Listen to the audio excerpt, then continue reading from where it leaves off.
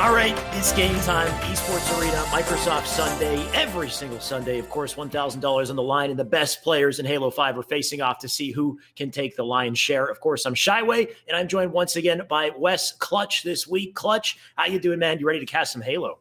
Doing great. Yeah, excited for another Esports Arena tournament. We got some big dogs in the fight this weekend, and I know they're going to have some great matches. So we're going to jump into Coliseum CTF. Looks like we're going to be on board with Sentinels early on in this bracket. Very excited to see how they're playing today. Yeah, kicking it off right off the bat here with Sentinels. Of course, on the other side, we got Siege, Dread, Takedown, Audi, and Wasp. Good to have a couple recognizable names on both sides here. Of course, and Neptune going to grab the snipe to kick things off. Neptune already hitting some headshots. Remember, Pro Series didn't happen yesterday, so these guys were they were warming up, they were practicing, they wanted some real competition. Looks like they're going to get it today. Yeah, absolutely. Already Neptune off to a very hot start. You almost kind of feel bad for our blue team for matching up against someone like Sentinels this early in the bracket, but somebody has to play him, and unfortunately, it's going to be you guys today as the first flag cap goes in. That's an early lead for Sentinels, and Neptune still continuing to rip faces. This might be a quick one, Wes, especially if Neptune doesn't miss, and it doesn't look like he has any intention of doing so. He will with a no-scope, but he's still got 3 shots left to work with. Do you dare challenge the man? Mistake, Dread takedown, I think that was right there, because Neptune's still got 2 shots. He's got 1 guy in the cave. He's got PJ, who will deal with him. Wasp is out of the picture. Neptune right now looking for more blood here. Of course, they already got that 1 cap. They just got to keep up the pressure. You can see 1 player in red already made his way over to blue base. I believe he's taking that cap out the elbow side. That's Royal too. Matt with the sneaky pull here, so he might be able to pull this off. It's not often you see Royal 2 opt into the objective work, especially against some of your worst teams. He enjoys the farming aspect of games more than anybody, I think. But looks like Royal 2 was trying to pull that 1 elbow. Didn't go his way. Frosty's going to get taken down. But someone is there on Sentinels. This is going to be Snakebite. He's already got the flag to his elbow, and Neptune's going to be able to punch that one in for him. Great teamwork by Sentinels, great flag run. Somehow they're able to still get that flag cap in, even though they lost too early on.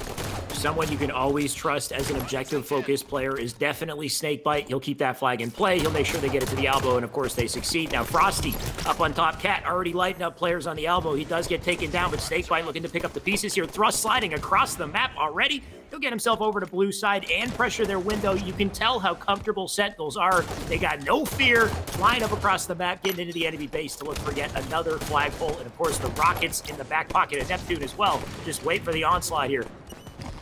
Yeah, you mentioned no fear, and there's not a reason to have fear right now. If you're cutting edge esports, you got to give something to Sentinels to have them kind of waver or stop them or slow them down. It looks like nothing's going to be able to slow them down. Some nice shots by Audi, but they're not going to matter at all because Frosty's already got the flag across the map. It's up to Takedown. Will he be able to stop this?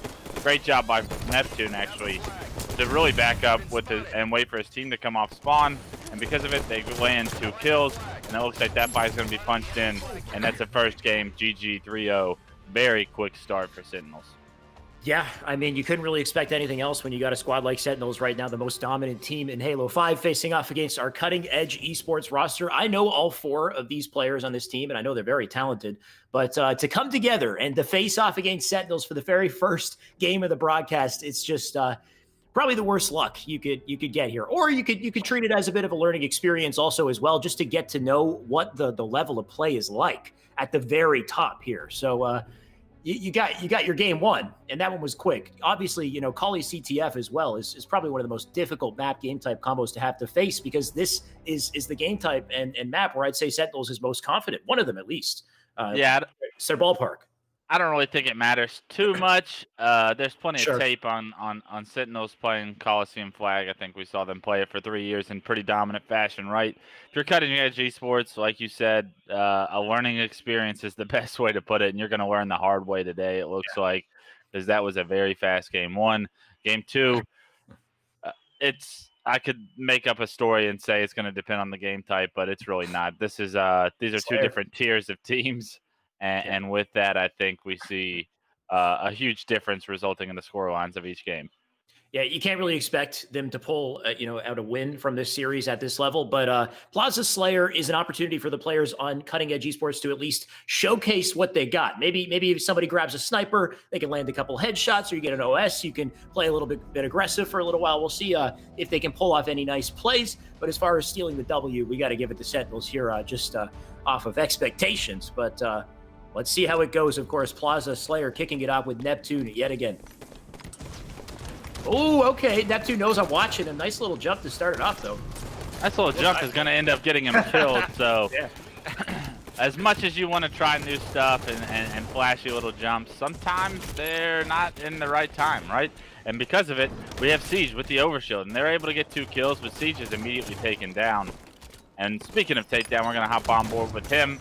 And he's going to end up losing his shield to some grenades. Is he able to play his life successfully? His 2 teammates go down, so this is not looking good once again for Cutting Edge Esports. Yep, he's lost his teammates. Now Siege is extended out. Got a pretty good kill from hotel side there, but you can see the snipe in the hands of Frosty. We got to take a look at his POV and see if he's got any more faces to rip off here, though it looks like, unfortunately, he's ran out of ammo. So that last shot going into the head of Takedown, and maybe a couple more victims along the way here as he makes his way to Nest. He will fire shots over to Driveway as well, so they know it's a tram side spawn for the remaining players here. You can see Neptune's already getting greedy. He's going to push up. Frosty, in the meantime, up on yellow, and you got Warren Yard coming in as well, so a bit of a team collapse coming here. Expecting a round of slays, Wes. Yeah, you see all of Cutting Edge Esports right now grouped up, and that is going to be an opportunity for Sentinels here to sandwich them, to collapse on them, and like I say that, or as I say that, Snakebite, Neptune, they both pick up kills, and we look at Neptune going for a third here in the kill feed. He is going to have the help of his team, and with that, the score continues to grow out of hand. Yep. Frosty, and he's got a teammate, Matt, Royal 2, sharing top yellow together. That's how confident you know they are here, just standing up in these high ground places in the map. Even if they're holding hands, as long as they're hitting their shots, they're going to melt everything in front of them. Now, Frosty, unaware of the fact that it's a yard side spawn, it looks like Siege and team have slowed down the game just a little bit. So they did manage to sneak up on Frosty there and managed to get that kill. But at this point, 16-7, as things very quickly go out of control. We'll see if they can do anything to kind of pull back here in the second half of the game. Yeah, small victories are not going to make the difference here. They need to make plays, and they have to go on large sprees in order to separate this difference that's already been resulted in the scoreline, right? 17-9. They do have a little bit of top mid control. I like this by Wasp. He's able to pick up a kill on the Frosty as Frosty tries to overextend a little bit. I don't know what happened to that play that was jumping top middle, but he's going to miss that jump, and because of it, Wasp is going to be able to pick up this overshield. Cutting Edge Esports, only down 5 now, has turned this around, but for how long? What are they going to be able to do with this overshield? We're going to have to wait for Wasp to decide. Hopefully not get stuck, because that's exactly what happened. And Selena in a bit of a battle here. Masadi does get the kill. Nice to have her POV here to cast for once. Very talented player, but will take a nade and will have to stay alive here. Can she stay up with her teammates? We'll see how this works out. Of course, you got Wasp in front of her. Or not Wasp, you got an enemy in front of her and one behind her as well. She does get sandwiched. Royal 2 in the meantime up in Cafe, and he'll put some nice shots into, I believe that's one. No, Siege this time. Oh. And Siege getting a nice sticky before going down. So a couple good trades here still. They got a lead in their hands, but not a huge one. Yeah, not exactly the lead that you would have thought, especially after jumping out to a 10-kill lead early on. Great job by Cutting Edge Esports to kind of stop the bleeding, get some overshields, and keep this one close. But it's just, you feel like it's just a matter of time before they start to break, right? It's already up to 8 as Snakebite picks up a kill with some teamwork from Neptune there, and they are continuously trying to play at this fast pace. I think they just want to get this game over with, Jaway. Yeah, Slayer, more than any game type, is a momentum game. It quickly swings one way or the next. You get a couple team wipes just like this, and next thing you know, it's 29-19. We got a 10-kill deficit on the side of blue here as Snakebite just flies into the center of the map. Not a care in the world. He's got his teammates down low as well. They will change their lanes here. You can see they're trapped over on Nest side, and Snakebite going to trade out with Neptune here, look for some blood. Royal 2 gets his kill before Snakebite can contribute here, but a 12-kill lead. And it's kind of just a race to see who can get the kills first is what it feels like, as Snakebite just kind of barrels his way through Nest. Yeah, that's exactly what it is, right? All of these players are just trying to get their stats up. They're just trying to get this game over with, get as many kills as they can as fast as possible. The strategy, staying alive. Frosty went in a nice shot on the on the takedown right there for the double and the kill feed with the snipe. But anyways, they're just flying at these guys. They don't really care if they trade at this point. 38-21 when you thought the game was a 5-kill game immediately it's like Sentinels heard us, they woke up, and they immediately made it a 20. Especially after picking up that OS as well. You know, you could just fly without a care in the world here. Snakebite looking for another. That's Dread takedown. One shot up and dip. Going to try to get a trade out of this. The shenanigans happening over on dip here. He does end up going down, so a nice little kill from them. Siege with the jump up the top mid here. Little last bit of blue on our screen before... Ooh, I don't know how that wasn't a backspec. Honestly, I would have given it to him just considering the situation they're in right now. Give him a couple freebies. But it looks like they got to fight for everything. When it rains, it pours. And yeah, you would have thought that was an assassination, but it was almost closer to a ninja by the end of it, right? Frosty, standing still, probably grabbing a drink in the middle of the game, doing something. You could tell that they're kind of playing like a days ago, as we say. Sentinels looks like they are playing pretty well. Frosty eventually stays alive while Neptune saves his life, because that could have gotten real bad real fast. But Sentinels pretty much playing careless, as they almost end up with a stake as the result of this game too. Looks like they will be able to avoid the stake if they can get one more kill. Of course, 3 left to close it. If it's a perfect team wipe, it will just be a perfect stake dinner, and it might happen here. 31, they got it. Siege does manage to clutch up and get that 1 kill, make it 32. Getting a couple more here. We got a melee trade for 49 and 1 more kill to close it off. Neptune going to be the guy to get it. I'm going to call it right here on the Audi. 50-32 to finish the game in the series. Of course, the best of 3, and that'll send our Cutting Edge Esports team down to the losers bracket. Yeah, and rightfully so. Cutting Edge Esports probably saw Sentinels plus Neptune on the bracket before the series started and knew where they were headed before this series started.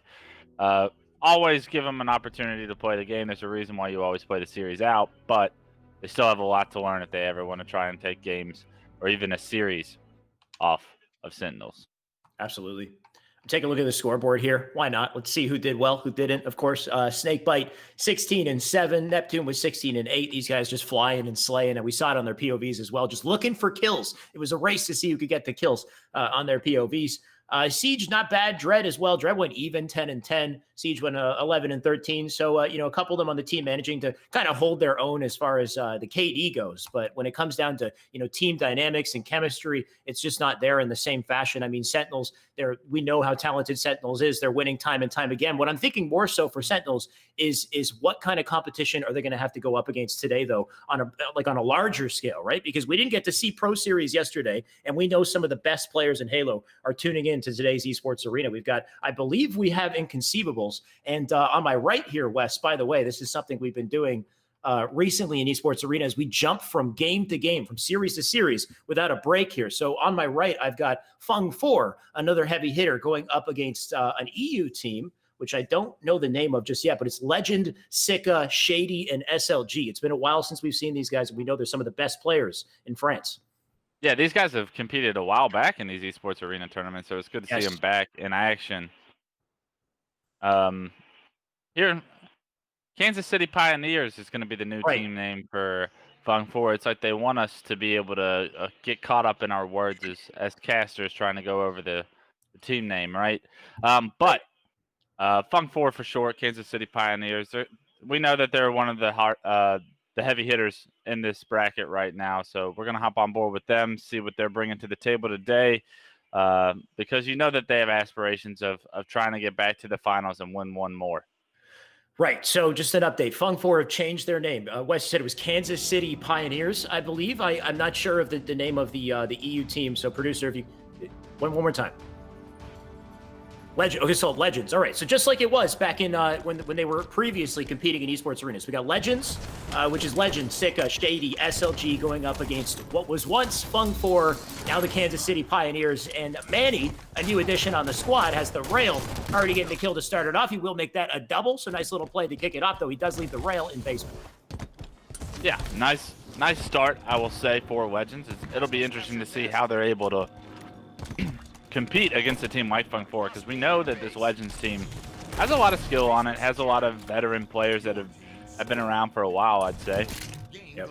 SLG being pretty renowned for his individual skill and being known for one of the most dominant European players individually, but he's never really put it together on a team, so it'll be a great opportunity for him here to be alongside of players like Legend, like Sika, like Shady, that have gone pretty far in these esports arena tournaments. Yeah, and I know these 4 players have been grinding in the EU Pro Series as well, so it's not like they've stopped playing and then just suddenly came back to Esports Arena. They've been leveling up. They've been growing in chemistry together as well, so I can only, I want to say I can only hope that they're going to give us a good fight here. They're going to give us a good series, because I know they have the potential to not only, take a game or two, but maybe take the series as well. So we'll find out here. Of course, Talik on screen looking to cap the R base. Doesn't know there's a player right behind him, and that player, that's Legend, coming in to try to get a kill, but Soul Snipe there to help out. That does give them the trip cap to start things off here. Now 13 points in capping as they look to hold on. You can see players spawning up on the yellow side of the map here. They're going to fight for basement. But watch this split with red team. Fung 4, or once Fung 4, Kansas City collapsing on all sides for a full 4 dead to get back basement and keep the trip cap. That's going to be a bunker side spawn. Look at Rough here, Wes. All right, everybody catch on. This is going to be KCP from now on for the rest of the day. KCP is going to be the acronym we're going to use for Kansas City Pioneers, because I'm not saying that more than once. But I'm very excited to watch this team play today, because KCP, like I said, they've won so many Esports Arena tournaments, but now that the big dogs are back involved, it's so hard for them to try and find another victory under their belts. They make it to the semifinals, they make it to the losers finals. They can't seem to get a dub now that the likes of Sentinels, Inconceivable, and everyone else is back in the bracket. This is a big weekend for them to kind of reiterate themselves, like their placements amongst the scene. They put in so much hard work throughout the off season, throughout the past 2 years, that we really thought it was going to pay off. So today's the day that I want to see them really step up, because last week they kind of had a subpar performance, and this could be the rebound that I want to see. Will the Pioneers step up, or will they continue to get bumped? I think they got bumped, what, from first to maybe second to third to fourth? They're getting bumped by the talent that we have coming into these tournaments here. So a lot of competition for them, but they still have the talent on their side. They still have the experience on their side as well. So expecting big things from them, of course. SLG picked up a couple nice kills with that rail before going down, but ultimately 60 points in capping as they get a temporary, or I guess almost a trip cap there. The basement is capped the moment they get BR base. Shoddy in the face of Soul Snipe there. That's shady. And Druck getting a kill on a Legend at the same time. We got trades across the board here, but can Legends pick up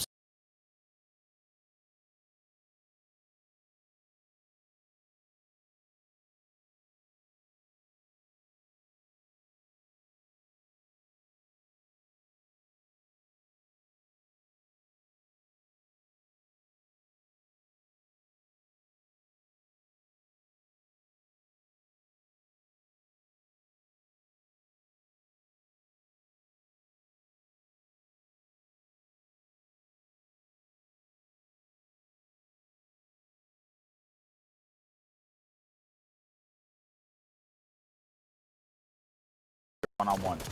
Yeah, looking like a game of Slayer on the side of Legends here. They're able to get a couple kills, maybe a couple trades, but if that's not turning into a capture, it really doesn't matter. In the end of the day, 85 points to count here. Rail in the hands of Hunter. That's Talik almost managing to get that shot into SLG, but nice shots in to keep him back.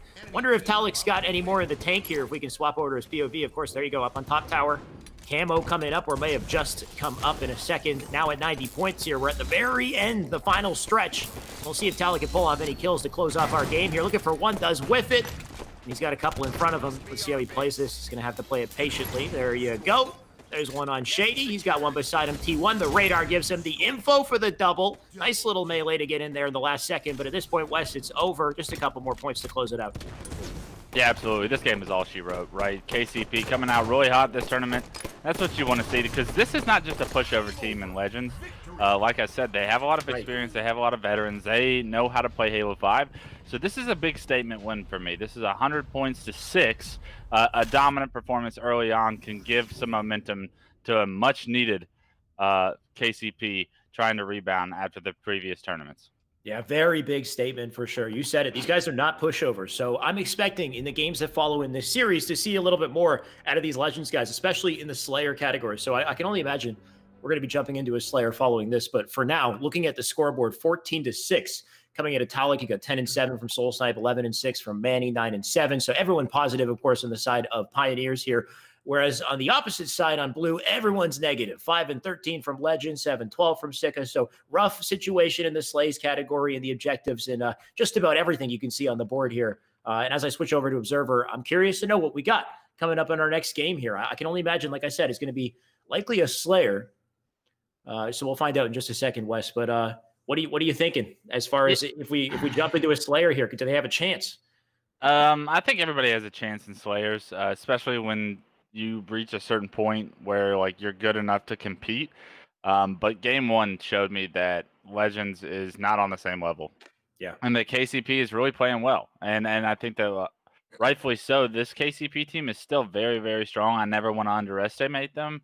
So I'm gonna expect this to be a 2-0. Like you said, everybody for Legends going negative last game, but that's also gonna happen in a 100-6 loss. Like you better Right. go negative in a 100-6 Yeah. loss, Right.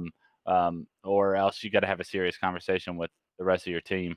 And that probably takes place after game two. So we'll have to watch game two before anything like that ever takes place. But um, if you if you're a Legends, you're happy that it's a Slayer because after the last objective, you're probably not going to beat this team in an objective. So taking this game can maybe potentially give you momentum to get back into the series, but I don't see it happening.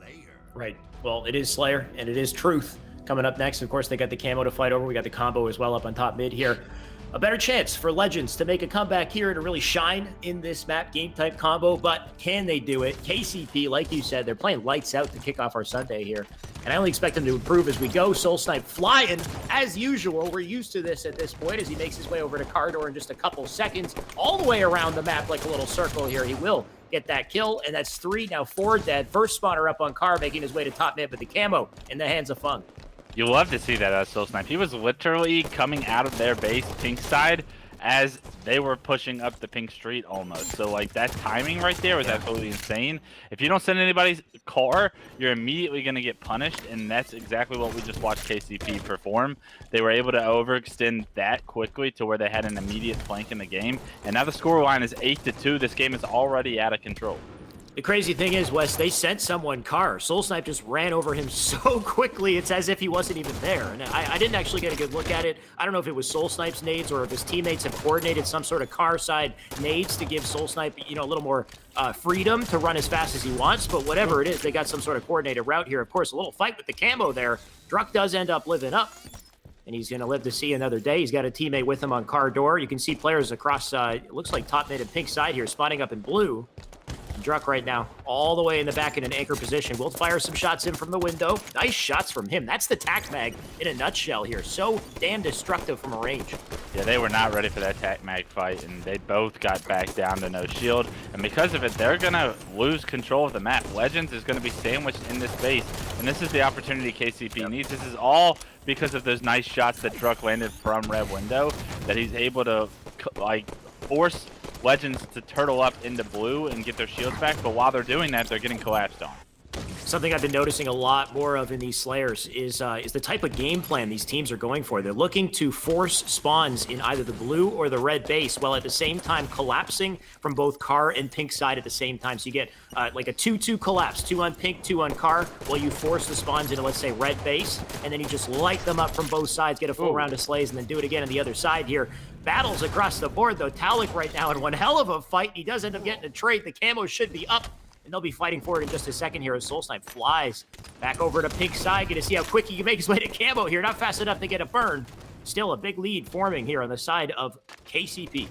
Soul Snipe does go down, so this could be the opportunity Legends needs to get this camo and potentially turn it into a couple of kills to bring them back in this game. But as they try to go for it, Shady is going to be knocked to no shield. Are they going to be able to nade Shady out here is the question. Shady able to get his shields back. That's huge. Sick and SLG pick up kills in the kill feed. And now they spot players spawning red, but because SLG preemptively pushes a little bit too quickly, he gets caught out by himself, and now the camo player is stuck by himself. Shady, you should not have chosen to shoot there, and immediately gets taken down. Camo has 0 benefits or rewards to it, and with it, the score remains a 9-kill lead. Shady needs to watch some more boo-boo doo-boo. You have to play that slow and patient if you really want to make it work. There was 3 players flying out of that red base right there, and the moment you fire a shot is the moment you die. Just 10 kills, not just 10 kills, 10 kills separating these teams at this point as Druck flies up. It looks like Mikey somehow lives on car 1 there, and they will continue to apply the pressure here. You can see one player up on P3. That's Legend. He's in a terrible spot at this point. Does get collapsed on from both sides there. And there's a good opportunity to push up on red as well. Druck flying in for the double. Druck looking for more blood. Does get killed. But at this point, KCP making it look easy. Yeah, a little bit of the same thing we saw from Sentinel's last game from Druck right there. You know, he's just kind of soaring at them, thrusting at them, no shield. trying to pick up as many kills as he can as quickly as he can do it, because I think this team knows that they're going to advance from this series. KCP, you can see the confidence they're playing with. We hate to see Legends kind of waste that last camo, because that was really going to be the opportunity they needed. The lack of trigger discipline from Shady is continuing to be punished, because that camo didn't result in any positive net score. And with it, this next camo is going to be coming up. I don't even know if Legends is in a position to fight for it, because we see 3 of them stuck at blue. Well, Druck did kind of throw his life away there. I think he did manage to get a trade at the same time. Camo should be coming up here. Shady making a bit of a flank, though. Shady with an opportunity on P1. If he comes in here with good timing, though, he's got no teammates to work with. As you can see, he's lost one on blue side. Should have a couple behind him now, though he does go down. I'm not sure if the camo was burned at this point. It's not unwinnable for these guys in blue here. They still can potentially make a comeback, but not looking easy for them. 2 out on car 1. They're all out in the bottom of the map. They got to reposition here. And you can see Shady with the quick thrust slide under blue to join up with Legend. Just 5 kills to go for KCP right now as we hop on board with Shady, and he's going to be trying to fend them off, but for how long can he do this? There's 2 players at car, 2 players at pink, so KCP continuing to run this 2 and 2 strat, trying to use just like duo teamwork in order to get this job done. Talik is going to be able to pick up a kill on the SLG. It is traded out, but that's all you want to see KCP do if they want to close this game out. Unfortunately, they lose 3 in the kill feed, and Druck gets caught off spawn. Great shots by Sticka to win that 1v1, to even give his team a chance, but he's able to be finished, and now you see KCP is all about this push. They're all about the aggression right now. They want to get these last 2 kills. They want to get it over with. They spot the players under the base, and that's going to be all she wrote. Druck, a double in the kill feed to finish him off. 50-43, KCP advances. Nice little collapse there to close it. In every moment that I felt like Legends had an opportunity, you could see a quick 3 dead on the feed. KCP were so good at just getting 1 trade, at least 1 trade, maybe 2 trades, just to slow down any kind of momentum they were picking up, and then return the favor with, with plenty more on their side. Look at 19-7 from Druck, by the way, going off in that game. We talked about how quickly he was flying around the map without a care in the world. Manny doing pretty well himself, 12 of 14 assists, the most in the lobby. I am already getting invites to my next lobby, so I will be jumping into that. So we got another treat for us, Wes, to see what else we got coming up here. Of course, the tournament, if we haven't already shown the format, let's jump into that real quickly just so you get a sense of what to expect here. Of course, this is a double elimination tournament. We're fighting for $1,000 as the prize pool here. So if you do go down, if you do lose a match, you will drop down into the loser's bracket. You're not out of the tournament. So the EU team, Legends, that we just watched, they still have a chance to fight through loser's bracket. They can still make it back in this tournament, though after that gameplay, they got a lot of work to do. They got a lot in their hands if they want to make it any farther here, especially because every single match we seem to go up into is just full of talented players. West, we've got Sentinels coming up again, and then we've got, I believe they call themselves FNI. It must stand for something. If you can give me an update there, producer. We got Bullet, Magico, Noble, and Running. These guys are known as Chosen Legacy normally, but they might have changed their name. We'll find out.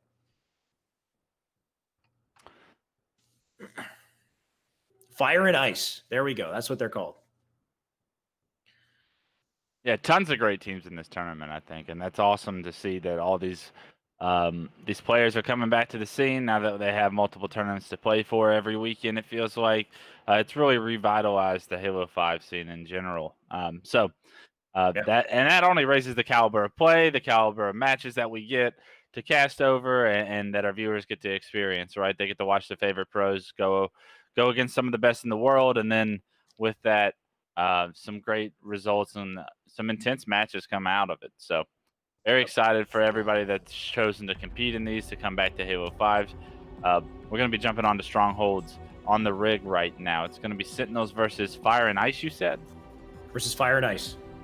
Fire. It looks like Fire and Ice, but Fire and Ice. We got it. Snakebite. Gonna fly for the camo to kick it off, though he does get a lot of damage, but he does actually manage to make it out here. No doubt due in part to Royal 2 and Frosty picking up 2 kills along the way. And Snakebite with a couple spring jumps as well. Gets him nice and pretty back over to the Nest Bridge here. It'll look to cap Nest to start it off. Yeah, somehow Snakebite stays alive, and that's a huge blunder by Fire and Ice, right?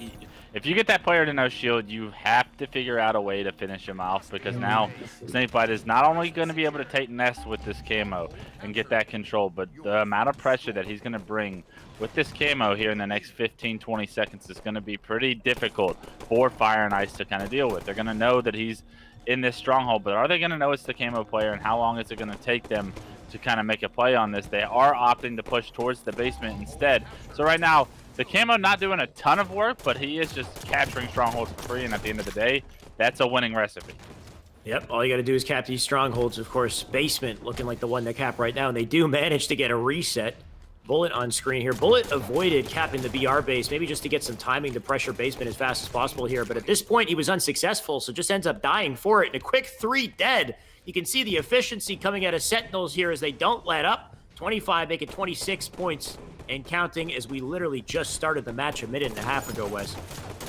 Yeah, unbelievable performance right now from Sentinels. We see Royal 2 and Frosty in the kill feed just about every time. And as I say that, another Royal 2 Frosty in the kill feed right now. Neptune's going to join them. That was 3 dead again for Fire and Ice. This trip cap is going to be controlled for at least probably the next 10 to 15 seconds. Roll 2 does get taken down, and that's a start to trying to stop the bleeding. But Neptune, Snakebite, they pick up kills of their own. Noble is going to try and finish off Snakebite here.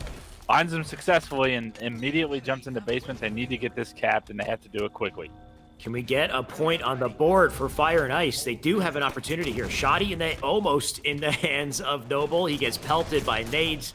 Neptune back on screen here. Neptune looking for as many kills as he can get. He avoids one and decides to kill the other one beside him. So nice play there from Neptune's. Camo should have been up, and I don't see it just yet. It might have been burned there. Magico, we're flipping around trying to figure out who has it. Looks like it's not really going to matter who has the camo, just considering the points right now. As Magico going to play defense here, you can see Poppy and his teammate up in front of him. Can they push up? Can they get some kills? These are big kills. Maybe an opportunity for Nest here, and it should be the first point for Fire and Ice. This should definitely be the first point for Fire and Ice here.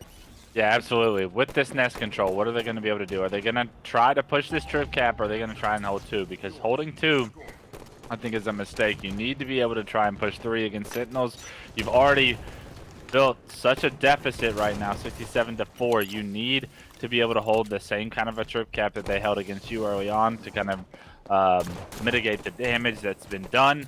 Unfortunately for them, they're just opting to play for this basement control, and with that, they are steadily starting to climb into this game, but for how long can they keep this going?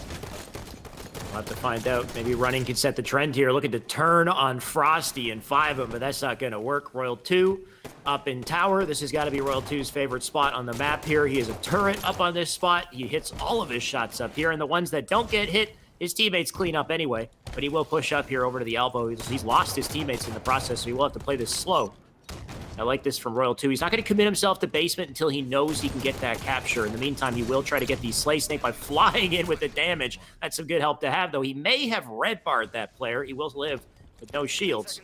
And now we got some points coming up here. It's a bit of a game developing here for Fire and Ice as they get that nice kill on the Frosty.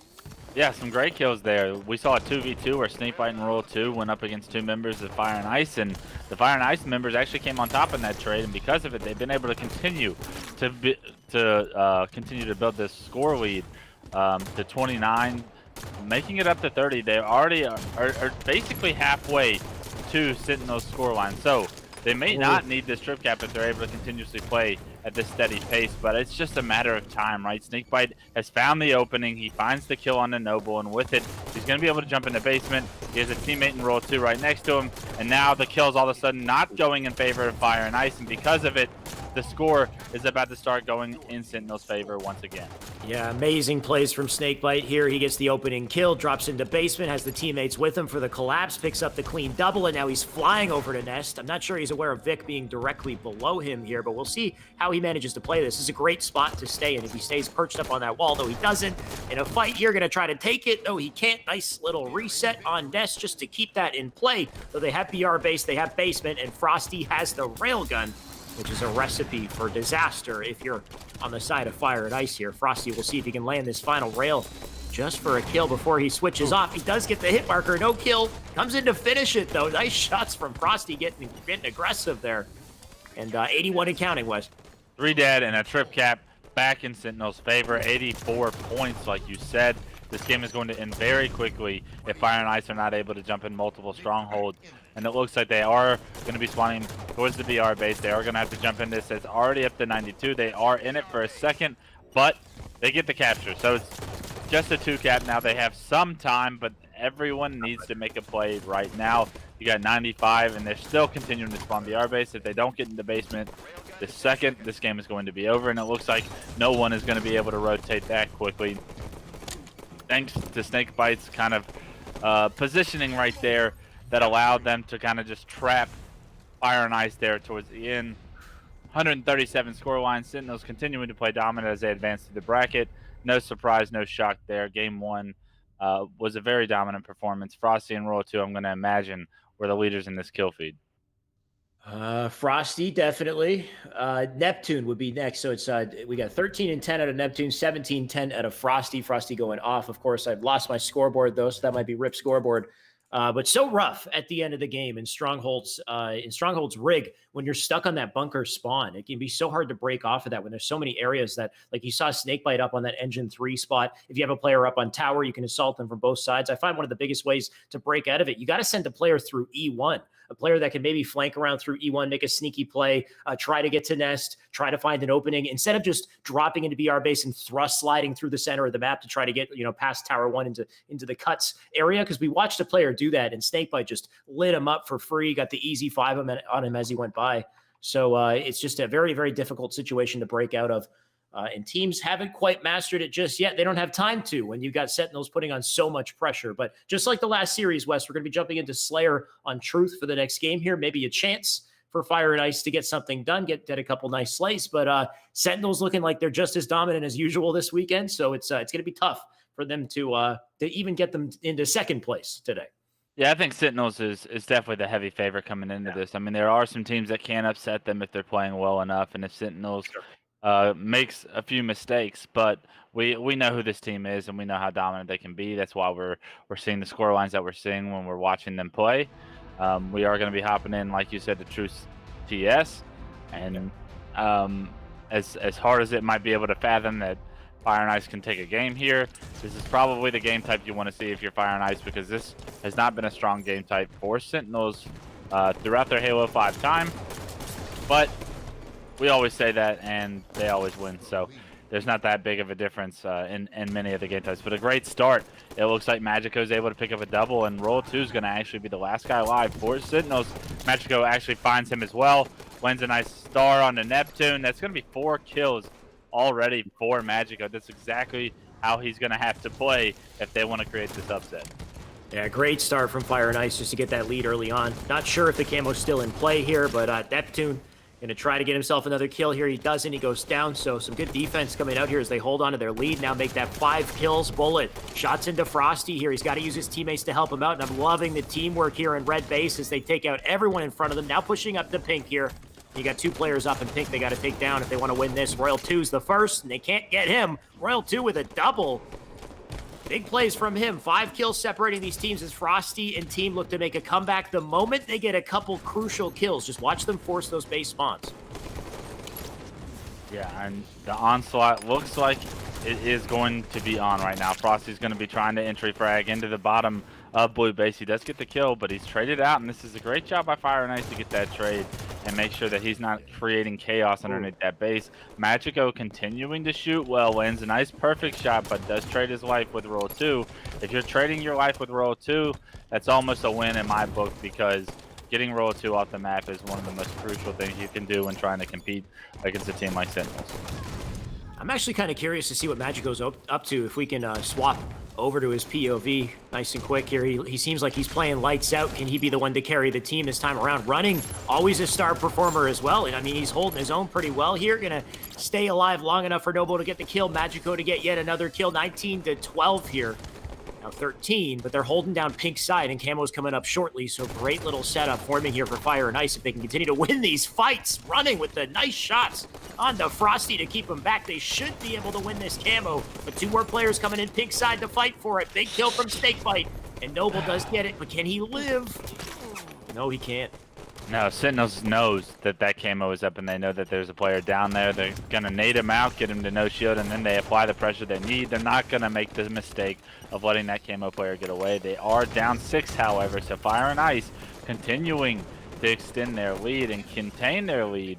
This is a huge game for Fire and Ice, right? Like a game that we pretty much chalked already on the books is now a 9-kill lead for Fire and Ice, and this is a phenomenal job by them proving to us that they are not out of it and that they can compete in the Slayers with Sentinels. Yeah, something we haven't, it's not the first time we've seen this with Sentinels. We saw it in Kali maybe last week or 2 weeks ago where they went down by a huge deficit, maybe 10, even close to 15 kills. It was very surprising over in Coliseum, and they couldn't make the comeback in time here. So it's kind of giving me flashbacks to that on Truth. Of course, the game's still far from over, but an 8-kill deficit from Sentinels here is running and team doing a great job of just holding it down. You've got Magico with him up on top blue. The top map control of Sentinels right now. You can see 2 up on pink. They got Carside, they got top mid, so a hell of a lot of control here for Sentinels as they light up the base here. If they stay up here, it could be a quick round of slays. You can see 2, and now they're pushing up. Noble gonna try to get a trade, but he can't get a trade before he goes down, and that's 4 dead. These are the types of plays the Sentinels makes to make the comeback. Yeah, and they know this team is spawning at red right now because Neptune doing a phenomenal job of finding that player under red is going to be able to call that out. And immediately, they know all 4 players are going to be found at red. And all 4 players are immediately taken down. It's a 1-kill game. What was once up to 9 is now back to 2 as Magico picks up a kill on the roll of 2. And that kill is actually going to be huge from Magico because it's going to stop any kind of pressure that we were going to see from Sentinels. And they're able to try and get a formulated push out of blue base now. But look at this, Wes. Like, it's happened 3 times now. They spawned them all in blue, then killed them, spawned them all in red, then killed them. Now they're all spawning in blue again. It's because players like Neptune, Royal 2, there it is, quick 3 dead. Here's the 4th right here who tried to get camo. He's dead. Now watch, they're going to try to force a spawn. It looks like they don't have time to, though. One of them spawned up in bubble, so it's looking like Carside spawns here. They're going to collapse through the bases, maybe top mid as well. So nice little adaptation coming out of Sentinels here, but we see this time and time again. They know exactly where their opponents are spawning, and then they set up, they create a formation around the spawns so that they can take them down nice and easy.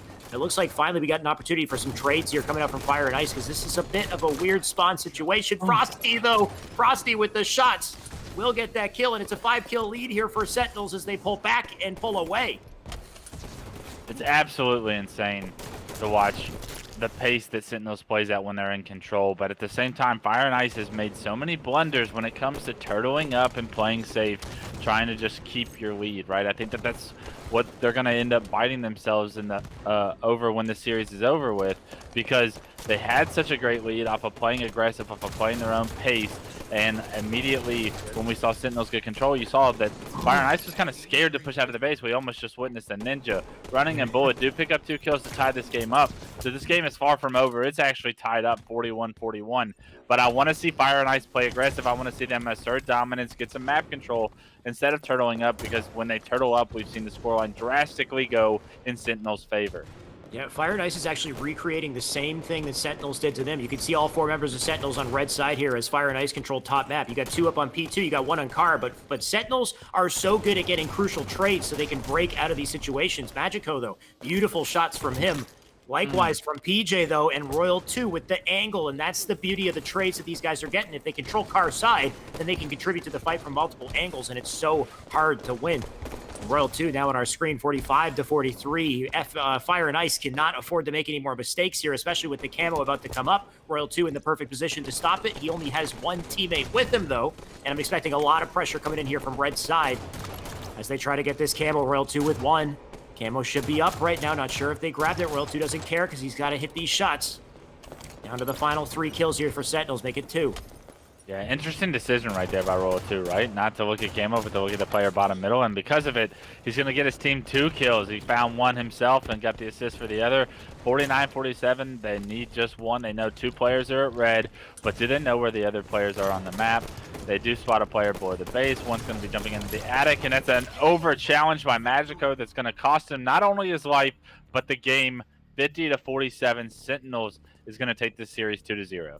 So difficult in those final moments when you know that Sentinels has the advantage. They can come in with confidence and no longer can Fire and Ice play with that same confidence. They got to slow it down. They got to play their life. A player like Magico, who was playing lights out all game, he went 17 and 14. He doesn't want to slow down. He wants to continue to play his game, but you can't do it in those situations. You can't challenge up into Pink Attic when they got numbers, and you simply don't. So that's a quick series right there. Once again, of course, as usual, double elimination bracket. So Fire and Ice, they will be dropping down to losers. Sentinels will continue to plow through the winners bracket as they're doing here.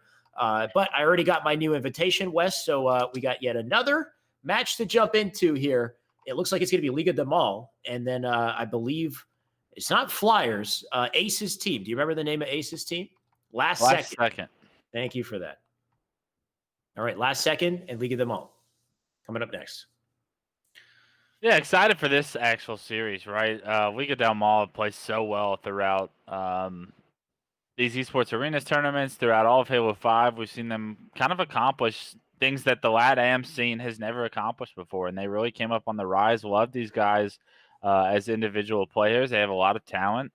They're improving. They can't necessarily hang with the biggest of dogs like Sentinels or Inconceivables or potentially Fung 4, but when we see them play teams outside of that kind of tier, they have a lot of success, and they can kind of keep up with them. And it's exciting to see a LATAM team play that well. So very, very excited for yet another opportunity for them to kind of go against some big names in Ace, in Sab, and Arctic, and to compete. And if they come away with this upset, I wouldn't even call it an upset at this point. If they come away with this win, that's just another notch on their belt for the LATAM team to say that we can compete with some of the best in the world.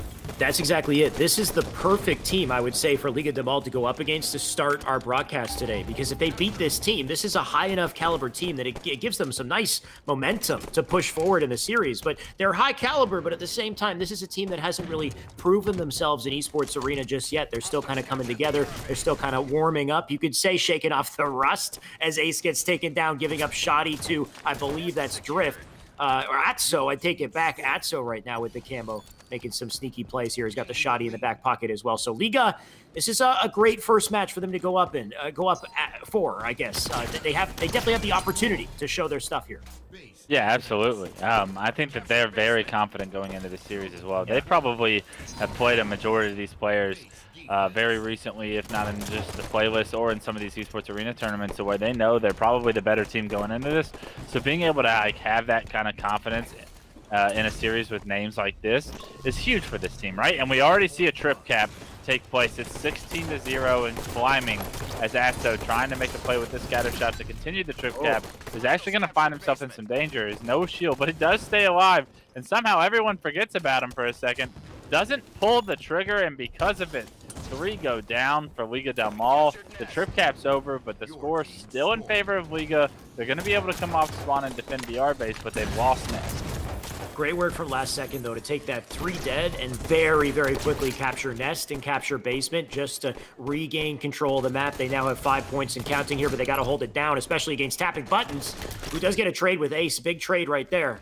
Pelu, in the meantime, going to live up in the bottom of Nest here, and that's a good live from him because an opportunity to cap Nest. You can see they already got 2 players in it, so that's a nice turnaround from Liga de Mal to get some points back in their favor. They know the spawns are over on the yellow side of the map as they pour out over to Light Rifle, or over to the Railgun here. Zab decides to not pick up Rail, though. He knows it's dangerous. He backs down for now. Ace will take the challenge, and Pelu going down right there, giving up Rail. Drift with the big kill in the bottom of the tower, but that Rail in the hands of Ace, and I want to see if he can make some plays here.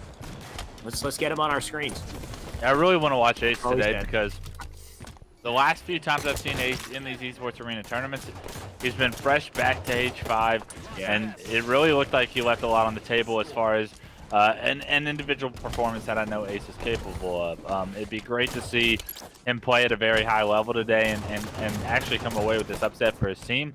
He's going to need to play very, very well for his team to beat this Liga del Mal team. This team, like I said, is very consistent, very, very solid. Ace able to throw, have an opportunity there, but does fall a little bit short. And with that, Liga del Mal still in control, still climbing with their lead, 44-15. was a good double. He definitely broke them out of the base, or out of the capture, but not, soon enough to stop them from actually capturing it. Now, Palu getting assaulted over in white corner. In the meantime, Ace back up, looking to do more damage here. Melee comes in, slightly late, though, and he can't afford to finish off that fight just yet, but he does distract long enough for them to get both Nest and Basement. So a nice little setup coming out here from last second as they try to stay up. They need to get their picks. They need to stay alive here if they want any chance of holding on to Nest. You can see Nest already being pushed. Players flying outside to pressure out the catwalk. But Ace managing to stay up is huge. He can reset Nest. He can hold it down. Yeah, big kill into the player that was capturing Nest right there. I believe it was Arctic with the nade. And with that, Ace is going to have the freedom to get that reset and push top engine here. He is taken down to no shield and immediately actually gets deleted off the map. And with that, 3 go down. 4 last second. That's going to be all 4 dead as Drift gets a little bit of help from Palu to finish that kill, and Liga Del Mal once again pushing the trip cap. Yeah, going to be a temporary trip cap. We'll see how long they can hold on to it. You can see very quickly last second fighting back for BR base, also trying to fight for Rail here. Nice nade from Sab to get that kill on Palu. It's just to slow the roll over to Rail. And the camo should be up shortly as well. All the pressure coming in from Liga Del Mal. It looks like Tapping's got a shotty in the back pocket as well. They're going to push for yet another trip cap. Atso picking up the camo. Atso's got the rail. Atso's got all the, the abilities, all of the resources that he needs to make a massive play here. But not able to do it just yet. He's one shot, and he won't stay up. Bit of a blunder there. I feel like he could have played it slowly, but he will give up that rail. And we got fights across the board here as Ace now with rail in hand. 2 shots to work with. Yeah, you really wanted to see Atso play that a little bit slower, especially when he didn't have the timing to make that contestation onto Nest. And because of it, he actually lost not only camo, but rail. So Ace, given the rail, the power weapon on this game type, we'll see what he's able to do with it. He is going to pick up a kill with this pistol there. Knows that there was a player top window, doesn't actually hit him with the rail. And because of it, he's going to have to play his life back up and just play for control right now. There are multiple players from Liga pushing to his left. He's going to get spotted. Does land a nice shot right there before getting taken down, but a trade is not going to cut it. And with that, the pressure is on for last second to form a push into BR base. They are going to be able to lose it, I guess. Liga Del Mal stays alive well enough in basement to be able to capture that. Phenomenal job by them right there with the rotations, but it does look like last second took BR while all this was going on. Yeah, big opportunity for last second right here. Big kill from Palu, but last second will be jumping into basement right now to try to capture it. Drift on our screen here, going to try to live up. Shots into Sab. Sab just going to play this corner right here. Bit of an exchange here as they just draw out the battle. Drift does get taken down, though. Big kill from Sab. But still, they managed to hold on to 2 caps here as Liga still managed to pull away. Jazero on our screen here, coming out of BR base. He knows rails up. He doesn't get that kill, though. Palu 5 and everyone in sight. Tapping buttons, I'm sure he's going to get a couple 5s of his own here. He's going to look to sneak up on camo, though. We know that's coming up in just a few seconds. Oh, nice kill from Tapping.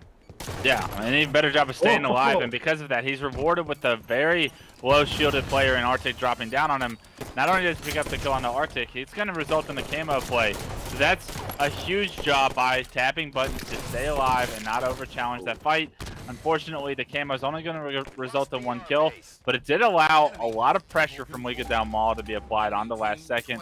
And the score at 90-49, that is a winning recipe right there. So Tapping buttons doing everything he can in order to make sure that they're able to close this game out.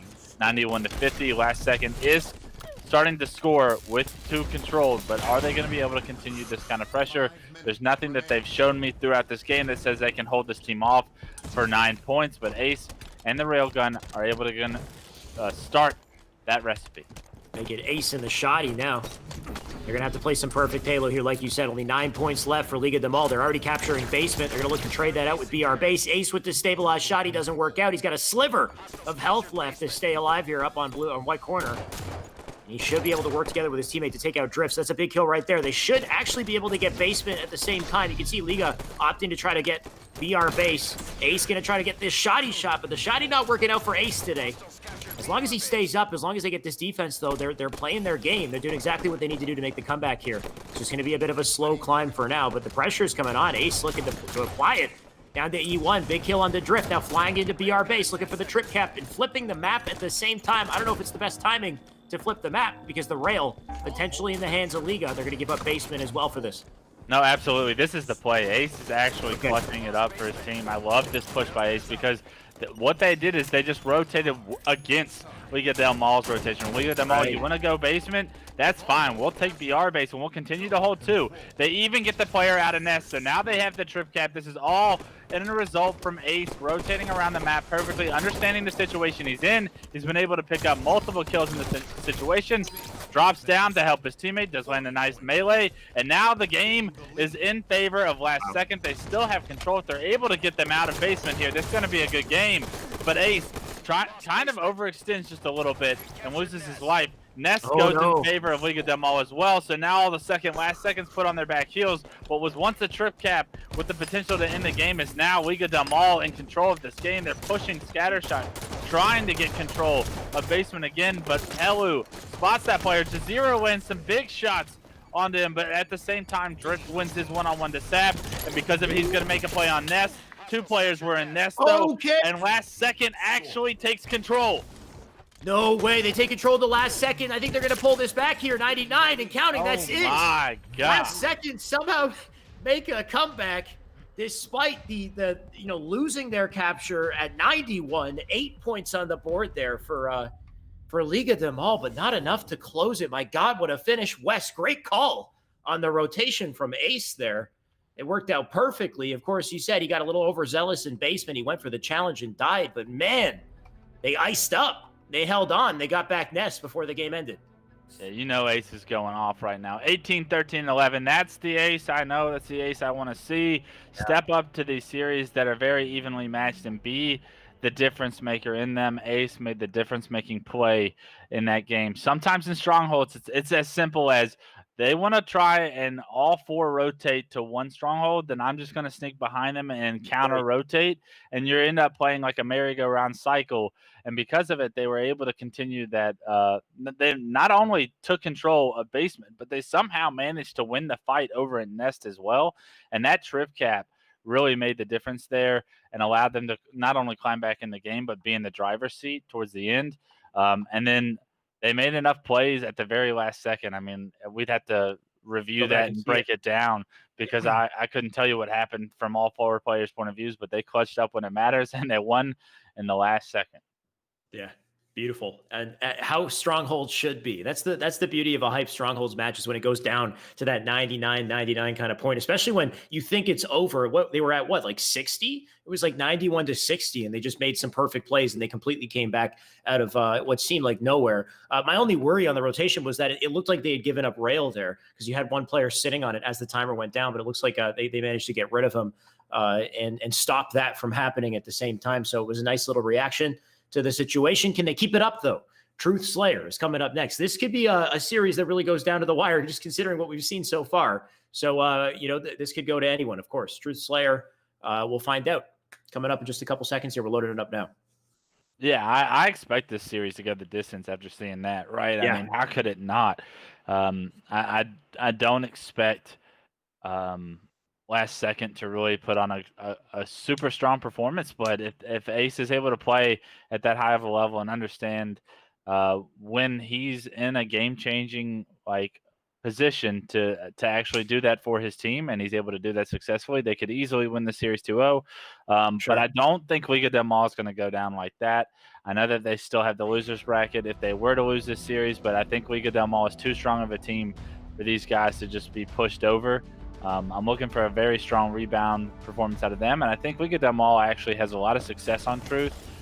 So I'm looking forward to seeing how they're able to play here in Slayer. So we're going to kick it off with the player that made the difference in the first game. That's going to be Ace, and unfortunately for Ace, he's going to be taken down immediately in this battle for Camo. It looks like it's going to be won by Last Second with Jazero picking it up, swooping in low because Pink 2 was controlled by Liga del Mal. Yep. Despite Ace's death, Jazero gets what counts here. Only 2 for 2 on each side. And make his way up to red base here. Going to try to play this slow. We'll see what his teammates can do to support him on this play. That one flying over his head. I think it's tapping. And Jazero trying to get the chase down on him, but he can't just yet. Somehow he lives and puts Jazero in the worst position to be in. He does get a kill before he goes down, but damn, was that a little unfortunate for Jazero trying to chase that kill out the window. If he had just stayed back in red base, it might have worked out. Sav, though, going to pick up the pieces in the meantime as his teammates push up through Car's side. He'll get taken down, so a couple trades here. Interesting start to our Truth Slayer. Yeah, I'm not a fan of dropping down, chasing that player under the base, especially when you have a power-up like Camo. You're not just playing like just an individual life. You're playing with a power-up that can change the outcome of multiple fights, right? You want to just play slow, let things come to you. Like you said earlier, take a page out of Boobadoo's book. It'll help you, I promise you. Because Boobadoo, one of the most passive players when it comes to playing with Camo, but he also just lets plays develop for him, and I think that that's a mistake that we see very concurrently when watching players that are less experienced and successful with Camo. But back to the action, League of them all actually up to a 3-kill lead, but Sav's going to be able to get some car control, and with that, a kill of his own to make it a 2-kill game. Yep, nice kill coming in from Ace, but someone sneaking under the base there for the back smack. That'll help out Drift. And that will allow them to maintain their lead here up on pink side. Nice little rotation from Drift here. He might be able to pick up a double here because Sab is forced to reach out. So nice double coming in from Drift. He's got his teammate up behind him with pink. He's got one on car side. They forced red side spawns, and it looks like he's looking to collapse here. So I like this. League of them all getting a bit of a momentum string coming here. As long as they can continue to play their game. We got Camo coming up very shortly as well. I like this from Drift. Now he'll make the rotation over to Camo side. Spots Ace with the combo up in P2 to shut him down. Ace switching over to pink side with perfect timing here. Can he stay up and hold it down? It looks like he can't. Sab gonna fly into blue at the same time. And it looks like that Camo should be up, should be given to Pelu, I think. He's up on P1 right now. Sab with a nice little rotation. Yeah, Pelu able to sneak down and get that Camo, and that's a bit of a blunder by last second because when they killed Drift in red window, it really looked like they were in position, top, middle, pink 2, and whatnot to get that next Camo, but they lost the battles that mattered most, and with that, a 5-kill lead and Camo go in control of League of them all. That was a wingman from Pelu, so you know he's putting a lot of damage onto multiple players throughout this one life. Camo being completely no shield, he's going to perfectly play his life up until the point where he misses a shot on the Arctic, and Arctic's going to end up finishing him completely no shield. So that last shot really did matter from Pelu. Tapping button's going to answer with a perfect kill on Jazero in the kill feed. The lead is up to 8. This is the League of Del Mal I expected to see here in game 2. Yeah, the rough thing for Pelu there was it looks like there was somebody shooting him in the back up on car side as he tried to make that challenge as well. But I love that play with Camo, like you said, when you're one shot, but if you don't fire any shots, even if you're just jumping around one shot with Camo, you're very hard to see. Your opponent has less aim assist, so there's a chance that you can still get away. You can have them miss a shot and just get your shields back in the moment that you fire back. So nice little, gameplay you can have with the Camo in those situations. At this point, though, League of them all doing more than just Camo plays to get this 10, now 11, a 12-kill lead as they continue to apply pressure on red base here. Atso with the shots for the double. They're holding it down here. Liga, they had all the momentum in Rig Slayer. They now have it in Truth, but can they carry it all the way to the finish? We saw last second make a little comeback in our last game, and I won't hold them, I won't say it's out of the running at this point for them to do it again. Yeah, I think we saw in game 1 we saw League of them all get such a large lead and then throw it away. I don't expect that, like you said, from them twice in a row. I think that they're probably pretty ticked off that they lost that game 1, and this is the result that we're seeing here in game 2. You tick off League of them all. They start to really grind their teeth, take it a little bit more serious, and because of it, they're not going to underestimate this team anymore. They're not going to allow leads to slip. 38 to 27, League of them all continuing to get closer and closer to this finish line. They're looking to game 3 to finish this series out, and game 2 is it's basically already decided in their minds. They're going to just make sure they finish strong and go in confident, knowing that they're the better team. Yep, now 40 to 30 here. 10 kills left to close it out. Sab on our screen up on P2, so he's got pink and he's got car side control. All players coming out of red base right now. They're going to fly out.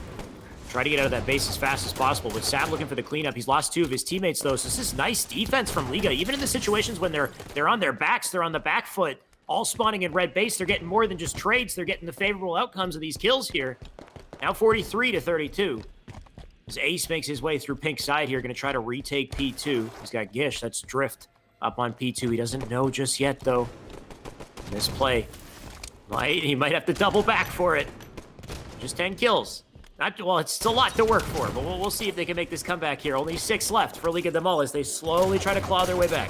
Yeah, the difference right now is the six kills needed and the 15 kills needed, right? That's such a difficult thing to try and pursue in a Slayer when it's very easy to trade kills out if you have good teamwork. And Liga del Mal has some great teamwork. They have so much consistency and so much experience playing with each other that they're able to get these kills. Drift, able to pick up 2 in the kill feed. He's going to be just pink 1, playing aggressive. Does look like Pelu's lagging a little bit, but tapping buttons is able to pick up a double kill in the kill feed. So it doesn't really matter too much. 48 to 36. The collapse is on blue. All of last second spawning there. They're going to thrust out the window for a second. Knowing that this game is over, 50 to 36, we're going to have a game 3 for the first time today on our hands. Yeah, confident win for Liga del Mal. They got the lead, they held on to it, and didn't let up. That was a pretty dominant win for them. 17-8 coming at a Drift, 15-8 from tapping buttons. So both those players firing on all cylinders here, not really missing their shots. I mean, most of them getting close to that 60 accuracy mark, and great damage as well. So I mean, Liga del Mal, we knew they had the potential to take this. Last second showed us that they could definitely sweep it back out from under them. But Liga, after we saw the momentum they had in game 1, now it looks like they're kind of back in form. And with this, they might be able to clean through to game 3. We'll see. Yeah, 18 assists for Pelu too. So that just is a testament to how well these guys work together. They're able to finish off each other's kills. So when you see one drop a bunch of kills in the Slayer, it's probably because one has a lot of assists in the Slayer. They're typically not found in as many 1v1s as we see players at the higher tiers get into. Like when we watch Sentinels, they just continue to win their one-on-ones a lot of the time. I mean, yeah, they have sick teamwork at times, but they also are taking one-on-ones that they know they can win. I think Liga del Mal really plays to their strengths, which is like their cohesiveness and their teamwork. And with that game too, I think we saw a glimpse in the stats of those 18 assists resulting in the kills that were high on the side of the other players for their team. Yep. Well, we'll have to find out here. I'm going to switch over to Observer. I still see True Slayer. We're just waiting on a couple people to ready themselves in the lobby, expecting it to be an objective, probably a flag to close it out.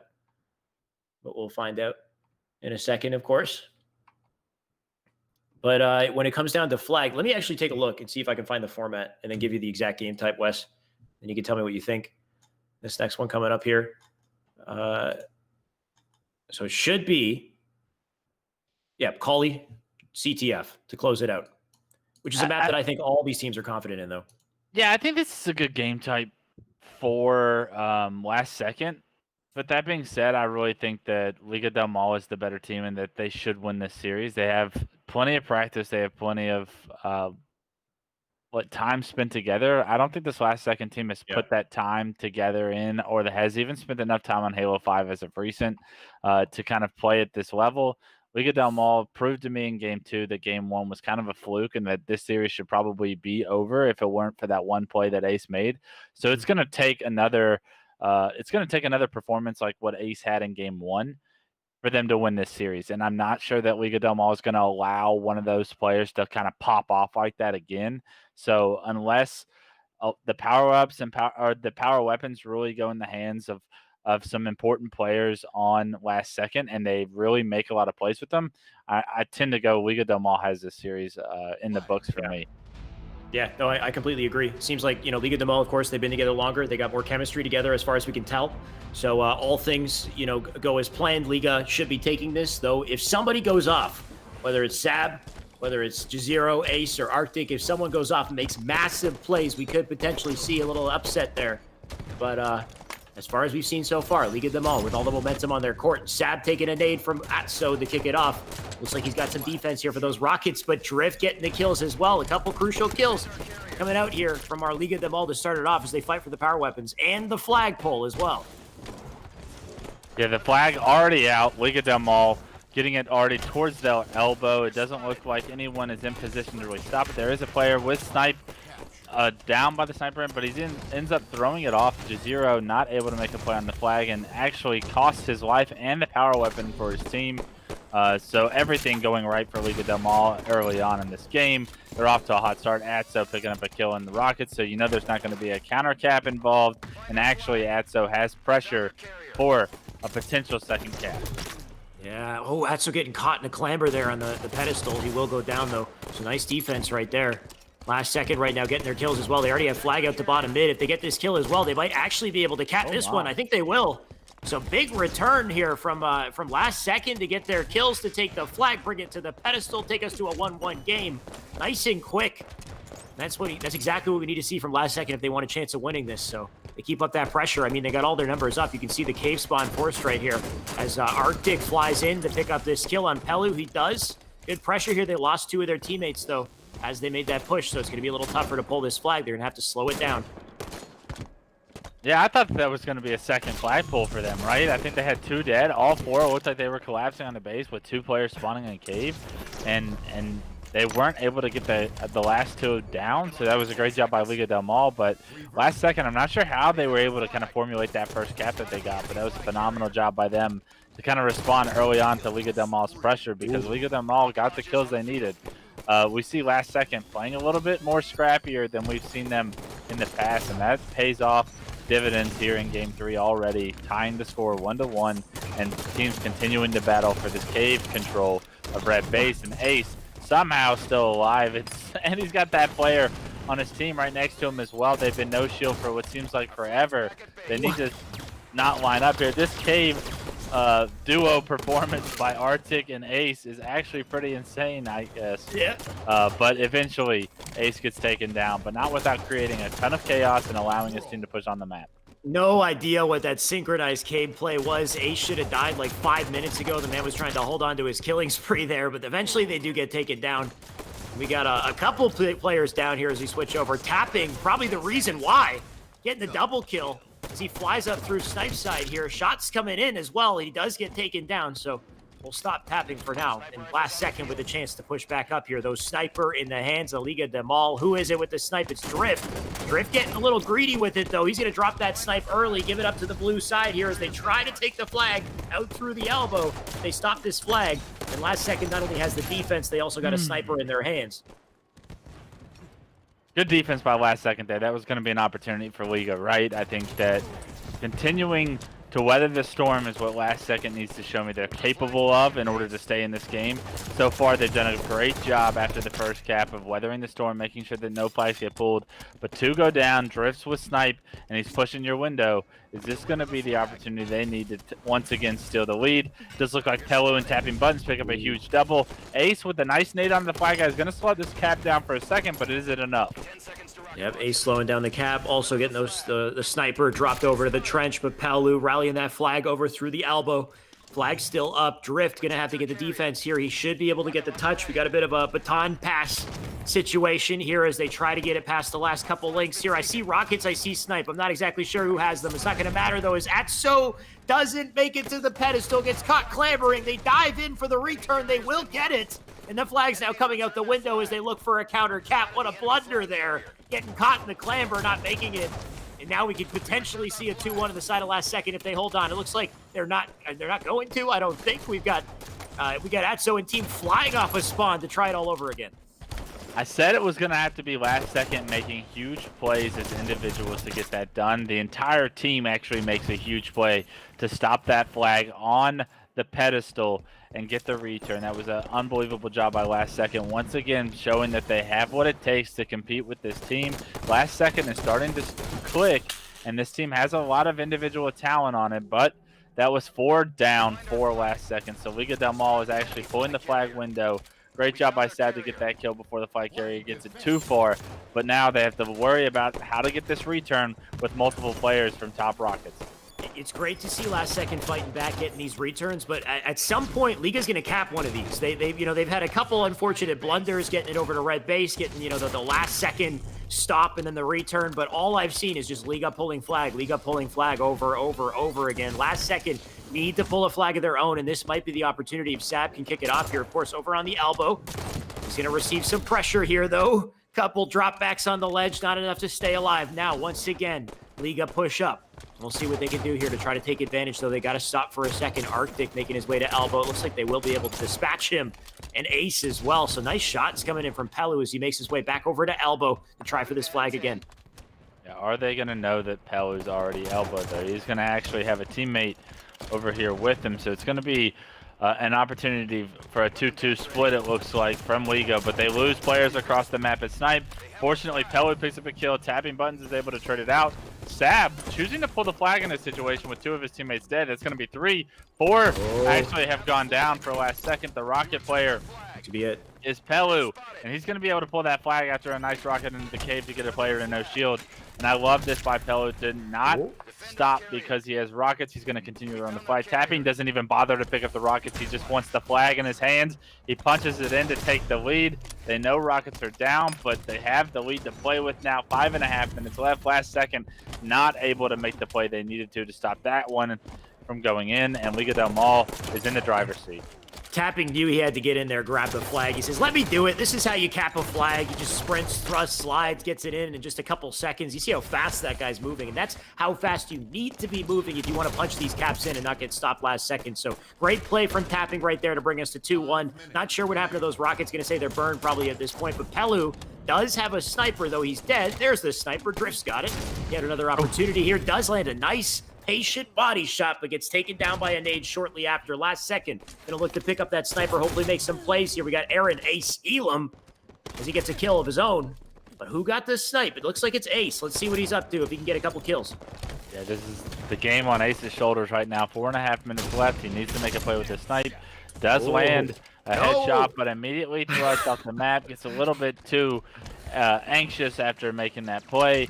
And with it, the snipe being off the map is a good thing for Liga del Mal because you want the power-ups and the power weapons off this map right now for last second to have to do this with just pistols only because they haven't had too much success when it's been the pistol fights, right? I think that this is a very dangerous position for last second to be in. Multiple players spawning cave side. There's going to be 2 still dead. That was 3 dead before this. Sap ended up getting caught off by Drift. Drift doing a phenomenal job of anchoring the snipe side of the map while his team punches the flag, and I had no idea the flag was already going in from elbow. And that's how quick this Liga del Mal team can really turn a game on its head. Just like that, they take the series 2-1. Out of nowhere, Liga sneak in, they get that flag. I'm too busy thinking about why Ace didn't thrust back into the map instead of thrust off the map there and take the snipe out with him. That was a little funny to watch, but damn, when you look at that board and you see the slays from Arctic, you wonder why he didn't show up on our screen a little bit more. 27-16 came out of him, but not enough to get even 2 caps there, unfortunately. We saw a lot of great defense from last second. They held it down for quite a long time there, but they just weren't pulling flags. They just weren't making it happen. Whereas Liga del Mal, on the other hand, they had the coordination. They made the plays. They made it happen. 61 accuracy coming out of Drift there. 17 kills to his name. Tapping with 21 kills. Tapping with some crucial captures. But Pelu with 2 caps to finish off the game there. So Liga, I mean, they had the momentum in the beginning. They got a bit of a turnaround from last second, but it looked like they kind of just played their game to our expectations towards the end there to close it out. Yeah, I think that's the Liga del Mal we know, right? And that was a sign of life from last second, but it wasn't enough. Jazero having a very rough game 3 to close it out. Gonna want that one back. Looking going into losers bracket, but you kind of got to brush that one off and get ready for a losers bracket run. They are starting to show more promise. I'll say that about last second, but it's still not enough to even beat that tier 2 team that is Liga del Mal. And Liga del Mal proving that they still can beat some of these top American names that we know are household names that are veteran players. So great job by Liga to once again rise to the occasion and win the series that you're supposed to. That's a sign of what good teams do is they win the series they're supposed to and they don't get upset. Right, exactly. So I said at the beginning of the series, this is a great series for Liga to start off with. They beat this team. This is still a heavy hitter team, and it gives them great momentum going forward in winner's side. So Liga will push onwards. Last second, dropping down to loser's bracket. They can still fight. They can still make their way through this tournament. We'll see if they have what it takes, though, because there's so much damn talent to look forward to in our esports arena tournaments. But that's it for now. We got more winner's bracket coming up after a short break, so stay tuned. Don't go anywhere.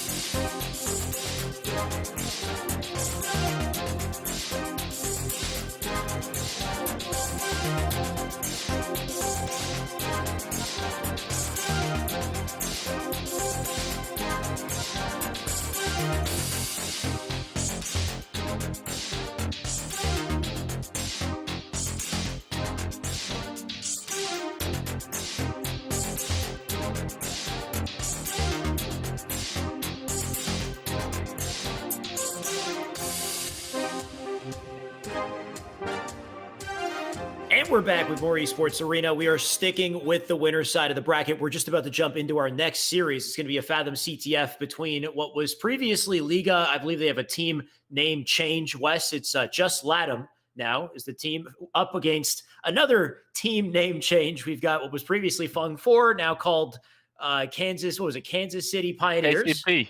KCP. So KCP up against Just Latham. Before this game starts, real quick, by the way, if you type ! giveaway in the chat, we're doing some giveaways for a Monster Energy backpack full of Monster Energy. Not only is it just Monster Energy inside the backpack, you get Halo Infinite style Monster. You get like a 2x XP Monster Energy can or multiple in that backpack. So if you want not only a nice backpack, but you want a whole series of Monster Energy cans with ×2 XP for Halo Infinite, make sure to type ! giveaway. It'll give you the details where you can then go to Twitter and you can retweet the associated tweet and put yourself into this giveaway, which of course Monster, the official drink of Halo Infinite. You got to get your hands on some and get yourself some double XP to ready yourself for some of this competition here. Of course, tapping buttons already with the camo already on screen to kick off our game here, Wes. Yeah, absolutely. Tapping buttons doing a phenomenal job of getting this camo, and with that, phenomenal shots onto Talik. They're going to need to play just like this in order to upset this team. We already see a flag cap and the board for our LATAM team, and this is a great start from them. Tapping buttons does get hit by a nice nade there. He's going to end up playing his life. Camo is currently out, so he's no longer invisible, but he is going to be unknown as far as where his location was at, and because of it, he picks up a kill on the Soul Snipe, and that flag is still being run. Pelu not able to really go for a touch here, though. Multiple players going to be able to hop this return. Is he going to be able to make this play? Pelu does actually get the touch, and that's going to allow Atso with a nice grenade to get a double. This could be a second flag going in. My God, in less than 2 minutes, we're already looking at 2 flag caps here as they plant the second one in. 2-0 from our Just Latham squad. These guys are going off. Remember, this is against the KCP, Kansas City Pioneers. These guys, of course, previously Fung 4. They have won 5 Esports Arena championships for our Just Latham team to go up this early on. One hell of a momentum swing we have for them. And let's just see if they can hold on to it. Of course, Atso on screen destroying Druck with Pelu. They'll pick up the 3rd flag. Looking to plant this one in, but they got a couple slays to get first if they want to make it happen. Absolutely. They need to get these kills. They do get that cap, but is there going to be an opportunity for a counter cap? That's the question here. It doesn't look like KCP is in any position to do so, right? That's a phenomenal job by LATAM to control this game so far. It's kind of shocking that we see the previous team known as Fung 4, KCP, getting kind of steamrolled right now. We talked about how important it was for LATAM to win that previous series and how much confidence it could give them and momentum it could give them going into the next series or the future of winners bracket. This is an exact result of that confidence showing. They're up 2-0 in game 1. They're playing at their own pace. They're dictating how the game should be played. Pelu is getting camo. He's picking up kills with that. Everything going right for Just Latham. This might be it right here. Pelu's got the camo. He's got the defense with a nade. He has a teammate right behind him to grab flag and plant that in. I think this should be the cap. There's nobody there left to defend it, so they are going to take a nice, quick win. Just Latham with a dominant game 1. Damn, one hell of a Fathom CTF, Wes. If you went to the bathroom at the start of this game, I'm sorry, because you just came back and you missed the whole game. That was Just Latham really putting on a phenomenal performance. 3 minutes and 18 seconds was all it took for them to end a game type that we've seen continuously at a high level go into overtime, because Fathom is such a difficult map to play, and there's so much opportunity for overextensions and standoffs, I'll say, between the two teams. But that was not going to happen in this game. We saw Just Latham get control early on and never lose it, and because of it, they were able to close that game off. This is the Just LATAM team you want to see represent the entire LATAM scene, and they do a phenomenal job. If they're able to take down this KCP team here, that would probably be the biggest win, I would say, in their Halo 5 careers, because this Fung 4 team, or the formerly known as Fung 4 KCP, is an extremely strong team that we almost expect to see competing for top 3, for top 2, potentially winning. And this is another notch on the belt of the LATAM team that they need. Absolutely. And one hell of, like, that, literally, what was that, like 2 minutes? That was So 3 minutes and 18-second game. So you said you could have gone to the washroom, come back, and missed it. Just looking at the scoreboard here, only one player got over 10 kills, and that was tapping buttons. Speaking of which, the opposite, on the other end, you got Talik, who got a breadstick. Talik went 1-6 in that game. Manny, with the most kills in the team, had 9 kills. So even breaking 10 kills was tough in a game that fast. Just wild. It just goes to show how efficient this Just LATAM team is playing, that the moment they get a flagpole, they're getting it over to the other side. They're getting that capture. So if they keep up that energy, I mean, we got Kali Slayer coming up next. It's just a best of 3 series. They could very quickly take it here if they can keep that going in Slayer. But you know that KCP, they're going to want to fight back here. They can very quickly swing things around if they're playing as well as we know they're capable of. Yeah, absolutely. I expect KCP to come out guns blazing and dictating the pace here for game 2. But if Just LATAM is able to play exactly how they were in game 1, this series could be over very quickly, and that's an exciting opportunity for this team to kind of have, right? We haven't seen them ever bully a top-tier team around like we just saw there in game 1. That's a glimpse of the light that we can see, the greatness that this LATAM team can have, but can they consistently play at that pace?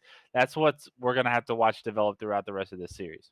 Yeah, we're going to find out shortly. Of course, we're about to start off our Kali Slayer. Both teams very comfortable in Coliseum. Probably a good thing that we didn't start off with the Coliseum flag. I feel like that would have been, KCP's kind of wheelhouse to kick off with that instead. But we avoided that. Instead, we got Kali Slayer. Of course, we got Snipe. We got Rockets to fight for here. Both teams, I think, pretty equal opportunity here. Normally, I would give this to Fung or give it to KCP. But after seeing that game 1, I'm not sure what I would predict for this series. I think Just LATAM are kind of playing differently today. I think they could definitely take it. Wes, if you had to give a prediction, do you think it's going to end here? No, I think this goes game 3. I think KCP is too strong of a team. I think they are the better team. I think Fathom Flag can play extremely strange at times. I think that for some reason that the pace of Fathom Flag can just be different, and it was very clear that KCP could not find their footing, and because they couldn't find their footing on the map, they kind of got steamrolled very quickly. I don't expect that to happen 2 games in a row. This is, like I said, this is too strong of a team. These individuals are too good. They put in too much time. This is going to be a close game, I think, if not a blowout in KCP's favor now that they're kind of awake. But we'll have to see if we can get to game 3. I'm excited to think of the possibilities for game 3, but that only is as a result of KCP stepping up to the plate right here, and it looks like we're going to be hopping on board with Talik to see what he brings to the table here for game 2. Yep. Will KCP step up to the plate? Will they bring us to a game 3? There was one moment back, it must have been last week now, when they lost to No Ice, where I saw that this KCP team kind of does bleed. They, as dominant as they have been in the past, recently it's been a bit of a struggle for them to maintain it. And right now, this could be an opportunity for Just LATAM to really take advantage and really showcase that they are a high-caliber team. Right now, they did get the best of the opening strat 4-2 to start it off here. The power weapons in the favor of Just LATAM as well. That's Pelu with the rockets in the backpack. He does get taken out in the trade, but Tapping Buttons has the sniper, or he had the sniper. I'd like to see if he still got that in the back pocket to work with here. He does not, it looks like, based off the observer mode. Snipe does not look like it's in control of anyone's hands. Actually, thank you, Tapping. He goes down, finds it bottom middle, and I like this. He's going to reposition himself back on the elbow and anchor for his team. Does this player, Top Rockets, know that Tapping has the snipe? Druck just crouching up there still. Hasn't shot a bullet yet from there. Nice body shot from Tapping, but you wish it was the head. Fortunately for him, Adso's there to finish it off from the window. And I love this by Tapping. He's going to immediately reposition himself. He knows that KCP is going to be focused on him sniping elbow. So what does he do? He takes the snipe cave and takes a nice body shot to allow Pelu to pick up this kill. So Tapping landing some great body shots so far with the snipe. Has got to get out of dodge because he eats a nade. And unfortunately for him, Pelu goes down, and with that, the collapse comes on for KCP, and with that, the 10-10 scoreline with control of the map and the snipe go into the hands of KCP. Yeah, rough death right there. Soul Snipe managed to pick up the sniper as a result here, and I'd like to see if he can pull anything off with it. Not sure where he is. Mikey's still in the cave right now. You can see he's firing a couple shots. Are we able to swap over him? over to him to see if he gets a kill. It might be useless, though, because he's being pushed up on here. You can see the Red Cave being completely taken over by Just Latham as the sniper goes into the hands of Drift, and Tapping making his way back over to Snipe to get a nice kill to kick it off here. He's got one more. Drift takes out Manny. That's a big kill from Drift with the Snipe there in Cave. As they look to control Snipe's side, you can see 2 players left up. You're going to have to play it passively here. They got their teammates spawning up on Cave, so we got a hell of a battle about to take place here on Snipe's side with all 4 members nearby. Yeah, Atso actually has the rockets, and with it, he's going to actually trade his life with Soul Snipe, and unfortunately for him, that's not a successful trade when you have a rockets, right? You want to find the ways and opportunities to get those kills without trading your own life in the process. But it does open up the map for Tapping to try and push here. Unfortunately, Tapping's not able to find the kill he needs to find, and with that, Manny's going to take him out with some help from his team. It's just a 4-kill game with the new Snipe coming up in 3 seconds, and the battle for Snipe is very evident as multiple players are going down in this direction. Druck doing everything he can to stay alive, but it's not enough, and with it, LatAm find themselves another round of power weapons, tapping buttons as the new Snipe, but he's taken down immediately. Yeah, Tapping Button's managing to pick up a double before he goes down. That sniper down on the map. I think Pelu picked it up now. So Pelu with an opportunity for some kills here if we can find him. You can see he's up over in the red window. He's still landing kills on Manny. We're missing some action here, but we'll see if okay, there we go. We're gonna try to find him here. Pelu over in red base. 2 shots left to work with. And you know how talented this man is. He can definitely turn those into headshots. My God, the scoreline though, Wes. I looked away for a second. 28-19. Almost a 10-kill lead on the side of Just Latham. They still have 2 shots to this Snipe. There goes 1. He'll finish the kill on Palik, and the pressure comes on in blue base as Pelu looks to continue getting a kill spree with a double kill as well. So good slays, good damage coming out from Just Latham here. They got 1 shot left to plant into nobody. Tapping will miss it, but he'll stay up for now. I love that play by Pelu, right? He has 1 bullet in the Snipe, and he chooses to pull out his pistol and push with his team, and he's rewarded with multiple kills before going down, extending the lead back to 8. That was a phenomenal job by Pelu to understand the situation that he needs to be with his team, aggressive, and because of it, he's rewarded.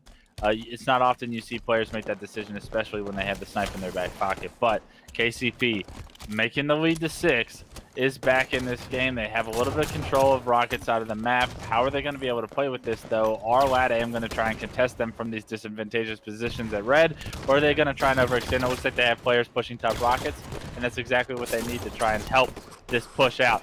And 3 immediately drop for KCP when you think they have a glimpse of map control and they've made a cut into the lead. They've immediately get shut down. LatAm extended back to 9 and even to 10.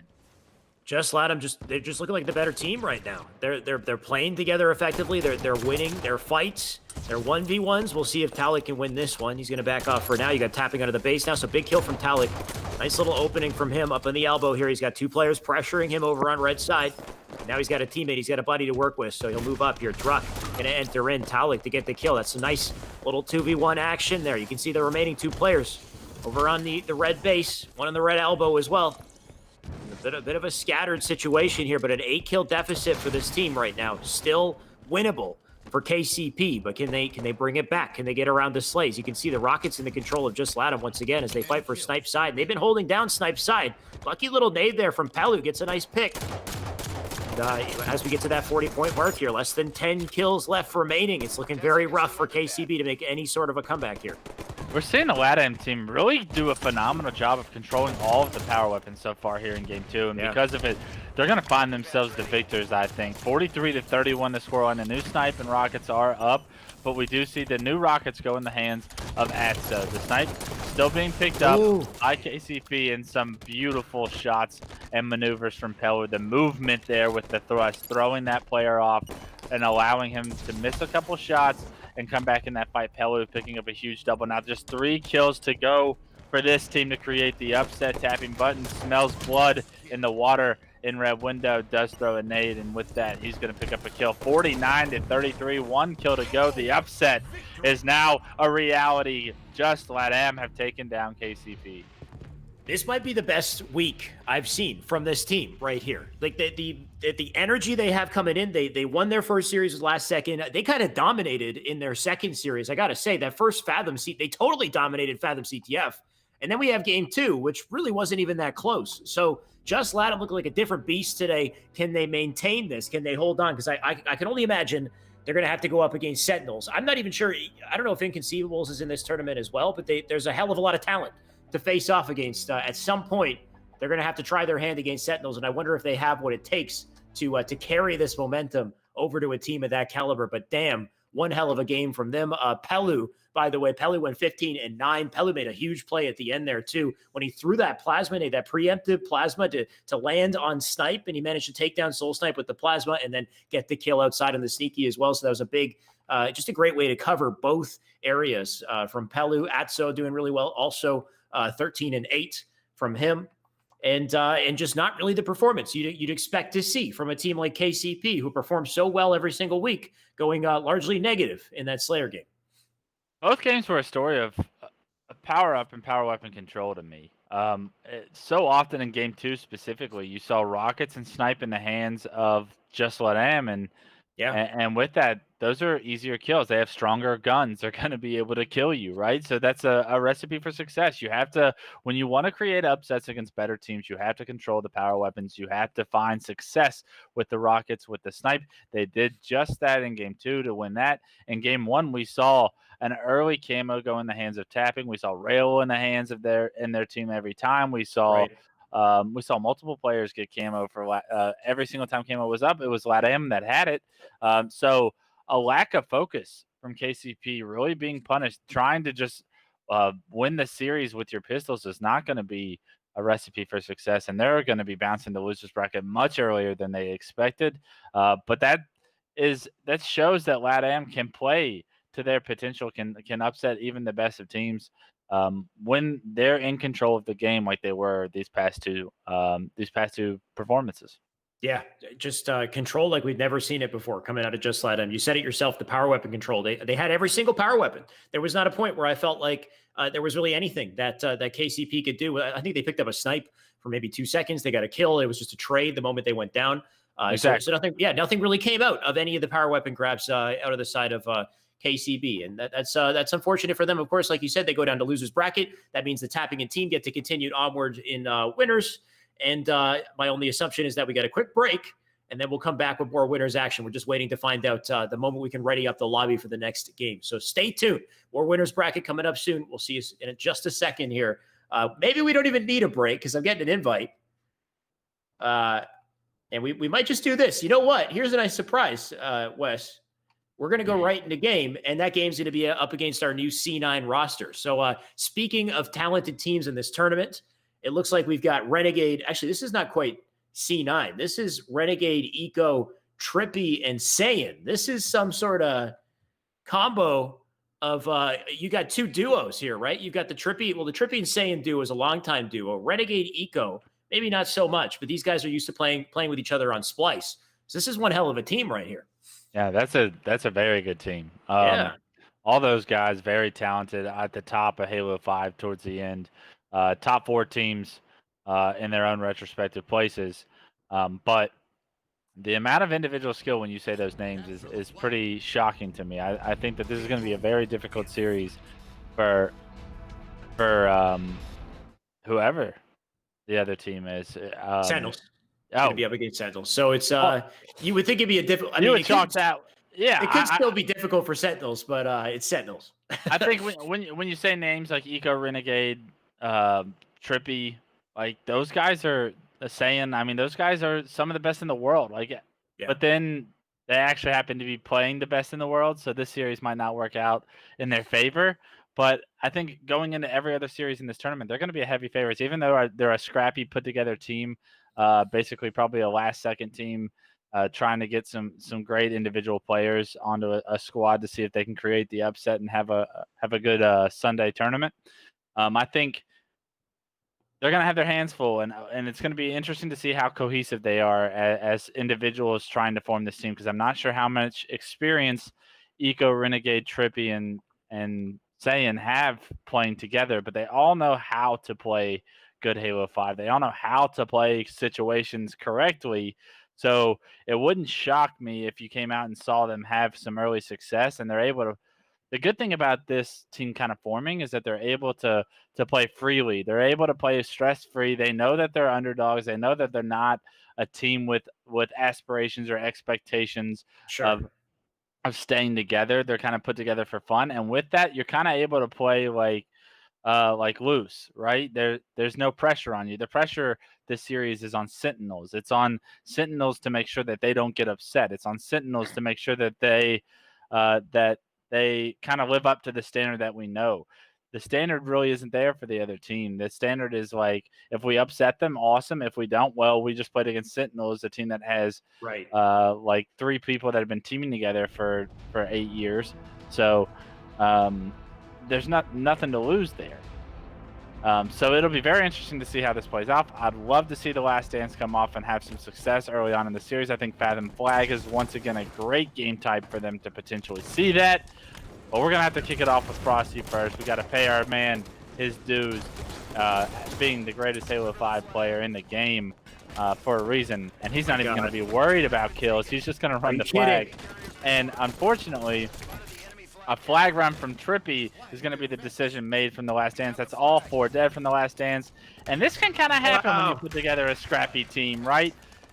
You can have early success, or there can be a lot of confusion and a lot of blunders against someone that has their act together like Sentinels. Less than 30 seconds, 1 cap on the board. Neptune's got Rail, he's got Camo. Remember, this is Sen plus Net going up against Last Dance. So I just realized that Last Dance is actually half of C9 and half of Envy combined together. So this is actually one hell of a squad on paper, but can they perform? Do they have the chemistry? The pressure is, like you said, it's kind of in Sentinel's court here. They gotta perform. This is the team we expect to win. But when it comes down to Eco, Trippy, Saiyan, and our and Renegade to round it out. I mean, these guys, they're fierce. They're looking to take this as well. They're looking to show them they can take down the dominant squad, Sentinel. The problem is I'm not sure they can.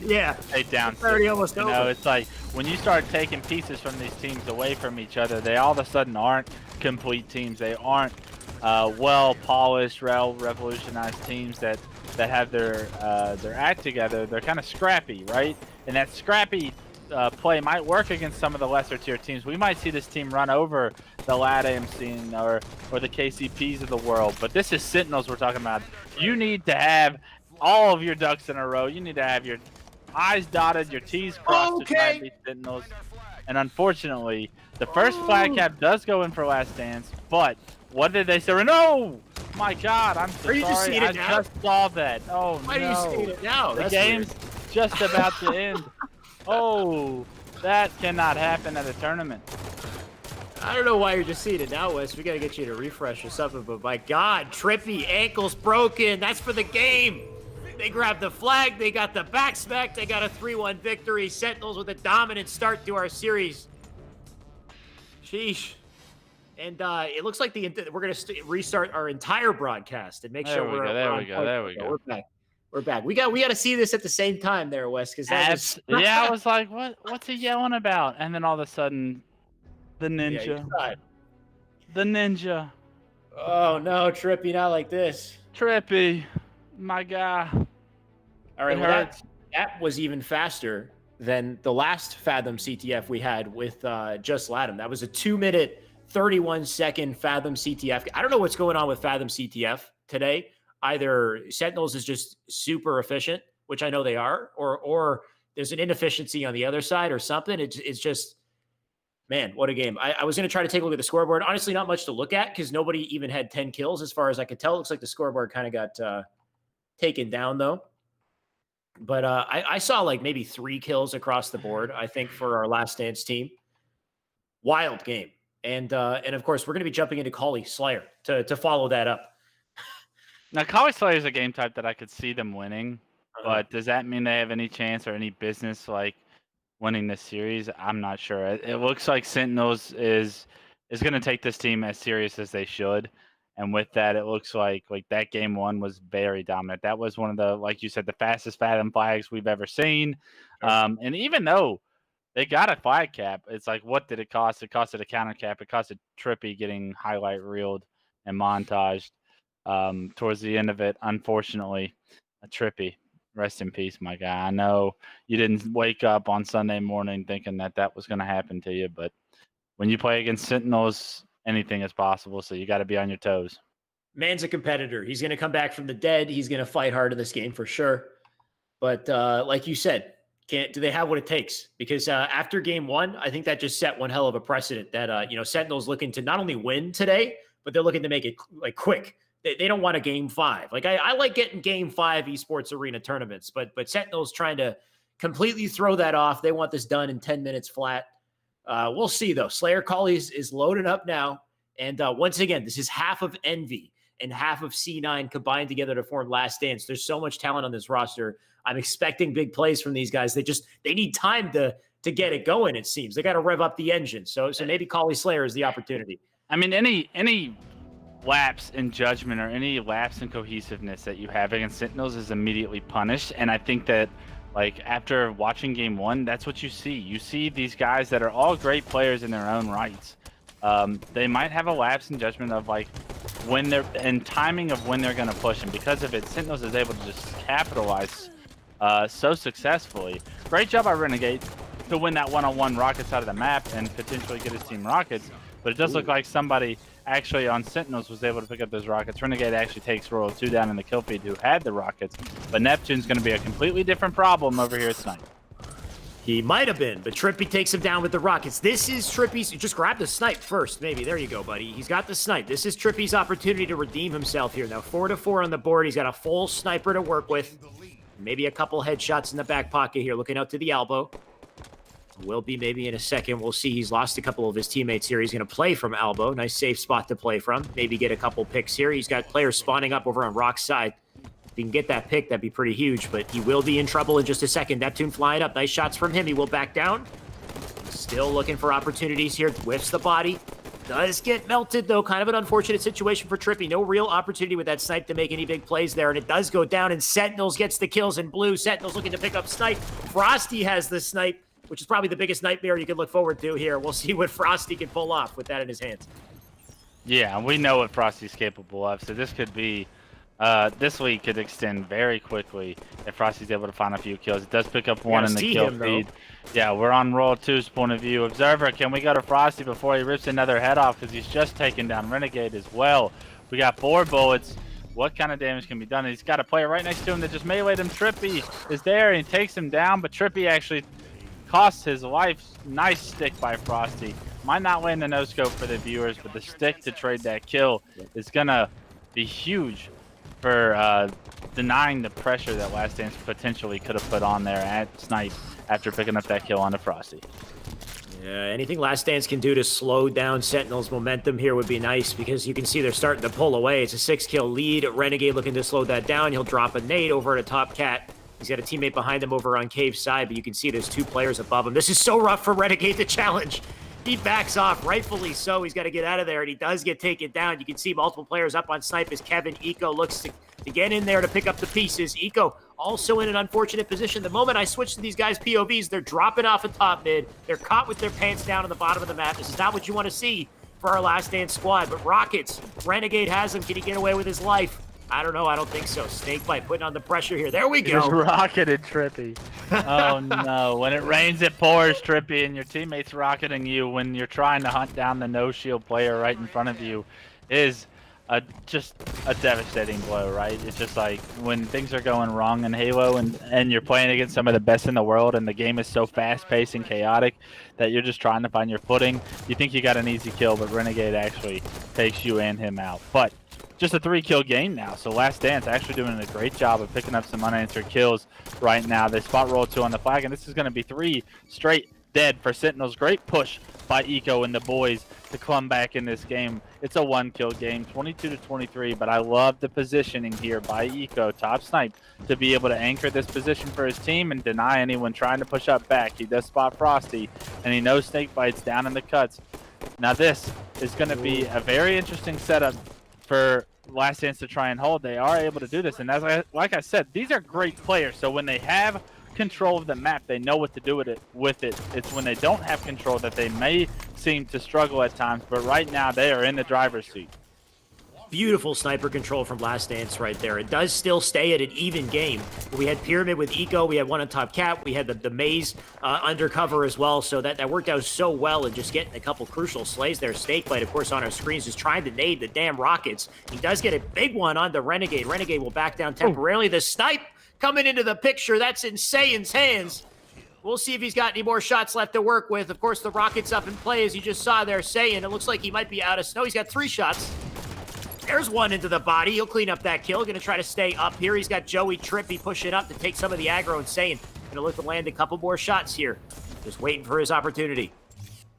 Great job by Saiyan right there. That kill for the rocket side of the map allowed his teammates to pick up rockets. Then he picks up some kills on the snipe and really gains control back for Last Dance. They're up 5 kills now in this game. What was looking like an opportunity for Sentinels to run away with this series here in Game 2 and close the door early is now looking like we're destined for a Game 3. Last Dance doing a phenomenal job so far. But Sam, with a little bit of an overextension right there, gets caught with his pants down, takes his life as the cost. A trade from the stick from Frosty. It's not the first time we've seen it this game. Frosty doing it once again, and that is easy kills for you viewers out there. If you want to pick up those plasmas and land those as you melee a player, it's an absolute phenomenal way of trading your life. Neptune looking to pressure Red Window is able to also get some great damage down, and now the onslaught from the Sentinels is there to answer the bell that Last Dance rang. Yep. Still an even game, despite the slays we've seen back and forth here. Nobody really pulling away just yet. You can see a slight lead on the side of Sentinels that is now taken care of by Saiyan on the kill feed. Frosty with the kill on Saiyan to clean that up. New sniper coming up here as Eco looks to control Snipe side of the map. If they can hold this down just like they did previously, they might be able to close this game. You know they want that control. Eco losing his teammates left and right, though. Nice shots into Royal 2. If he gets that kill, that's big. But still, a player behind him on Snipe side. Great awareness from Eco, knowing exactly where to throw that nade. They get a crucial kill there, and they have control for the sniper. This is exactly what Last Dance needs to make this game happen. But are they going to shut it down? Sentinel's going to try to put in pressure. That sniper should be in the hands of someone on blue, unless they're just baiting it. It looks like they're just leaving it up and just opting to get the kills instead. 46-42 here as Last Dance with 4 more left to close it out. On board with saying he's going to have the sniper spots the player bottom middle, does not land the body shot, but it doesn't matter. Renegade and Eco pick up the kills. Just 2 to go, just 1 to go. Can you hit this one for us? Saying nope. We're going to just hit him with the melee real quick, and that is going to take us to a Game 3 in this series. The Last Dance rebounded off of Game 1 very strongly. They got control. They got enough power weapons to make the difference, and they're going to take this series to Game 3 and have an opportunity to knock down this juggernaut of a team in Sentinels. Such great work from Last Dance at the end there for sure. Holding down Snipe, playing patiently, working together, playing off of each other's callouts. You saw that with Eco. He gets the kill on Rockets, whips around immediately, drops a nade right behind that area of Pyramid there. Knowing a player was there, he probably heard the callout. And then baiting Snipe, not diving for Snipe right away. They stayed alive, as long as possible, got the crucial kills, and then picked up Snipe when it counted, when they knew it was safe to do so. So just really patient play coming out of our Last Dance squad there. They do manage to get that win, and they have another chance here. They got another lease on life, despite the Fathom game that we just saw that happened so fast. It's hard to even remember at this point. It was, a 2-minute, 30-second game. It looks like we will be closing our series, though, with an Eden Stronghold. So wouldn't have it any other way, Wes. We got a Game 3 to close out our series here. Yeah, Eden's going to be a very interesting map, I think. I think the Sentinels is pretty strong on Eden, but we've seen Renegade and Eco, I feel like, time after time have really dominate this game type as well. I think when I think of Splice, I think of some unbelievable blowouts that I watched them perform against some of the best in the world throughout their run, and Renegade and Eco obviously being 2 of those valuable pieces to that Splice roster. I like this as an opportunity for the Last Dance, but it's going to have to come on the back end of Saiyan and Trippy really stepping up to the plate and playing well for this to go their way. Renegade, I want to see how many power-ups and power weapons you can get your hands on, because we know how dangerous you are when you get them. Sentinels, what are you going to be able to do to stop this upset from happening? You won the first objective so clean, but the Slayers are always an issue with this series. That was beautiful from Frosty, by the way. What a route to take to get to OS. He sneaks his way up through the capture and then drops down from above, gets the back smack so clean. and he'll delete that OS off the map. Looks like the camo's off. I just saw it for a split second as well. So no OS, no camo, just the rockets to worry about, and of course these captures as they look to fight for him. I'm kind of confused as to how he got that kill. It didn't look like it was a back smack. It didn't. It's a general melee? I think he turned to clamber the edge or something, and he just caught him at the right time. It was quite the odd little display there, but I mean, he made it work.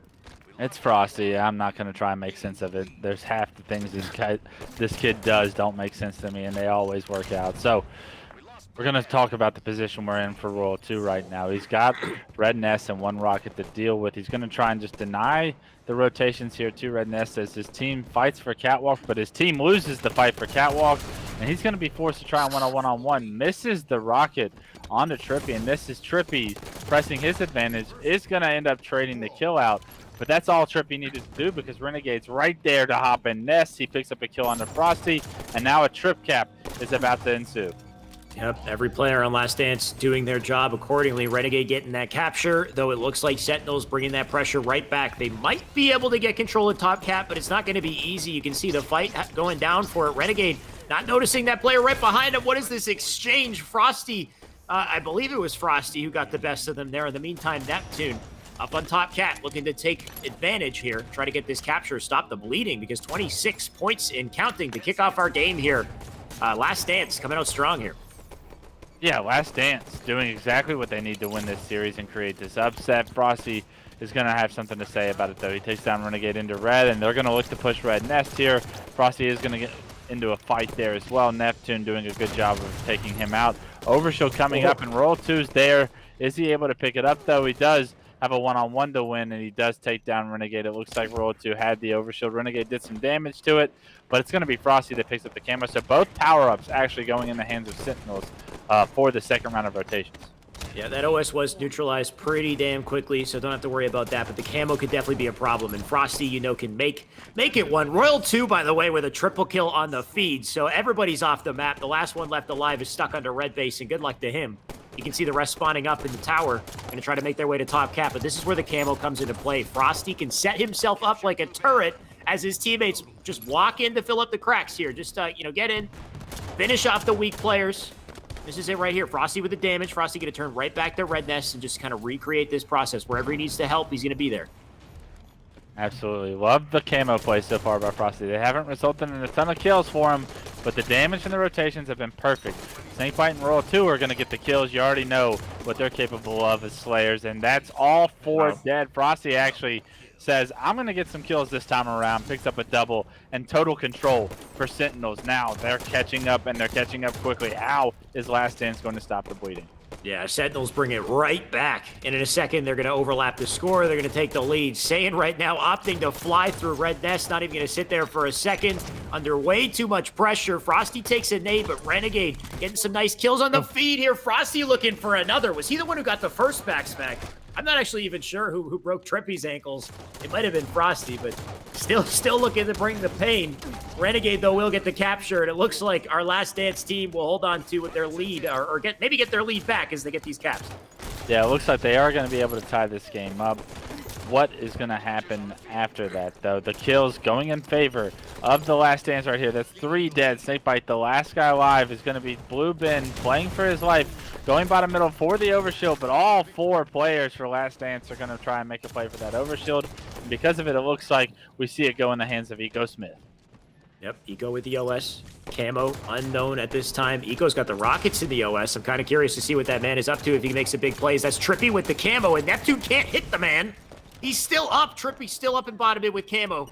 Neptune somehow botching his opportunity, putting himself out in front blue. He's going to die for it now. A bit of a blunder right there to let him live. Neptune or Trippy now with an opportunity to get the blue Ben and potentially a trip cap here. So unfortunate situation for Sentinels.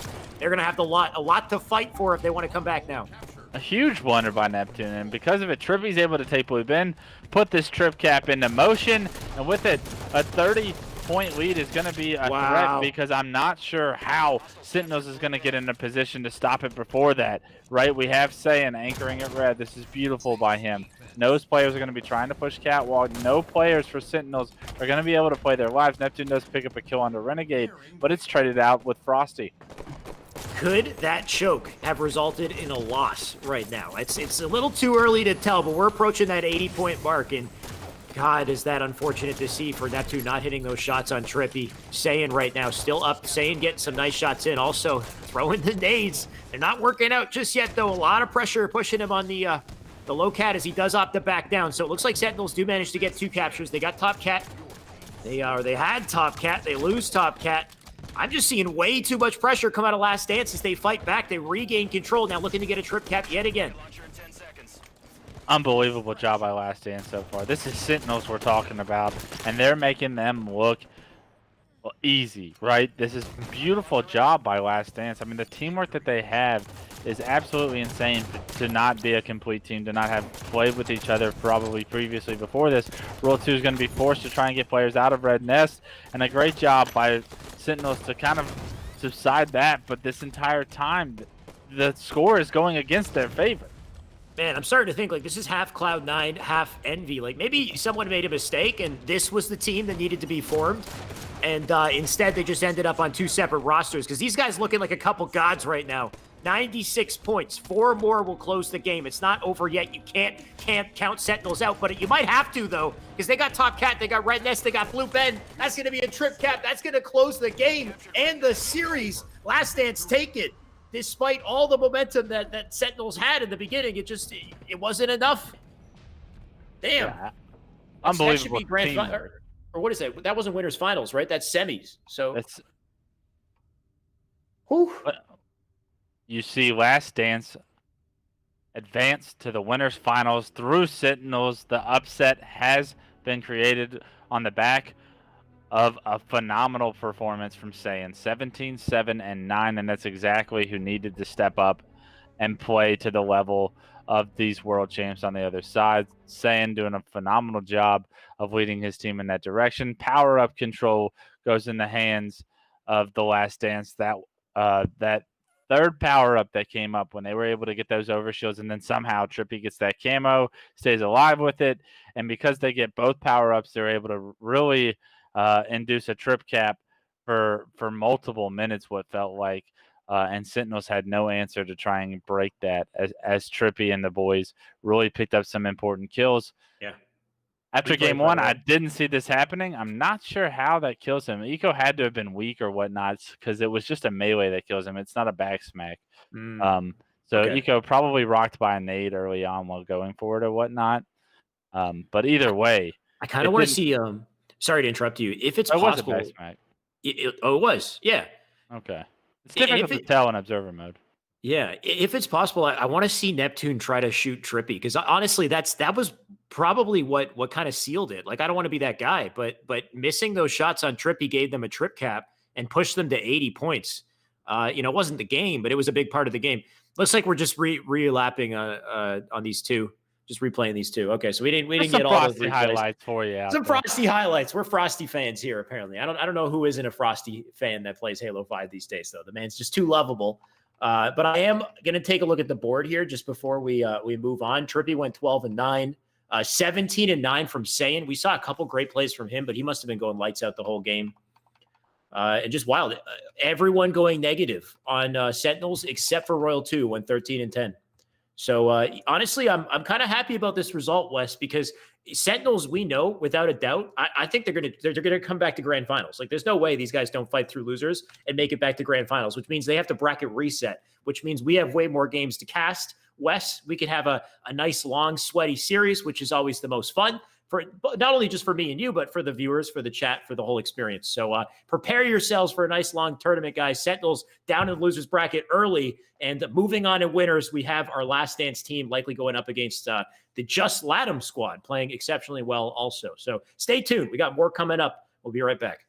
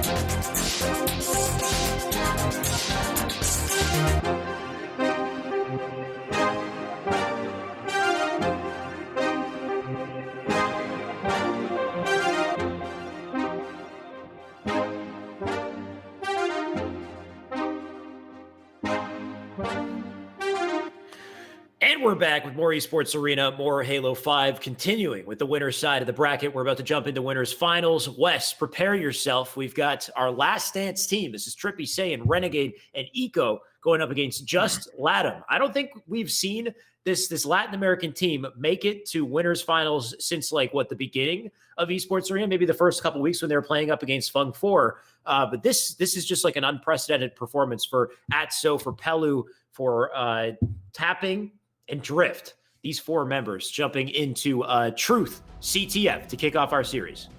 Yeah, super interesting finals, or winners finals we have here. LATAM already solidifying themselves a top 3 finish for the tournament, but are they satisfied with that, or are they going to be able to find themselves in the actual championship finals? We'll have to wait and see.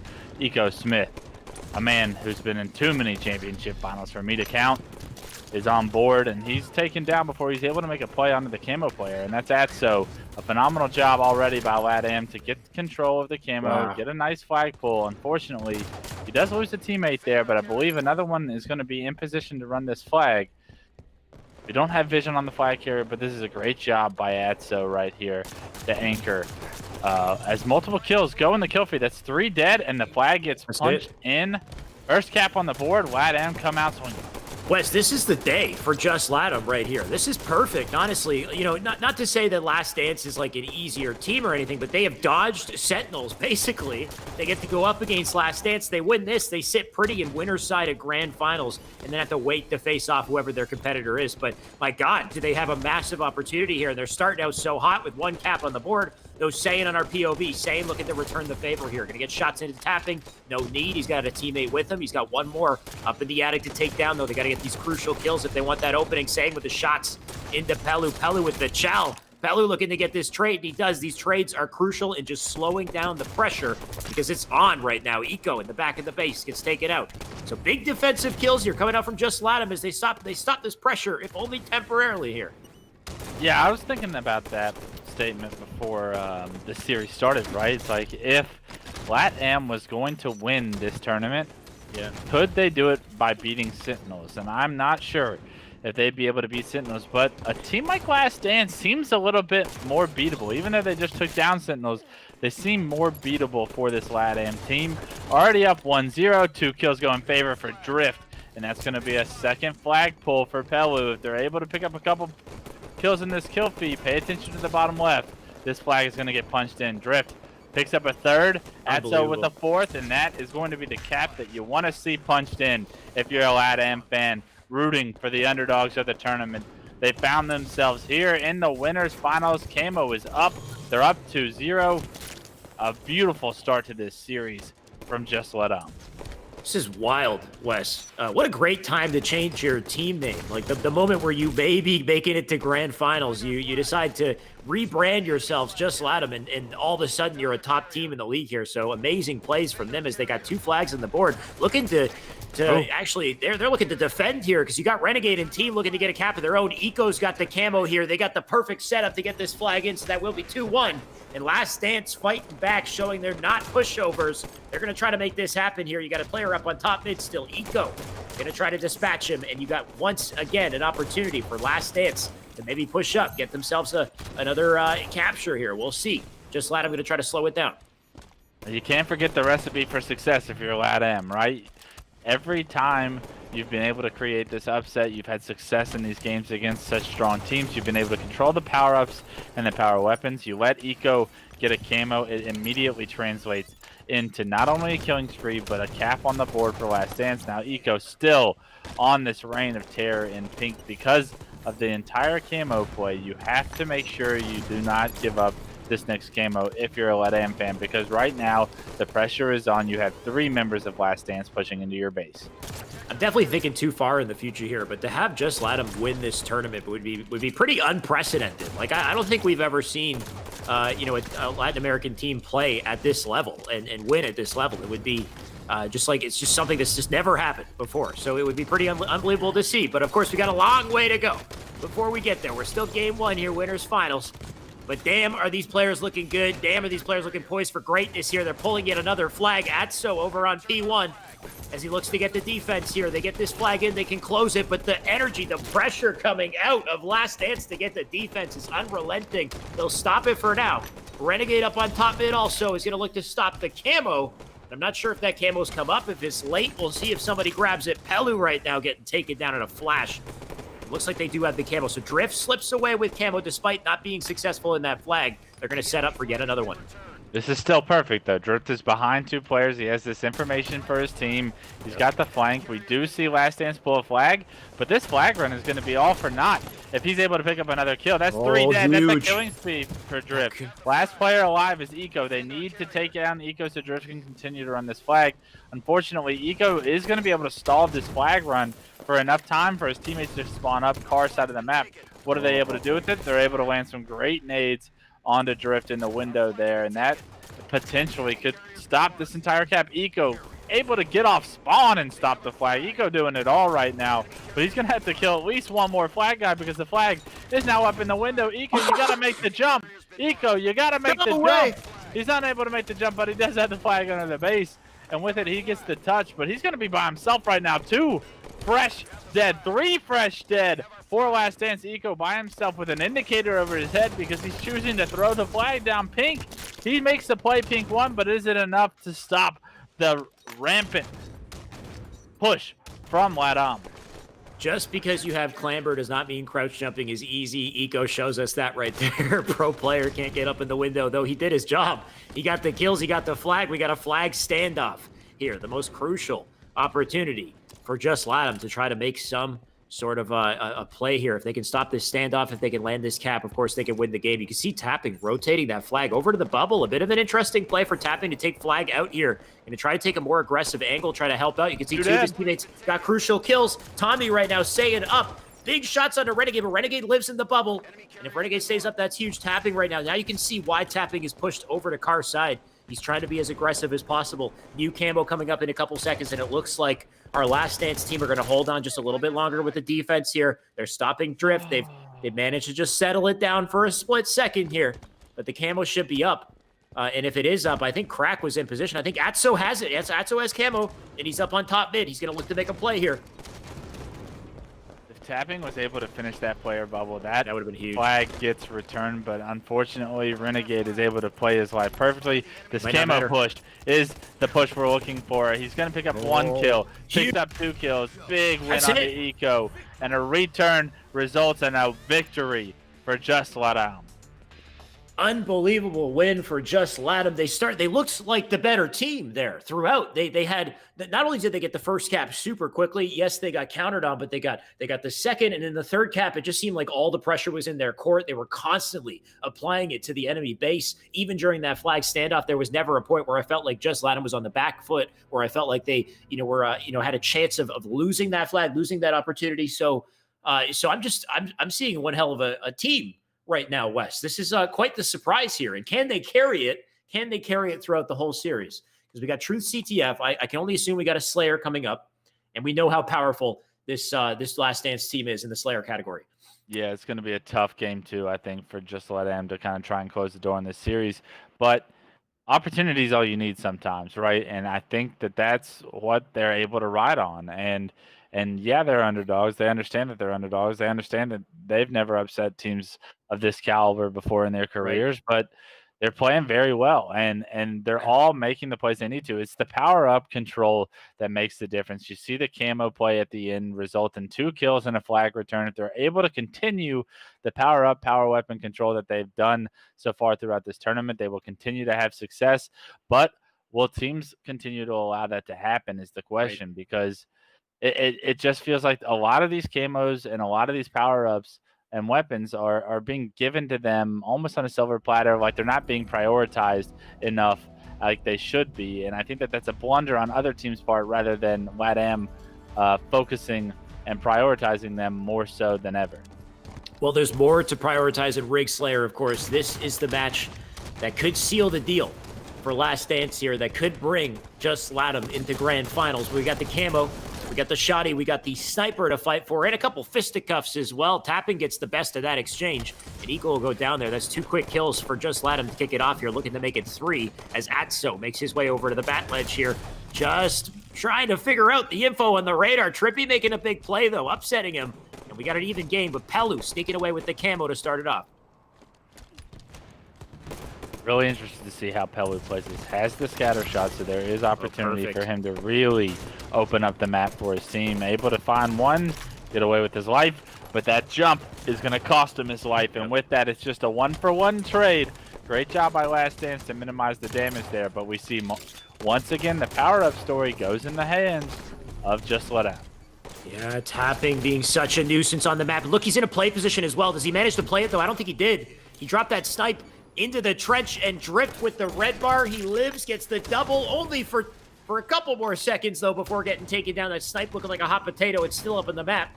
And somebody going to have to go grab it, but it looks like Just Latham once again are in position to pick up that sniper. Saiyan, in the meantime, he's going to try to sneak his way through the long haul here. Beautiful shots from Saiyan chipping into that fight and brings the score to 8-10 here. 2 kills separating their team. Saiyan puts 2 into the backside of Pelu. Look at that team collapse right there to close the score, but the snipe in the hands of Drift. Drift trying to make some plays here. He's in the bottom of nest, going to try to stay up, or at very least burn the ammo before he goes down. I think there might be a couple shots left in that sniper as they just fight for control here. 12-12 in the beginning of the game.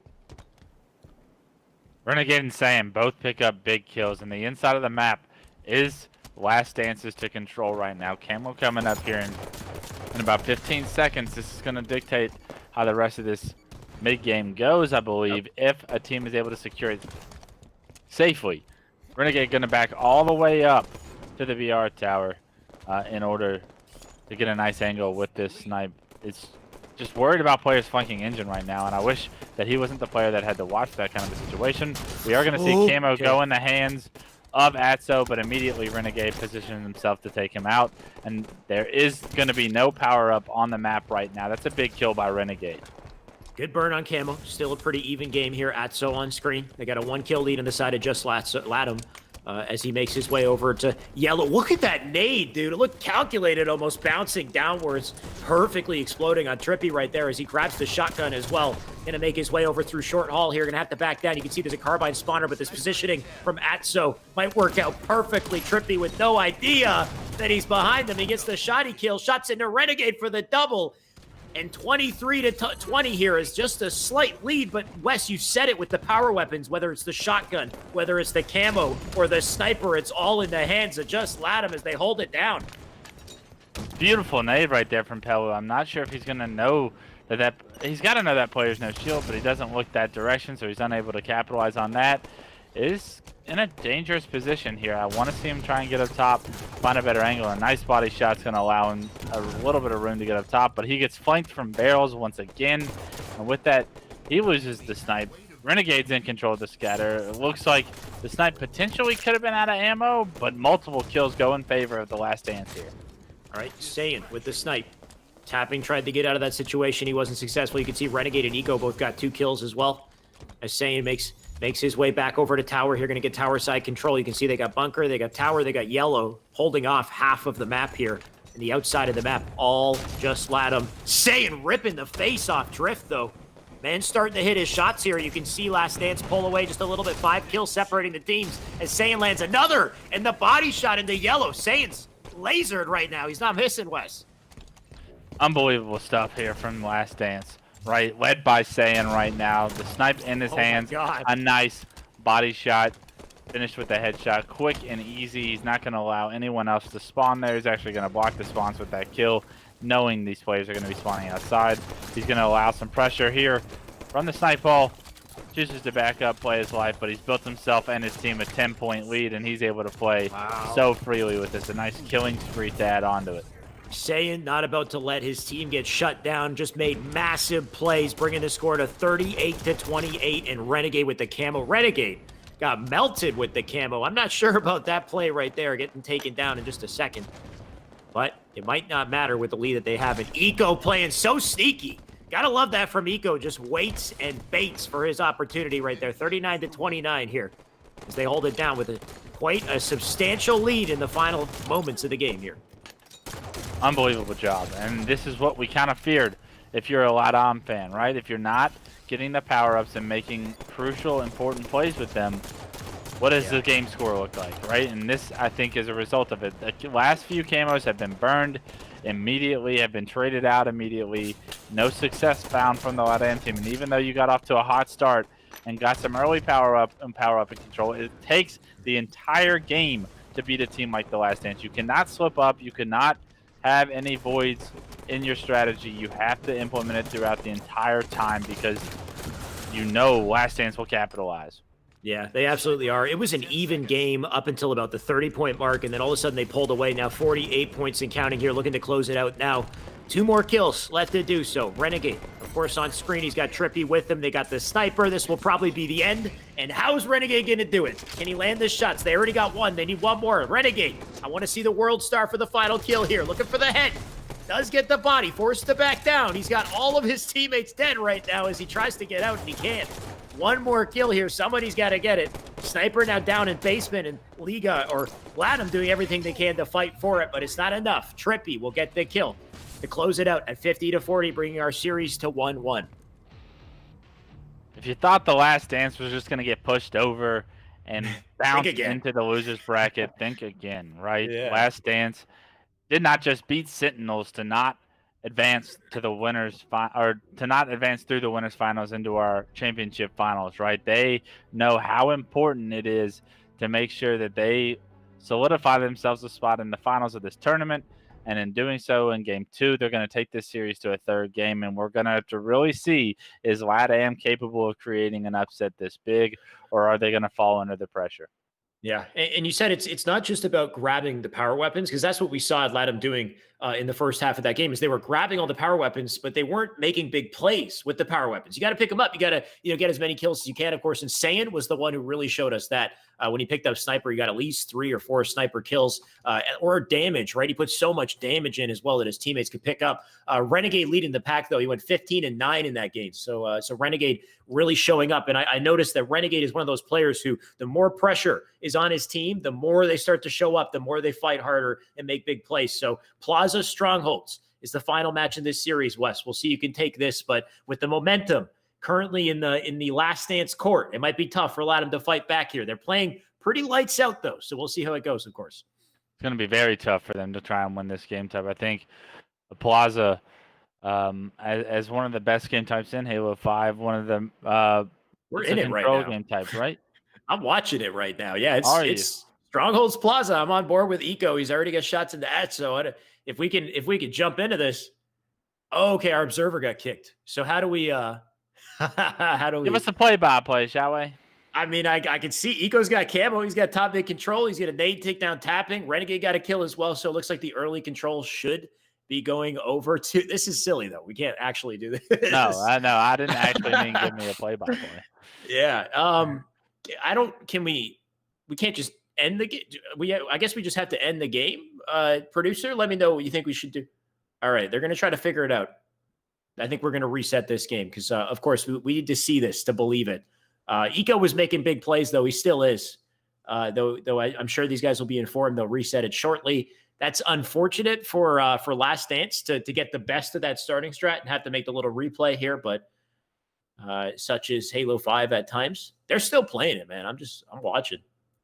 I'm a satisfied viewer right now. Unlike you guys, you don't get to see. Okay, so we're going to figure this out, and the moment it's figured out, we're going to come back, and we're going to start this properly. You guys can all watch the action. We're going to cast it. In the meantime, we're going to take a very quick break so we can reset this game. So stay tuned. Don't go anywhere. We'll be right back with the final match in this series.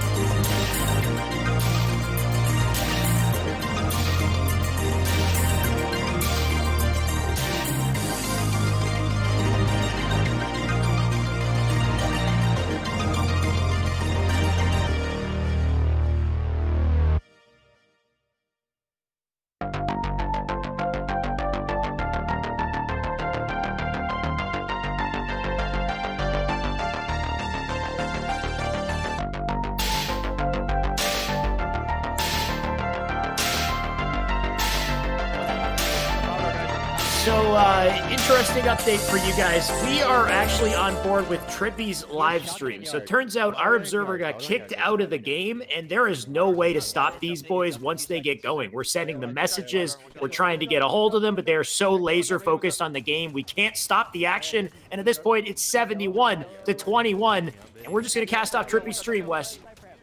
Yeah, and unfortunately, it doesn't look like we're going to be here for very long because there is a trip cap ensued. It's 79-21. Saiyan and the boys are running away with this game, and it does not look like it's been pretty. It looks like it's been an onslaught. If we see Trippy get this player out of the stronghold here, it's going to be huge. Doesn't get it in time for the reset, but they're going to recapture this one as Ness got taken over as well. So we do see a little bit of life out of Ladam, but for how long, right? Trippy doing what he can to try and push out White Rifle is immediately forced back in the yard. Gonna have to relocate, reposition himself.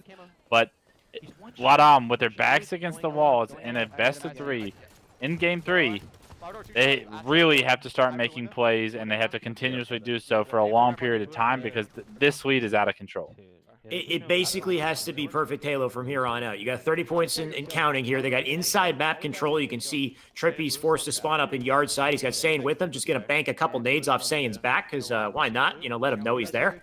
But they got to coordinate some sort of a play because you can see Pelu gets a kill. Tapping gets a kill on the feed. And now they're starting to apply pressure to yard as well. They want that trip cap. You can see Liga or Ladam is hungry right now to try to keep that pressure up and force themselves into a trip. And they managed to do it. That's a huge little reversal here coming out from just Ladam, getting that trip cap, pushing themselves maybe past that 50-point mark, but will it be enough? Shotgun in the hands of Trippy as they fight back for yard here, and they're fighting for bottom mid at the same time. Looks like they will get yard to slow the bleeding. Camo coming up soon as well.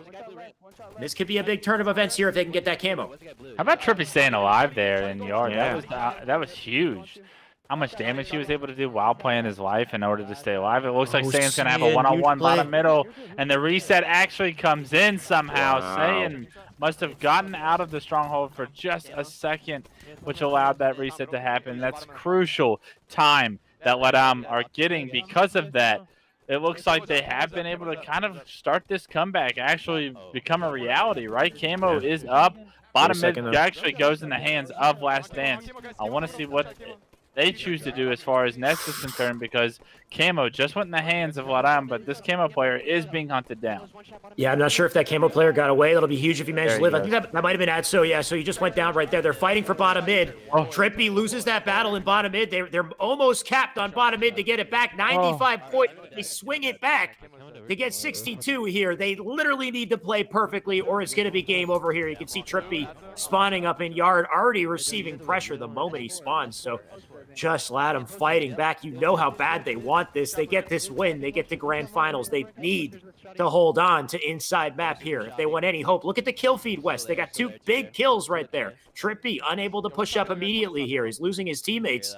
You got them spawning back up in Tram side, but I think that's Tommy. Look at Saiyan's over in Hotel. He's made a huge flank to get over on the opposite side of the map and try to make it to bottom mid. They got 1 kill, trying to get 2. That's a big kill on tapping buttons, so an opportunity to get bottom mid. They're going to fight for it here. They win this bottom mid, they might take the game. I want to see Trippy jump in this stronghold and double cap this with his teammate. They spot players, bottom driveway, Saiyan doing phenomenal things in the kill feed. They're able to get bottom middle, and now it looks like an answer has to come in the next 5 seconds. It doesn't look like anyone from Ladam is going to be in position to do so. Trippy making sure bottom middle doesn't get capped, and that's going to be Last Dance advancing to our finals. Damn. Now, it's unfortunate we didn't get the full picture there. We can jump around between all the POVs, but damn, one hell of a game. Just getting to catch the end of it was a treat for sure. Great plays from Trippy there just to play patiently. And really, it was up to Saiyan in the end. You notice how Saiyan flanked around. He got through Hotel. If anybody can get through the defenses and put themselves in a flank position, deal damage from behind, get crucial slays, if you can get those 2 kills like they did, they can start to, pile into bottom mid, regain control, get that capture. So just Ladam fighting back. Very hard, almost managing to turn it around for a second. I thought they might have had a chance there, but unfortunately, they do not make it. Now, taking a look at the scoreboard here, Renegade, Eco popping off in the slays, 17 and 18.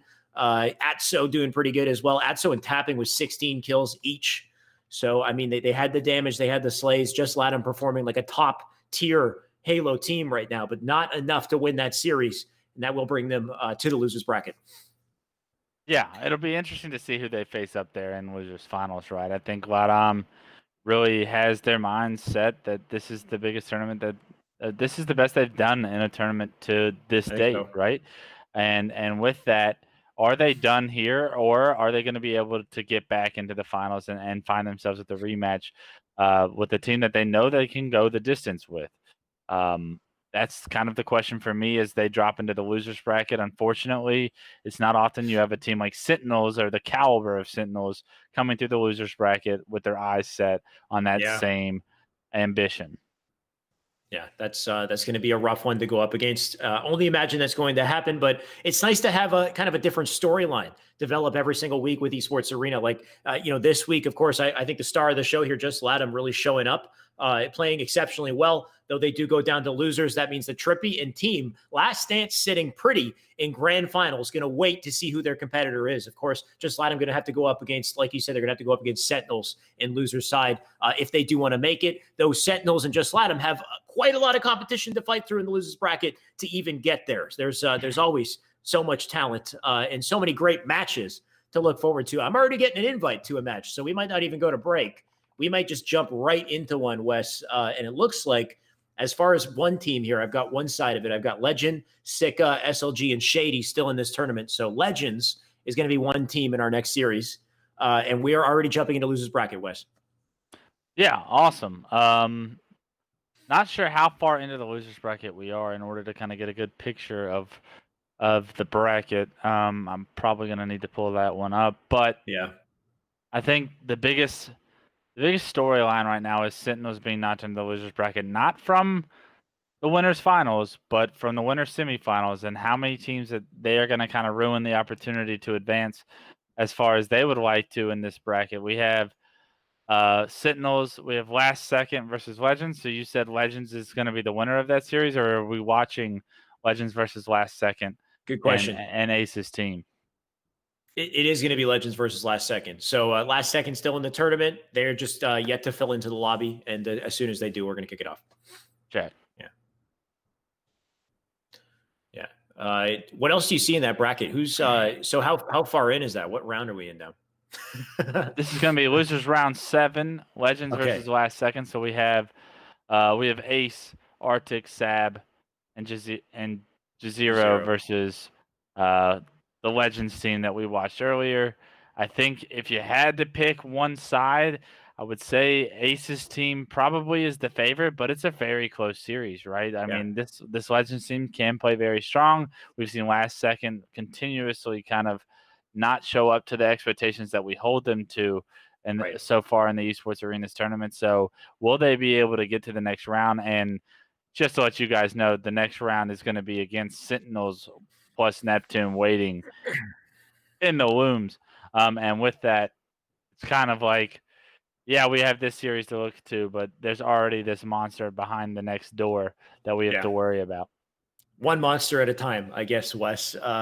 But yeah, like you said, Last Second, I feel like they're looking a little sharper as far as what we've seen from them just so far in this tournament. Legends, on the other hand, they took kind of a beating in the series that we watched them with. So we'll find out, what they can do in this upcoming series. But we're still getting that sorted out. In the meantime, by the way, guys, make sure to type !giveaway to get yourself an opportunity to get a monster backpack. We're still doing a monster backpack giveaway. And inside that backpack are these cans, these monster cans that have Master Chief on them with ×2 XP for Halo Infinite. So Monster is the official energy drink of Halo Infinite. You get this win if you type !giveaway and you get this backpack.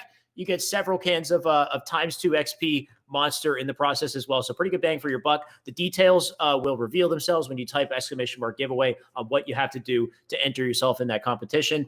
And good timing because, well, I mentioned that it looks like our lobby is set up and ready to go here. Just going to switch over to Observer. As far as the format, West, like you said, it was losers round 7, which means it's going to be a Strongholds Eden, Slayer on Regret, and CTF Fathom to close it. Yeah. Game types aside, I'm just looking to see how the individuals are playing, specifically on Last Second as well. I think that team, I continue to talk about the individual skill that those guys can bring. Sab, we know that he has a high ceiling, and the Ace, we know how high his ceiling is, being a multiple title tournament winner across just about any Halo he's ever played. But Halo 5 was never really his strong suit, right? So it's Right. interesting to see how we've gone back to Halo 5, and once again, it's like we're waiting for Ace to kind of hit that ceiling that we know he's capable of. Um, I don't think he's going to reach it today, but we need to see glimpses that that is still possible. And in this series, where these two teams are evenly matched, we need to see players like him stand out and make the difference if they want to continue to advance in this bracket. Yeah, absolutely. This would, I think, be the series where Last Second can kind of showcase whether or not they have that X factor. Because I think a good trial ground would be this Legend, Sika, Shady, SLG team. These guys, we know they're incredibly talented. They've been playing together in the EU Pro Series, but it's been a long time since we've seen them in esports arena. Whereas Ace and team, they've been here every single week since the past, let's say, like 2 or 3, and now they're starting to shake off the rust here. But this is a good challenge for them coming up. So Eden, Strongholds to kick it off. Still waiting for them to be ready in the lobby here. But yeah, I mean, you've got the OS, you've got the camo to fight for, you got the rockets to fight for. What would you say is kind of the key to success coming into Eden Strongholds here, Wes? Man, Eden, everything's important, right? It feels like if you get one, you can probably get more than one. If you get rockets, you can probably get the overshield halfway through the game. If you get the overshield, you probably end up getting the rockets at some point. If you get camo, you can probably make a play to kill the rocket guy. It just is all a chess game. I think, like, Sure. when I think of Eden, it truly has the most power weapon story that we have in Halo 5, and because of it, it Pretty creates much. so much opportunity for individual plays, right? That's what's exciting about having this many power-ups and power weapons on the map, is that when you have that much sandbox on the map, when players get that, they're able to express themselves more. They're able to get more double kills. They're able to turn that into like bigger game-changing, momentum-changing plays. It's just, are you on top of your game for the first, like, for that 10 seconds before all of this stuff is coming up? Or are you able to get the kills in order to capitalize and pick those up securely and transition that into the gameplay you want to see after? Because it's easy to get kills when you have the rockets or you have the overshield or you have the camo. Right. It's difficult. The fight for that stuff is the hard part. So typically games are won and lost 10 seconds before these power-ups are coming up. So be paying attention to that as we go on. Yeah, but I mean, even without the power ups, without the power weapons, there's still so many different opportunities these teams have to control the right caps and to hold on, right? So, I mean, ideally, what we've seen from teams is the Top Cat Red Nest combo, looking to hold down both of those. Of course, if you're in Red Nest, you're in Top Cat, you have easy access to both. You can very easily jump between both of them and defend if you need to. Of course, you can push for the trip cap as well. If you get that round of slays, you have the opportunity, and that's going to be the best way to get these points here. But it looks like we are loading up Strongholds Eden finally here. Going to jump into the match and see how these players do it. We don't need to talk about it anymore. We can just watch it happen in action, of course, which is the best way. But here we go. Jazero, Arctic, Ace, Sab up against Legend, Sika, Shady, SLG. This is losers, round 7. We're about to kick off. Yeah. I'm just launching into the game now. We're going to have to see how the start of this game goes to know how this early game is going to play out. It's always an interesting decision how teams choose to prioritize either the camo or the overshield and the rocket side of the map. We're hopping on board with Ace, and it looks like he's going to be headed to tower, which means camo is what's in his mind. We'll see if he can win the fight for it, though. Ace in a bit of a battle here with Shady. Nice shots from Ace, though. He does secure that camo, wins the fight. Going to make his way to top cap immediately. Try to stop this. It looks like he'll... Oh, what happened to that melee? And I mean, he does win the fight and he gets the reset, but that's a situation where you want to stay alive. So kind of unfortunate from Ace for that melee to just kind of go into the stronghold point there. Not really sure what happened to it. Because in the meantime, Legend has OS. Legend's going to securely grab that red nest, and they already have, I believe, top cat. So you got a red nest top cat set up as they push up on Blue Ben to get an early trip cap to start the game here, maybe. Yeah, it should be an early trip cap from the looks of it. Positioning all in the favor of Legends. Kills going in the favor as well. And it looks like Blue Ben is going to be what we see Last Second try to compete for right now. The trip cap is in. 10 seconds already, or 10 points already on the board for them, and it's starting to scale. And this could get out of control with a few more rotational kills. Yeah, so quickly this could barrel out of control as you're seeing 3 players forced to spawn in red. You got 1 more by himself. I believe that's Sab over in Blue Alley in a pretty crucial position to kind of steal some of the aggro. He did just that. He took the attention. Look what happened in the process. They got Red Nest, and now they're pushing up on Top Cat, winning their fights. They're going to maybe retake control of these as well, but SLG with a big play to try to take back Red Nest here. A lot of pressure coming into Top Cat, so it looks like it's going to be a Top Cat for Red Nest trade, while at the same time, Blue Bend under pressure as well. They might be able to get themselves 2 caps here, and it does look like Legends secure 1 point on the board.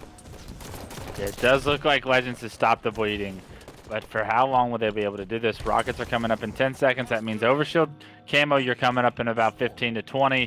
We're going to have to see who wins these next few fights. We see all of Legends in the Observer mode outside, prioritizing Rockets. Are they going to try and transition that into the Overshield and then get map control, or how is this going to play out? The 2 questions that we have to ask ourselves. Of course, we're going to find out here. We do see Sab spin around, try to get a melee onto nothing there. Jazero does manage to get the OS. Camo should have already been up, and it looks like Legends are in position to grab that, so I can only assume they have it, but Jazero going to make his way over to Red Catwalk here. We'll see how he plays this. Does have just his Legend right beside him, but he gets back from Shady, and I believe that must have been Camo. Shady making a big play, sweeping under Catwalk there, getting that kill, and looking like they're going to disrupt this trip cap here as Arctic trying to put all the damage in. The light rifle rocket combo, a hell of a combo here. We'll see what he can do to try to put a stop to this. Yeah, great Camo play by Shady right there to see. He saw Jazero with the Overshield. He just sat there on the edge of Catwalk and waited for Jazero to push into tower because he knew if his teammates distracted him, he could pick up an easy kill. It's exactly what he does. Unfortunately, Arctic was able to get the rockets. Unfortunately as well, he's not able to pick up a kill and actually loses a rocket before going down. He's not even able to burn it. So now we see Legends not only in control, but in control of a rocket as well. They're able to play their lives. 2 do go down, and this could be the opening last second need to take Catwalk control, but there is a rocket player that's awaiting their push. Oh my god, don't miss. Oh, he does eventually get the rocket kill, but then gets backsmacked by Sav. What an exchange right there. The stabilize can throw off even the best of players. You see that guy stabilizing it, just completely messed up his melee timing. But regardless, the game goes on here. Sika trying to chase down a kill, but he's got another one to replace him. Forced to jump out the window for now. Sika gonna try to be a hard kill, but he probably he does get melted here. Still 49 points on the side of Legends. As they got themselves a lead to start off the game, they're going to try to hold on to it, but last second fighting back with Top Cat, Red Nest controlled.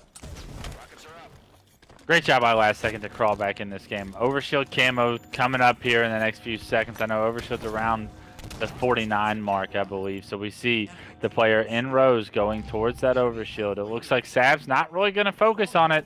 Not sure about this play from Sab, but the angle that he's getting could potentially help his team secure this ace. Arctic, Jazero, they all find kills. Camo's gone. It's in Catwalk. He has the information, and Camo's down.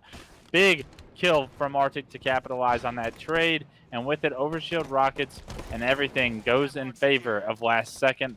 It's a beautiful job. Not only that, but a trip cap. Yep, Jazero, no dice with that rocket. Doesn't matter, though. They got all the pressure over on Blue Bend. They should be able to secure this. You can see somebody sneaking through that blue sneaky right there, though. Jazero does manage to get up in time, so they do have the double cap here. Looks like it was traded out for Red Nest, who does get taken down, though. Some big kills here as they look to push to Blue Bend. We might get a Red Nest Blue Bend set of captures here if Legends can get there, though, because in the meantime, Arctic holding down Top Cat. He's got his teammates holding down outside as well. A nice little setup here as they try to get these points back. They were once down. Now they've taken the lead. They're looking pretty confident here. Love what I'm seeing out of Arctic so far this game. Great shots with the light rifle. And we've seen him prioritize this light rifle pretty much the whole game, right? Every time we've gone to his point of view, he's had this light rifle in hand, and he's been able to do some serious damage with it. He does get taken down, though, and this is going to be up to Ace to try and spot this player, I believe, in tower. I'm not sure if that player actually got traded out immediately or whatnot, so Ace is going to actually rotate the Blue Bend. He's got to play his life here, though. He needs to pick up this kill before trying to get that stronghold. Arctic able to trade that out. Shady picked up a kill of his own, and with that, the fear of losing Nest is real for last second. Yep, Shady looking for a crucial kill here onto Arctic. He does get it. Got his teammate up in blue. They do manage to get back Top Cat. So great stuff from Legends right here. Pushing for the trip cap now. Pressure in blue base. You got a player coming through blue. Sneaky with a rocket launcher. Apparently, that's Jazero. Good work from him to get the defense here. Now setting himself up for the OS. You got the camo coming up shortly as well, but Jazero forced to back down. No idea what time that OS is. Jumps back in the flurry of bullets. He's out. And that means the OS has now been taken by Legends. He'll make his way back up to Red Nest. They'll cleanly take back that capture and fight for the trip cap here. Legends looking to turn this around completely. Such a big kill to pick up that overshield by Legend onto Jazero right there. It looked like Jazero was about to have overshield rockets, but Legend shuts him down. And because of it, his team is able to not only get control, but take the lead here. SLG gets a kill before getting traded out. And it's up to Legend to keep them out of Red Nest. It's not easy, but he takes down Ace and he pushes immediately to Blue Bin. Love the speed of the rotation here as he contests the hill and allows his teammate to help him out. Picks up another kill, Sika as well. And this is beautiful. It's not an easy setup to hold Red Nest and Blue Bend, but they're doing it perfect. Yeah, they absolutely are. Legend right now, only guy alive in this catwalk, so he's going to get pressured by quite a lot here, but he does manage to thwart it. And there we go, 88 to 68. A trip cap on board here as they look to close this out. This could very quickly end if they can't pour themselves into Blue Bend fast enough. You can see the pressure coming into Blue, but all you need are a couple slays to shut them down. That should be it right there, 96, 98. And that'll be it to close out the game. A strong start for Legends as they claw their way back and trip cap their way to success for that first game. That overshield, that's what won them the game, right? Legends doing a phenomenal job of staying on top of power-ups towards the end. They may not have known the exact time considering that last second had the previous overshield, but they made sure that somebody was in a position, and Legend able to get that kill on Jazero and pick up the overshield when Jazero had rockets was the game-changing moment that allowed Legends to run away with it. Definitely seems like it could have been overshield dependent because especially when you look at the slays as well, it's relatively even between both teams. Maybe a slight advantage for Legends. Of course, they did win it as well, but still pretty close on the side of Ace and Squad here. So we know they can take him. We know Last Second has every all the means by which to do this. But so far, Legends starting to look like a well-oiled machine here. But we know our series layout. We know Regret Slayer is coming up next, and Regret Slayer, 8 people on Regret, is a very chaotic map to try to take control of. Of course, you got the OS to fight for as well, so could be an interesting turn of events, especially with a very momentum-based map like Regret. So that could potentially seal our series or bring us to a game 3. What are you thinking coming into Regret here after what you've seen from Last Second so far, Wes? It's tough. I think these two teams really are evenly matched. I think it comes down to who makes the play to win the game, and that previous game 1, it was Legend. Right? We saw it happen bottom overshield, like I said. It's going to take that kind of play to be made from one of the players in this lobby in order to take this either to a game 3 or to close this series out. If I had to guess, I'm going to say Legends is able to win this series. Is it going to be in game 2? It's difficult to say, but I think that they're the better team more consistently. I think it's still going to take time for this Last Second team to get their act together and to find their groove as 4 players playing with each other. We'll see. I had thought at the beginning of this tournament that Last Second looked a little sharper, but Legends proved me wrong here. So we'll find out. Of course, Ace, that's who we're on board with to kick it off here. The OS and bottom mid to fight for it. It looks like Legend actually snuck away with it right off the bat here. Oh, he gets combo though as well, so he's out of the picture, or at least his OS is. He does stay alive. Big live from Legend right there to win the exchange. Yeah, huge job by Legend. And not only does he get the overshield, but he picks up that assist. Even though he gets comboed, he plays his life correctly. And because of it, his team now in the lead, 5-4. They have all these players spawning at blue. You can see from the observer mode that they're trapped. He's not going to let them out. Car side one does try to push top mid, and that's going to be Ace. He's going to force him back. Great job by Legend to try and contain, but he needs his teammates' help. His teammate finally is able to turn and help, but it's a little bit too late, and map control has been given up. Last Second doing a phenomenal job of trying to get out of blue, but Shady, even better shots on the player top pink. Shady bobbing and weaving. This man staying alive with a sliver of health here. Going to chow Ace as well. It does get the double melee for the kill. Shady with some big kills here. Ultimately, an even came, though, just to kick it off. Of course, we're only just getting started. 9-9 here. SLG just dodging nades, staying alive. That's the thing about Regret Slayer is how chaotic it is. You have to be so quick on your feet, so ready for the next fight, so ready to dodge these nades in the process. But Arctic gonna have to do the same here. Gonna reposition over to blue side where he's got his teammates, though gets melted from behind. And players quickly dropping left and right at the start of the game here. Yeah, it's pretty much pure chaos. Players playing for map control. It's not going to be until we see 3 or 4 dead that players are really able to get a grasp on the map, and you might see the lead for either team swing heavily on one side or the other.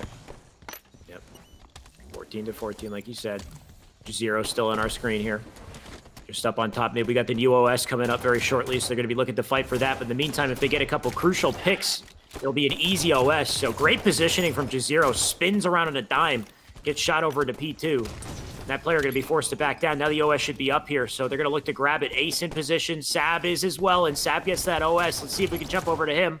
If he can clean up some kills here, make some big plays with it. The only real, or the biggest real opportunity to make a swing, a momentum swing, is going to come from this OS right here. But Sab getting very greedy with it. He flies into blue. It doesn't take any damage just yet. He's going to try to change his lane here and work with Aaron. He does get swatted, though, and that one spot could be the big game changer. But it doesn't look like they have the answer for him as a double kill comes in last second. All of a sudden, not only with the lead, but it's up to 3, and they know these players are going to be spawning out of red.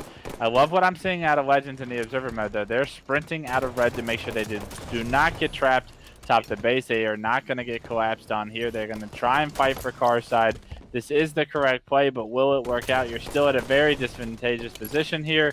It is a beautiful job by Sab to stay alive in that situation, and more kills in the hands of last second. That's the thing as well, though. If this team sprints out red to car, then anybody who was on pink previously can rotate from pink to red and still pinch them from behind. They just kind of reposition to set themselves up to defend car side instead. So you can see that from last second. They're adapting efficiently here. They're coordinating their plays around every single decision that Legends make. And if they can keep this up, I mean, that's going to bring them back into series. Give us a game 3 here. 29-21 right now as they got a bit of a lead on their side, but we'll see if they can hold on to it. Sab right now making some big plays, putting in damage, gets a kill before he goes down here, just to keep that lead in their favor a little longer. Yeah, great job by Sab, just to lay down as much damage as possible. You're up 10 kills. If you're trading, you're doing it right at this point in time. Overshot not for another 20 seconds, so you don't have to really worry about too much going on as far as just implementing as much damage as you can on the map. It does look like the lead's up to 12 now. Last second, really starting to run away with this one. Yeah, at this point, it's going to be very hard to make a comeback. We got the OS coming up as well, and they got their slays at the right time. You can see new spawners is trying to come out of blue right now. That OS is on the map. Red should be in position to grab it. Looks like they're more focused on getting these slays. They got the combo for defense. Nice melt onto Legend. You bait the player to the OS, you take him down. At this point, it's looking chalked. It's looking over for Legends, and I'm already thinking about game 3 here. Absolutely. Game 3 is going to be a great one, and it seems like last second is destined to be put in some close series today, so no surprise there on that end. 15 kill lead for last second. This is a very dominant performance by them with their backs against the wall. This is what you love to see out of the veterans. On board with Sika. Going to see if they can do anything to fight back in these last few moments here. Nice nade from Sika across the map onto Sab, though. He does take him down. Still going to look to control top mid. Does get a kill. Should get a double here. Sika picking up some big damage. The 43-30. The 13 kill deficit is going to be very hard to fight your way back here, but they're going to do everything they can to claw their way back to earn back that momentum before this end actually happens here. And I mean, they're doing a great job, though. Nice 2 kills right there. One on Car as well. Sika looking for him. Gets shot in the back and might be taken down here. And all these trades in the favor of last second. Beautiful job by last second. They're collapsing correctly. Their teamwork is on right now. And they're playing Regret Slayer as it should be played. And it's a testament to when they are given the opportunity, they can play at a very high level. They know what to do when they have control. This team really only struggles when they give up power weapons and control the map and how to get off their spawn. But when they have the map control and they have the power-ups and power weapons, they play very, very well. We're seeing that result in this 10 kill lead right now. Our miracle, we're going to be seeing a game 3 here. Yeah, I mean, it'd be one hell of a miracle to not see that victory come out right there. Jazero does get that final kill, 50-40.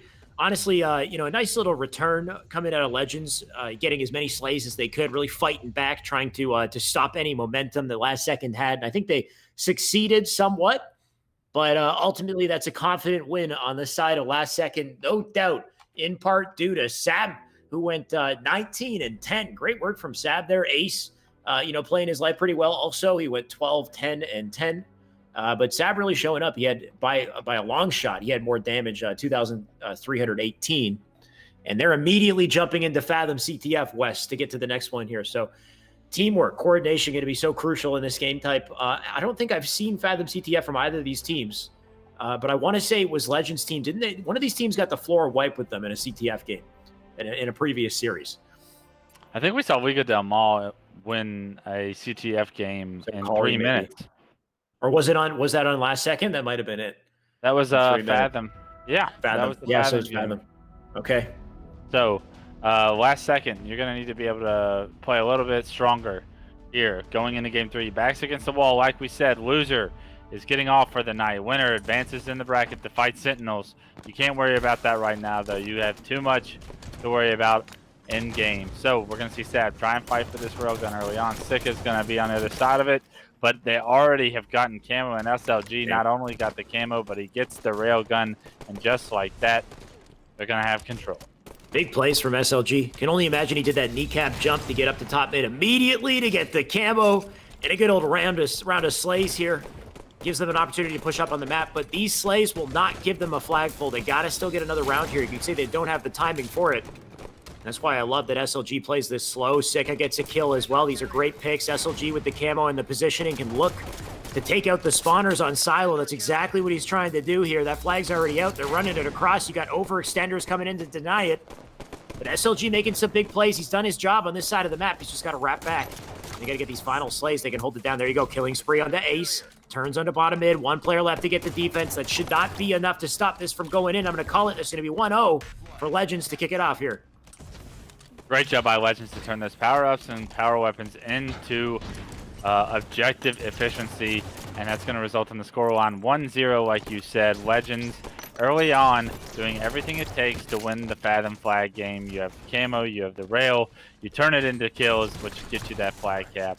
Beautiful job by them, but now they have to worry about giving up control of the map, because no longer are they having the benefits of fighting with the powers and the power weapons. It's just pistol on pistol action for the next 20 seconds, and with it, Jazero is top middle, laying down some phenomenal shots into the tree.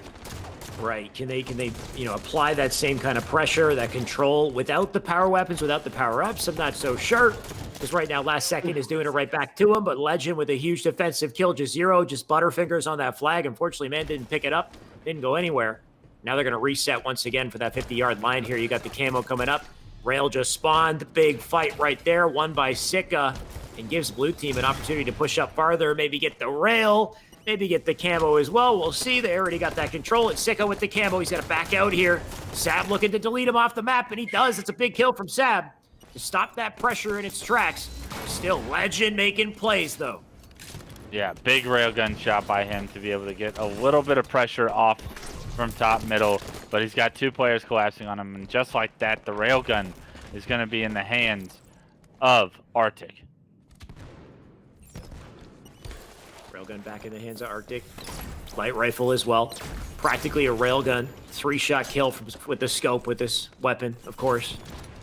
Look at this pressure right now. You got one on elbow side, still up in the garage. 2 big kills from Ace. Whiffs the shot with the rail. That might come to cost him. And Ace right now still pushing up. They're going to apply pressure regardless. You're going to try to get some sort of a scrappy pull, but it looks like they won't get it just yet. We'll have to see how this plays out, but it does look like Legend jumping in the base is going to be in a one-on-one with Ace and wins it while he pulls the flag. A nade from across the map is going to be able to take him down. That's a huge nade by Sab, because this flag would still be en route to the home base of Legends if he doesn't throw it. Yep. Looks like that flag's going to be returned. Sika up on the bridge here. Sika with the shots. Nice shots from him. He does win that fight. And he's going to wrap back around to Red Treehouse here. Just put some pressure into top mid. This should give them an opportunity. We'll see, actually. Arctic and Sab get some big kills here. Sika right now going to throw himself into bottom mid. Kind of a rough situation here. Does suppress Ace. The flag's out, though, and they're running it already through the silo. A questionable decision to drop from top middle there, and we're going to see what that cost him, actually, because he's unable to do anything but die to a player that was on the fight. It does look like this is going to be a flag that goes in for last second. Punched in. Yes, it is. And that was a major blunder. You got to think he would have been able to impact that flag run a little bit more if he had his position top middle, but unfortunately, he made the decision a little bit too early to drop. At this point, 1-1. Camo coming up as well. Shady gonna look to defend here. He does get that melee trade. Camo's up. I think Aaron might have grabbed it. We'll see if he has it, if he gets away. No, he is dead. So that might be a burn camo here. Shady now in our POV, gonna spawn up. Gonna elect to push up here with SLG through the treehouse. You got 2 players up on top mid, so they're gonna square off here. A nice trade over for red. Trades all across the board right now. Fight for map control. These two teams are going to try and compete right now against each other. Pistols only, like we said, maybe a couple of light rifles out there on the world, but it really is. It's going to be a little bit until the next railgun or the next camo comes into place. So will we see any absolute control to where it turns into objective? It'd be very shocking for me to believe that these two teams are going to let that happen without a rail. Somehow Arctic is still alive. Ends up going down, but not without making Legends work for it. And that's such an important factor about making your opponents really stress over every kill. Now that's going to open up the map for Ace and company to push into this base. Ace landing some great grenades, is able to pick up a kill on the Sika. The last guy alive is Legend. He stays alive, and there is a player in Ace's engine right now that he needs to take down. But unfortunately for him, he's going to go down, and that's going to be SLG. Oh, my. Throwing the flag out, getting the return. Big plays by SLG. He does go down, but so does Sab off the map. Massive play from SLG. He made it to the opposite base. He tossed the flag out, created a dilemma. That allowed his team to get a second cap here. So just massive plays from Legend right there to completely turn that around. And now they set themselves up for rail once again. The pressure's still on red base here. Big kill on Ace. They got the flag out once again. They got all the positioning to take out these new spawners. The rails coming in. New spawners on silo, maybe generator. Either way, I don't think they can stop it at this point. Flag's already out. It's in the window. Can they get this in? Legend's gonna fly across the map to do it, and he does. That'll be a 3-1 victory on the side of Legends, clutching up in the last few minutes there. Beautiful job by Legends there towards the end. They not only got that first cap due to the overextension from SLG, and then the heads-up play to throw the flag out, hop the return, do it all. SLG opened up that map. Throughout all the chaos, the flag goes in. We don't see anyone on last second decide to not overextend and not try to stop that second cap from going in. And what did that result in? It resulted in everyone being in a bad position when the next railgun and the next camo came up, and that opens up the map for them to swarm in once again with the power-ups and power weapons this time and get that third cap on the board. Yeah, the timing was perfect for sure, right? The moment that SLG threw that flag out, they got the slays, they stopped it, they managed to get the capture. He was in perfect position, or I think it was Legend, in perfect position to just pick up the new railgun and continue to apply pressure to the base and just do it all over again. So worked out perfectly for Legends there. They capitalized, they conquer. Of course, this is loser's side of the brackets. So that means the last second's been taken out of the tournament. And that means that Legends are going to move on. They're going to face off in the loser's bracket. I think, Wes, you told me that next up is Sentinels. They're waiting for the winner of this series, so it means Legends has a big boss to face next. It's going to be Sentinels as we go onwards into our losers bracket here. So stay tuned. We're going to be jumping back into that series very shortly, so don't go anywhere.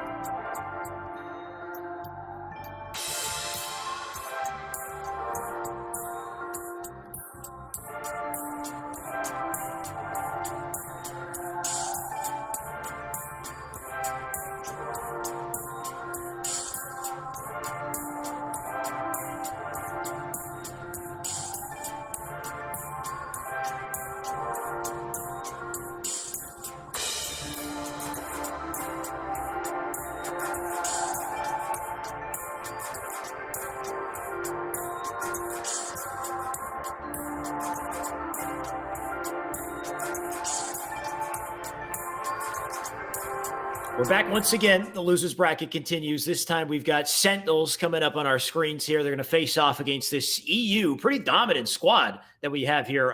Legends, of course, with Legend, Sika, Shady, and SLG. They've been playing well so far. They took down last second, but this is Sentinels we're talking about, Wes.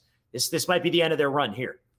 Yeah, I'm gonna think this is the end of their run. I mean, you have to, right? It's never been a part of these guys' path so far throughout their careers to upset a team like Sentinels. I don't know what would make you believe that is going to happen today. I'd be calling you crazy if you were trying to call the upset. Sure. I think Sentinels is destined to find themselves, like you said, back in the finals. They're gonna have to go through a few solid teams to get there, but nothing they can't overcome. And it starts, unfortunately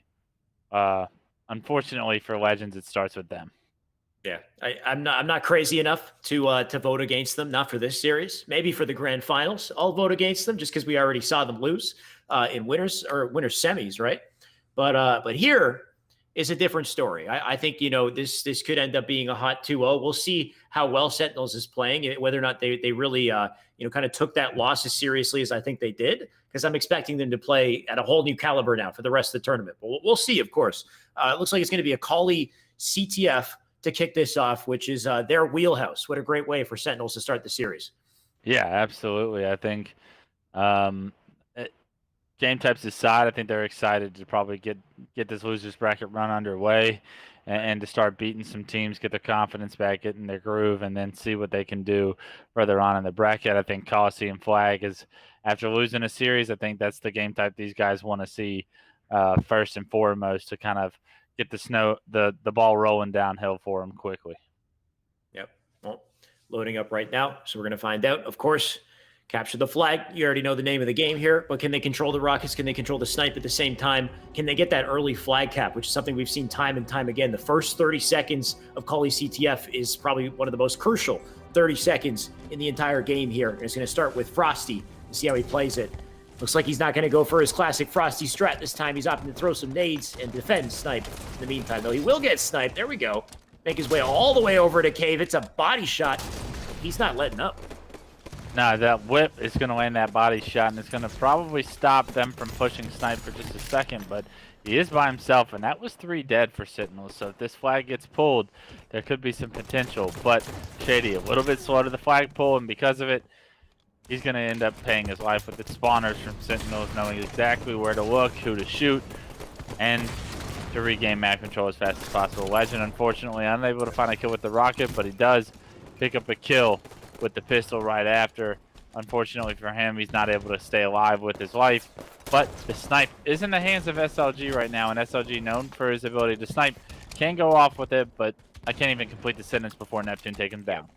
Yeah, he got ripped off of spawn nice and quick. That pressure is probably still coming in on the blue bend. Frosty actually has snipe on blue elbow, and he's lining him up, taking him down. Neptune's got the flag. He's going to take it out elbow. Look at this setup. You got one top rocks. You got one on elbow. You got Neptune with basically he's got the perfect setup to make his way to be escorted through with the flag here. Just nobody there to stop him. That's a nice flag at the pedestal to kick it off here. Neptune going to plant it. Beautiful job by Neptune and the boys right there. And that's kind of what you expect to see throughout the series, is a killing spree as he gets that kill with a nice nade. Frosty picks up one in the feed.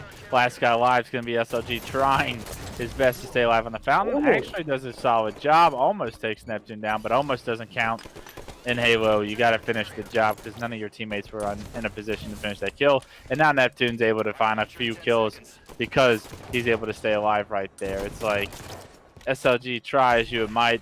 That's going to be the second cap in for them. And it doesn't look like they have any intention of stopping, because Neptune with a triple kill, killing frenzy, spots the 4th player. And this time SLG is going to take him down, but the frenzy was the damage done.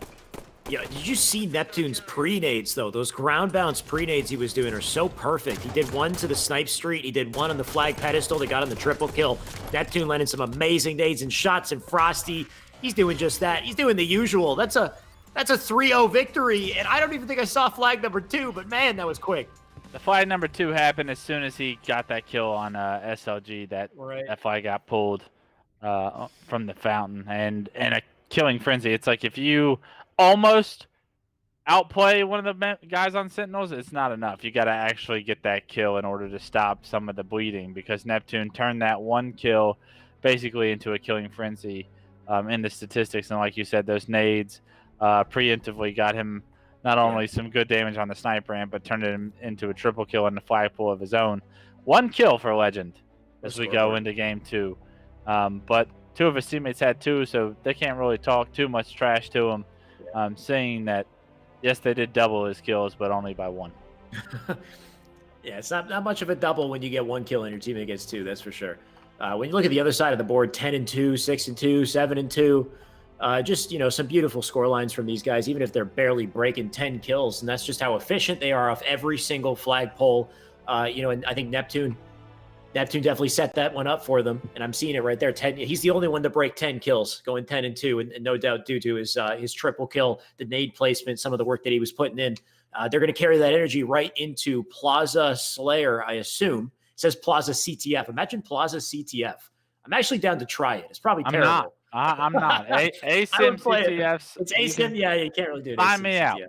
But let me know how that feedback turns out. And it's not going to be good. Yeah. Or regret strongholds. I would try that too. That's probably going to be too chaotic. It'd be nice to just experiment with game types on maps. It's kind of like a real, not to cut you off, but the rule of thumb is strongholds on ASIMs, CTF on symmetricals. They usually play out well. It's hardly ever are we playing a stronghold on a one flag or something. Yeah. Well, it's like we play Empire, which is symmetrical Empire map. flag. I remember Empire flag. Well, Empire, we play strongholds on Empire, and it's a symmetrical map, but it's actually the only map. It's actually the only symmetrical map that we play strongholds on. Is because typically they don't create great game flow and interesting combat loops, right? It's only because Empire is so small that the speed of it is really what is enticing. But even it has its own pain points at times. You see wide score lines on that. But back to Neptune. He does the same thrust slide that you like to teach in the videos. I know I've seen a video on that one before. And a nice stick onto the OS guy is not actually going to take him down. It's going to be brought to no shield, but Frosty, he gets taken down with a nice reversal from Legend. And the 5-2 score lead for Legends. It's not unusual for us to see Sentinels struggle in the Slayers. And once again, they start off a little bit slow. This could be the game that they need in order to get back into the series and take this the distance. Interesting, risk versus reward on that play from Neptune, though. So he does the super slide, and what it really does is just flank sniper right off the bat, which it kind of keeps him out of the action for the OS. For all the other fights, it's just specifically focused on getting behind sniper, which, I mean, there you go. SLG just shooting every single bullet, and he manages to land the last one in the body. I'll take it. Bringing the game to even here, but yeah, definitely an interesting start there for our Sentinels, though it doesn't really look like it mattered in the end because we got an even game at this point. And Royal 2 sneaking his way through the dip, hitting all his shots as well. He's got some teammates to help him out. He might not need it, though. There's a double flying in here to get that triple, though somebody steals it. Either Neptune or Snakebite. Come on, he was about to get a triple. Yeah, he's addicted to metals, so you know he wanted one of those. Yeah. All 4 players spawning bottom snipers, and Royal 2 having his reticle pre-aimed on the door. We're going to have to see how they get out of this when they are able to take Royal 2 out. Very good teamwork out of Legends right there to get that done. But it's the rest of Sentinels they have to worry about now. 2 of them actually get taken down as they try to push top snipe.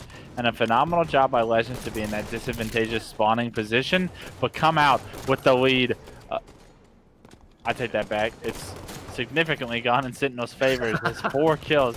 Well, I don't know. The gameplay looked like Legend was doing a phenomenal job, but unfortunately the kills have all swung in the favor of Sentinels right now. Legends not able to trade that out as successful as I thought they would be, and a 7-kill lead being the result in the scoreline. Yeah, Legends, they flew out of nest guns blazing, and they died guns blazing as well, I guess, because the OS is up. Neptune has it, 22-13, all the momentum in Sentinel's court at this point as Neptune sneaks his way through Nest. You can see they're constantly forcing a Nest side spawn. They got one in Cafe, they got guys blocking Yard, and they're lighting them up on Nest. Now Neptune's gonna have to get off of Nest, or they're just gonna force, looks like a Yard now. So Matt knowing left tram and he opened up Yard. Now he's gonna come back in from underneath to collapse. So you can see some beautiful Slayer teamwork coming out. Honestly, if you guys want to learn teamwork, communication here, you just got to watch Sentinels and what they do to trap these spawners. It's such a rotational based game, right? Halo 5 is. It's like it's clockwork. You kill him here, then you rotate back and you kill him there, and then you rotate back and you kill him here, and then you rotate back and you kill him there, and it would just snipe spawns. For example, is what Sentinels trapped that time around. They ended up spawning yard, but the lead already up to 14. Make it 15. Snakebite, you're gonna embarrass some people. Sika, I'm sorry. But Snakebite going off right now. It's a 16-point lead. Snakebite's going to turn it into 17. But Shady, a nice little stick, is going to end up himself with a double and try to crawl his team back in this game. Yep. Now it's Frosty's turn. He's got 5 shots. Could be 5 headshots. We'll see. Just going to hold down head level. Frosty usually plays Snipe so intelligently. Though Legend being such a pesky kill, he's forced to back down. Nade comes in. He does get melted nice and quick. So good takedown there on Frosty. Not letting him do the damage. Neptune does it instead, though. Neptune with the triple there. He's going to push up on Ness. Not a care in the world here. You know he wants to pick up more. And look at all of them lined up, ready to go. There's 1. There's 2. There's 3. I'm going to call it before it happens. Neptune, can he get it? He slide chows. Oh, my God. What a play from Neptune. He sprint, slid, jumped in that tiny little space. He had no room to work with, but somehow he did an aggro chow there. That was beautiful. That should never be happening. Should not happen. No, he had no runway for that sprint. That was nuts. What the hell? No, that was more of a blunder on Legend's part than it was the greatness of Neptune, and we know Neptune has plenty of greatness, so I'm not downplaying that by any means. But when players are taking that many shots to finish you, knowing that it only takes 5, there's blunders happening on both sides. But great job by Neptune, and it looks like we have Sentinels confidently moving forward in our bracket when they close this game out. They got 6 to go. It's not going to be a stake, but it is going to be everything that the doctor ordered for Sentinels to rebound after their semifinals performance. Yep. Yeah, it's about to end in a couple seconds here. 2 more kills left to go. Just going to clean them up. You got Frosty moving forward here over on Yard, or over on Light Rifle. And maybe get that. I still want to talk about that Neptune play. I'm holding it in the back of my mind. Just gonna wait until they get these kills here. There should be 1. There's 1 coming in from Royal. 2 gonna take his time. There we go. We got another to close that out to 50 to 32. Just watching that play, and you're right. As far as Neptune definitely should have died there. He should have been killed. But that's one of those moments where people say, you know, when they talk about like why have sprint in Halo, right? Why have sprint in Halo? Because you know I'm not going to get in the whole argument, but basically the point, because it's going to take a long time. But the point is, sprint lets you slide, and it lets you slide chow like that. And the only reason Neptune stayed alive, even though he probably should have died, the only reason he stayed alive is because he chowed out faster than a typical jump challenge that you would do in classic Halo. And that's because he sprint, slid, jumped, and then thrusted back to the right. He made himself the hardest target in the world. Just saying. Advanced movement master to Neptune, and Snakebite doing well as well. 20-9 from Neptune, 15-7 from Snakebite. Just, you know, playing lights out across the board. 14 assists from Frosty and 12 from Royal 2. So in the area that they weren't getting sliced, they're getting assists to compensate. But we saw classic, just textbook Halo there. They lock down a spawn, they isolate the players at one section of the map, and they just collapse and conquer. That's literally it. Then what Sentinels does best, right? When they get control and then they run away with the score to the game. I think that when they're in control, they're scarier than just about anybody. It reminds me of them and Splice, right? When Splice got control of a map, they never let it go. Sentinel's not as strong at that quality as I would say the old Splice team was, but same concept, right? You get all 4 dead, you know exactly where they're spawning, you collapse on them. You get them all 4 dead again, you collapse on them, and wash, rinse, repeat. That's similar to what we saw, and that's Halo 5 in a nutshell. So, yeah, and apparently we also have some replays, so I do want to see if we can watch that back. Looks like we're going to start with Regret here. For the full series replay, okay. So, Sick on screen. Sick lands a nice double here, by the way. This is on Ace and Jazero. This is a different series. The series before. So this is going to be just a nice highlight reels for you. Nice little SLG camo rail. Bop, you in the head, Sab. I see you up there. Bop. Rose, what are you doing? You're trying to push over because we're running the flag? Nope. Push up snipe ramp. Hit him with the nade. We all know what happens here. Yep. Jumps forward. These are the pre-nades, right? So that pre-nade to snipe ramp, and then this one right. Look at that perfect placement of that nade. And then easy cleanup. If you hit that nade, that's just 2 headshots. You close it out. SLG, he was burning snipe. He throws one out, gets the body shot. Royal 2 lasered. Somebody steals his triple. I love this little peek. This reminds me of like Valorant. Ooh, yeah, just turns the corner and just one shots like that. you play Yeah. Role 2 in CS or Valorant, that's what it looks like. I promise you, I've done it. I've played the game with him, and he's good at those corner peeks for the one shot. So it's good to see that transitioning into his Halo gameplay. Neptune with another triple kill. It makes it look like it was about 12 for the series, Wait, wait. if I counted correctly. Yeah, this should be it though. Before we jump away, yeah, this is it right here. He has one, bam, bam, bam. He's gonna get two here, and then he's got no runway to work with. He's down to like one shot, and then watch the reach out. How does he get that? He shouldn't have been able to sprint slide there, dude. SLG choked big time. That's SLG missing some shots. That's all that Yeah. is. But he had no runway, right? You still need a tiny bit of space to pull that off. It looked like he exposed himself to get that done and didn't shoot, but SLG under a lot of pressure, man. When you're facing off against Sentinels, it's not just Neptune. Yeah, there's somebody behind Neptune firing shots in a nest, being a pest. But damn, one hell of a series and one hell of a way for Sentinels to showcase their dominance. They are in the losers bracket. They still have to fight back, and I guarantee you they will. Expect to see these guys in grand finals, but of course it's not over yet. I assume they still got some heated competition to go up against in losers, but we'll find out as soon as we come back from the break. So don't go anywhere. We'll be right back. Okay, there we go. Boom.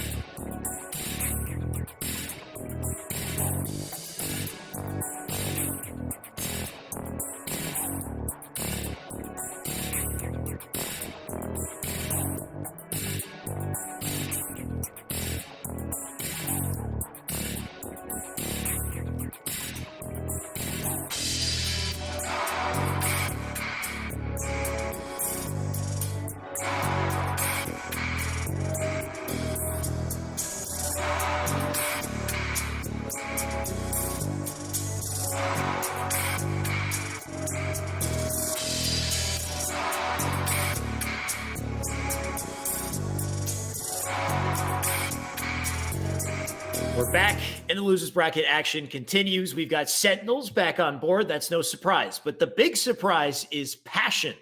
Is this other team? This team is called Passion West. This is Nebula, Septify, Boo Boo Doo and Envor. I have never seen a squad like this before. This is out of nowhere. They rise up, and no doubt in part due to Passion, I guess. It's the reason why they made it this far in losers. But what do you think, Wes? What hell of a roster. Yeah, it's an interesting team. It'll be interesting to see how they play. I know Booba Dooba is one of my most respected players in the scene right now. I think he's really on the come up. I think he's potentially the next big thing, and he's been around for a while and been doing his thing for a while, to where it's probably rude to say about him, but yeah, I still think that his ceiling is only getting bigger, or higher, I guess is the term. But love what I see out of Booba Dooba, so I'll never count him out of a series. That being said, significant underdogs as they try and go up against the world champs in Sentinels. Yeah, a bit of an interesting mix of talent here, right? Because Boo Boo Doo Boo, obviously very accomplished, very talented. We all know Boo Boo Doo Boo. Envor, at the same time, Envor has been grinding Halo 5. He's a great player in Halo 5, but hasn't really, gotten a name for himself in Halo 5. He doesn't have that HCS experience the same way. Septify, one of the best players, still playing H5, but also doesn't have that HCS experience. Nebula does actually have some competitive HCS experience from back, in the circuit. Not on the biggest, most competitive teams, but still a great player as well. Though, just like I said, an interesting mix of talent here they don't typically see, and definitely, you can tell they're just kind of formed together, jumped in together. I think Boo Boo said he was a fill-in today, so he's a surprise entrance into this squad, and they've gotten this far. Let's see if they can get any farther. Of course, Sentinel's the big boss they go up against here in our rig strongholds. If you're going to get anybody to fill in for you, I think Booba Dooba filling in for you is one of the best you could ask for, right? So, great opportunity these guys have on Passion to kind of show Boo Boo what they have and leave some gameplay behind, because this is probably the best fourth that they're going to play with for a long time. Skeptify. This is a big series for yourself. I know you've been playing a ton of Halo 5 throughout the years. Maybe you have what it takes to finally take down the Juggernauts, but it's going to be the biggest challenge you've ever tried to face. And with it, you're going to end up losing the railgun there, and it goes into the hands of Neptune. Snakebite's going to opt to jump in basement with his teammate. Love this play by Snakebite to ignore the player spawning BR, and they're just going to focus on the objective for a second, get control, and now that you have both nest and outside, you're able to play around your control and potentially go for this 3-cap if kills go your favor. Now, I don't know about Passion taking the game here, but can they compete? Can they get it close? Can they maybe, put Sentinels on the back foot and maybe, make us think they're going to win a game? Maybe they can take a game. I don't know. We're going to find out. They're going to have to play pretty damn well here, and we know Sentinels always plays well. They tend to dominate.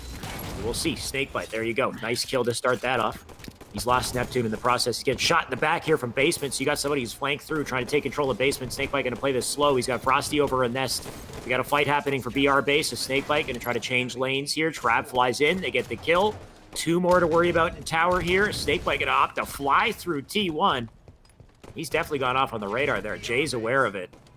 But it looks like he's distracted long enough to get themselves the capture. Now he can make his way to basement. Look at these plays from Snakebite. He's not really in any action. He's just kind of weaving around.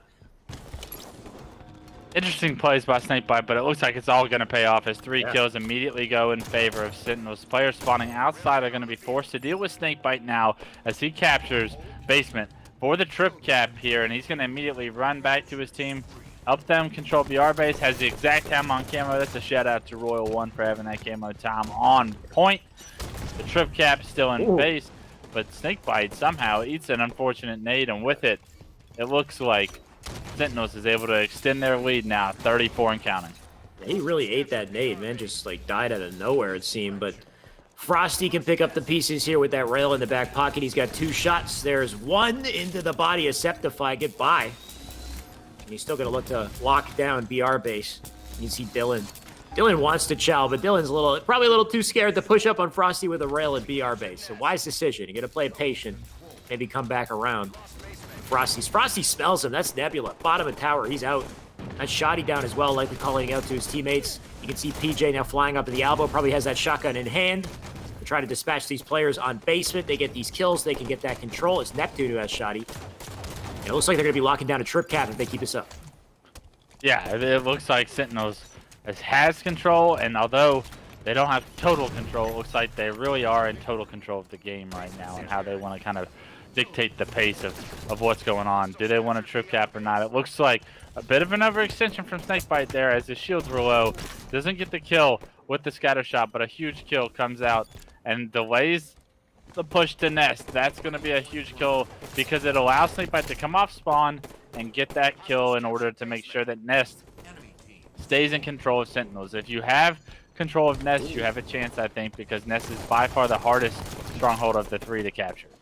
Yeah, I like this little turnaround from Passion, though. They managed to get basement, and they stopped BR base just a second before it was captured, so now they have a 2-cap trying to claw their way back in this game here. You can see one spawn bunker. You got the rail coming up in a couple seconds, and Frosty in a great position here. Kind of a tough position, though, too. He does get taken down by that rail from behind. Camo coming up shortly as well. Septify whiffing the rail. But he's got to stay up and hold down that area of the map, because you can see Royal 2 and PJ going to try to fight for Camo here. It should be up now. Not sure if it's burned just yet. Neptune get a wraparound look for it. I don't see it, so it might have been burned here. Septify deleted off the map by Neptune. Can't get the rail. Frosty running in for the rail instead. We'll see if he grabs a kill with it. Gonna opt to back down for now. A couple crazy exchanges here happening, but looks like Nest is going to be stopped, and ultimately the control still in Sentinel's court. Envoy doing a good job of somehow staying alive there. He was getting collapsed, had a railgun player try and push to the right, had phenomenal timing on strafing throughout that wall. Unfortunately, it's not going to amount to much because Neptune's able to take him down. Frosty doesn't spot the player in Bubaduba's hiding back BR, and because of it, Bubaduba takes him out, but Neptune trades it out immediately, jumps in BR, and even though rotations and spawns are happening outside for Passion and they're going to be able to get Nest, they're only going to have to trade Nest for BR. Yeah, looks like that's exactly what's going to happen here. Neptune's got Nest, or you got BR base, they got Nest. Still a 2-cap, still getting those points on the board, still flying into Nest. And it looks like that player is going to die even before he gets there. Should be able to cap this up nice and quick, get a temporary trip cap. You can see they're flying into to BR base to try to cap that as soon as possible. But Royal 2 looking to crush some dreams here. Actually, his dreams get crushed. He gets naded, take it out in a second. He'll give Shoddy over to Blue. But still, they're holding on to it. Just 10 more points in a second here. We'll be closing it out. Nope, it's going to be 12 points. Nice little stop there. As they get basement, they get BR base. We'll see how long they can hold on, though. I haven't seen any real substantial control come out of Passion. And if they want it, they got to get it now. Absolutely. It's 88-27. If you are going to make a play, you have to do it now. Nebula, he's going to look to try and make a play here. Does end up helping his team get the basement control, ends up getting 2 huge kills. Great shots on the snakebite there. The rotation back to BR base is the correct play, but you gotta wait for your shield because you turn the corner a second too early and you're taken out of the play entirely. It looks like Bubadubu, however, has his eyes set on the Nest where he'll be able to try and get control. It's unfortunate for him though that basement is not going to be looked as the Sentinel goal for how to win this game. Now, double kill from Frosty. Wait, he's going to look to connect that for a triple. He does connect it. He's going to not fall off the map. I like that use of thrust. Got a little scary for a second there, but no timing to get the over. But he's still up. He can still do more damage. Wes, I took a peek in the chat, by the way. Nice little update. It looks like this team, Passion, actually took out KCP. So that team that was previously Fung 4, they're now called KCP. I can't remember. It's just KCP. And they're out of the tournament. Kansas City. What was it? Pioneers. Kansas City Pioneers got taken out of the tournament by Passion, and Passion might be taken out of the tournament by Sentinels because this was one hell of a dominant game here. That's just game 1, of course. And that is have to try to fight back. That is the ugliest helmet I've ever seen a Spartan rock. Which one? Will you scroll through the observer? Is that who that is? That's got to be Neptune. I know nobody. I know nobody on Sentinels is rocking that helmet. Yeah, go down to Neptune if you can scroll down. Observer guy, push Observer guy. We got Snakebite's just got the generic default. Snakebite's rocking like that's the armor that you get when you start the game. You're like level 1, isn't it?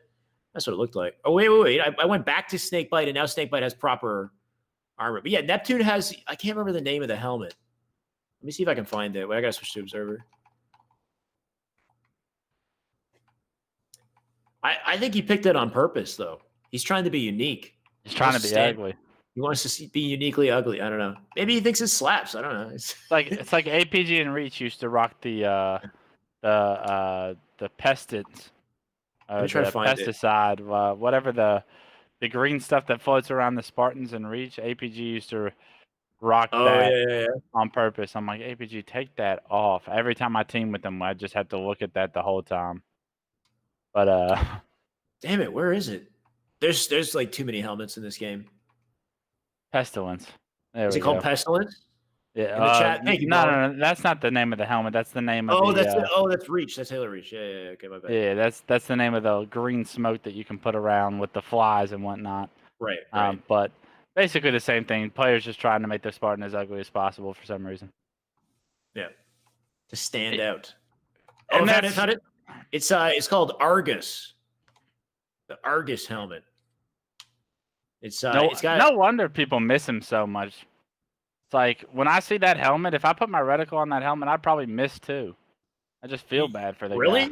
But it's massive though. The thing has it's got like a scope on the right hand. Like I don't even know how you use the stuff on it, but it's got like on the right and left hand side, it has like a microwave and a refrigerator. Like it's got the whole it's so ugly. Yeah, no, it's like I want to close my eyes the second I put that helmet in my reticle, and then I probably start missing shots. So, well, I mean, Neptune, it doesn't matter what helmet he wears because he spends half the game sliding on the floor, so you can't even hit the guy, right? You'll shoot anything that you can get your reticle on. Neptune's gonna kick it off though as well. I don't know if you got a glimpse of that Argus helmet from behind. And he's gonna put it to work here. He's gonna land his shots specifically because of all the gear he's got on that helmet to line up the targets. He's going to have to run away with his life right now because that's 4 down for Sentinels right now. A great start for Passion if they want to take this to a Game 3. They've successfully done the beginning strat for Game 2 in order to get in that direction. Camo in the hands of Bubudubu. We praise how well and how smart Bubudubu plays with the camo, but is he going to be able to find an opening? It looks like Sentinels is playing very passive, watching every angle they can, knowing that Bubudubu has this camo.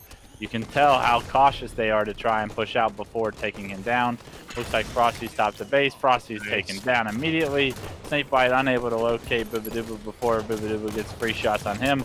And this is why we praise Bubudubu so much. Neptune eventually gets taken down. A little bit of a scary situation for Bubudubu, but all the damage in the world done by Bubudubu there. And he's continuing to reign terror right now with this camo. Take notes. Get your notepads out, ladies and gentlemen. Write that one down in the camo playbook, and put that one back into the mind, because you're gonna want that the next time you pick it up on Truth. Bubudubu showing you exactly how camo is used. I have no doubt that Bubu's the camo MVP. Like literally every time the guy has camo, he just makes massive plays. He's on a spree right now. Perfect little nade shot from him too. He's gonna try to back down. He might get taken out here though. He doesn't. And honestly, it's because of Bubu that it's 15-6 right now on the board. The guy stayed up way longer than he ever should have. He's still got the combo in hand. He's got shots into Neptune. You got one on P1 as well, and they're going to trade out. But the moment he gets that bait and switch, his teammate gets melted. That was, what was Lily? I don't know who that is. We'll find out, of course. But Bubu finally getting taken down 17-9 when it happens.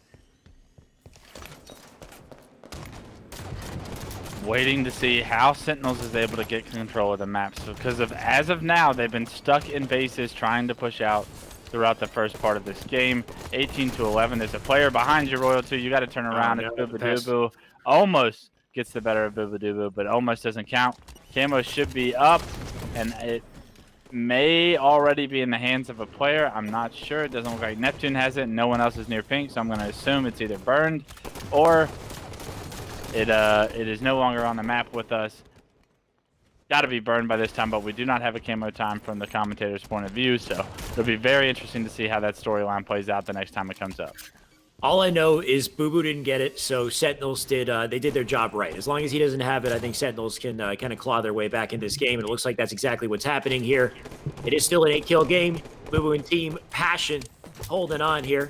Nice nade. That should seal it for Matt. Oh, my, Royal 2 with the move. Somehow he gets away from that nade despite being one shot and having the nade right beside him, but oh my god, the damage coming in from Boo Boo here, though. Big kills from both him and his teammates. He got one trapped under base as he tries to live up, but Neptune with a critical execution there with the shot. Frosty's still up. Frosty's still taking nades, though, as these players trade left and right. Passion holding on, though. 26-19, still bringing the passion, still bringing the energy as they fly into red base with this damage. I'm pretty sure Frosty thought he was going to die to that melee, so he just, like, stopped playing for a second. Somehow, Frosty gets out of there with his life. Neptune picks up a double, and the kill lead is only to 5 right now. Passion had what was a 10-kill lead, now dwindled down to 5 with the help of Frosty somehow pulling off a miracle state. Top of red right there. Multiple players finding him no shield, but no one able to take him down. Frosty now in control of pink. With camo coming up here in about 15 seconds, it'll be very interesting to see how Sentinels wants to play this. Are they going to push into blue? They do lose 2 players, so their push is now subsided. They have no opportunity to trap this team top blue. You're going to see all of Passion trying to rotate towards pink here in a second.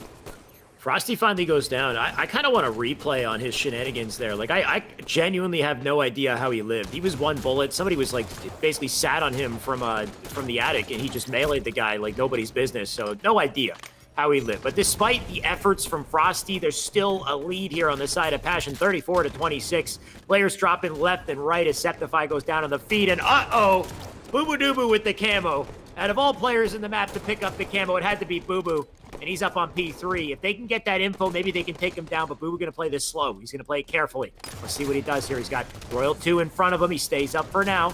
Going to work with the teammates here. You can tell they're aware of his presence. Frosty throwing the nades in. Royal 2 and P1, the entire team working together to take him down, and they do. So it's a big play to delete Boo Boo off the map, but at what cost? 10 kills in advance right now. 39-29 on the side of Passion. Even when Boo Boo Doo Boo doesn't pick up kills with the camo, he creates enough of a distraction for 3 or 4 kill swings for his team to pick up while he goes down with it. It's a 40-29 lead from Passion. Once again, Sentinel Slayer woes rear their ugly head.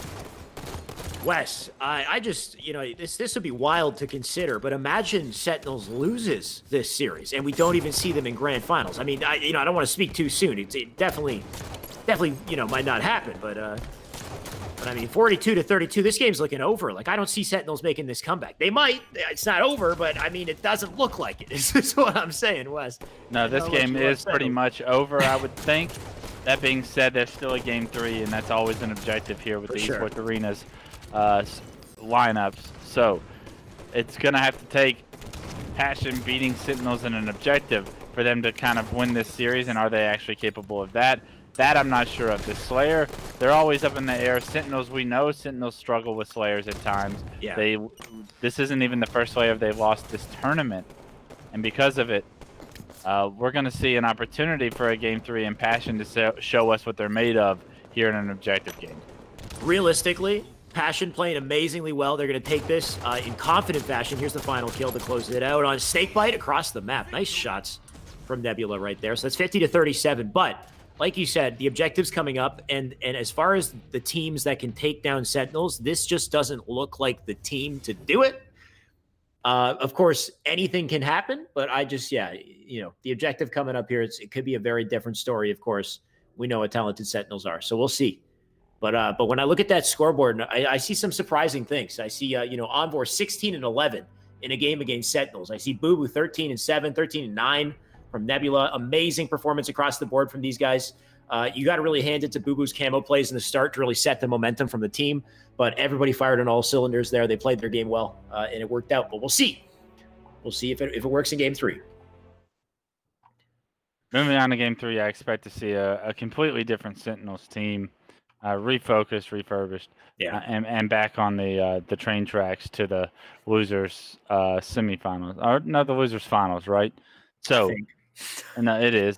They'll be playing LATAM if they win this series. Okay, The winner so of the LATAM's series still will there. be playing LATAM. Right. Absolutely.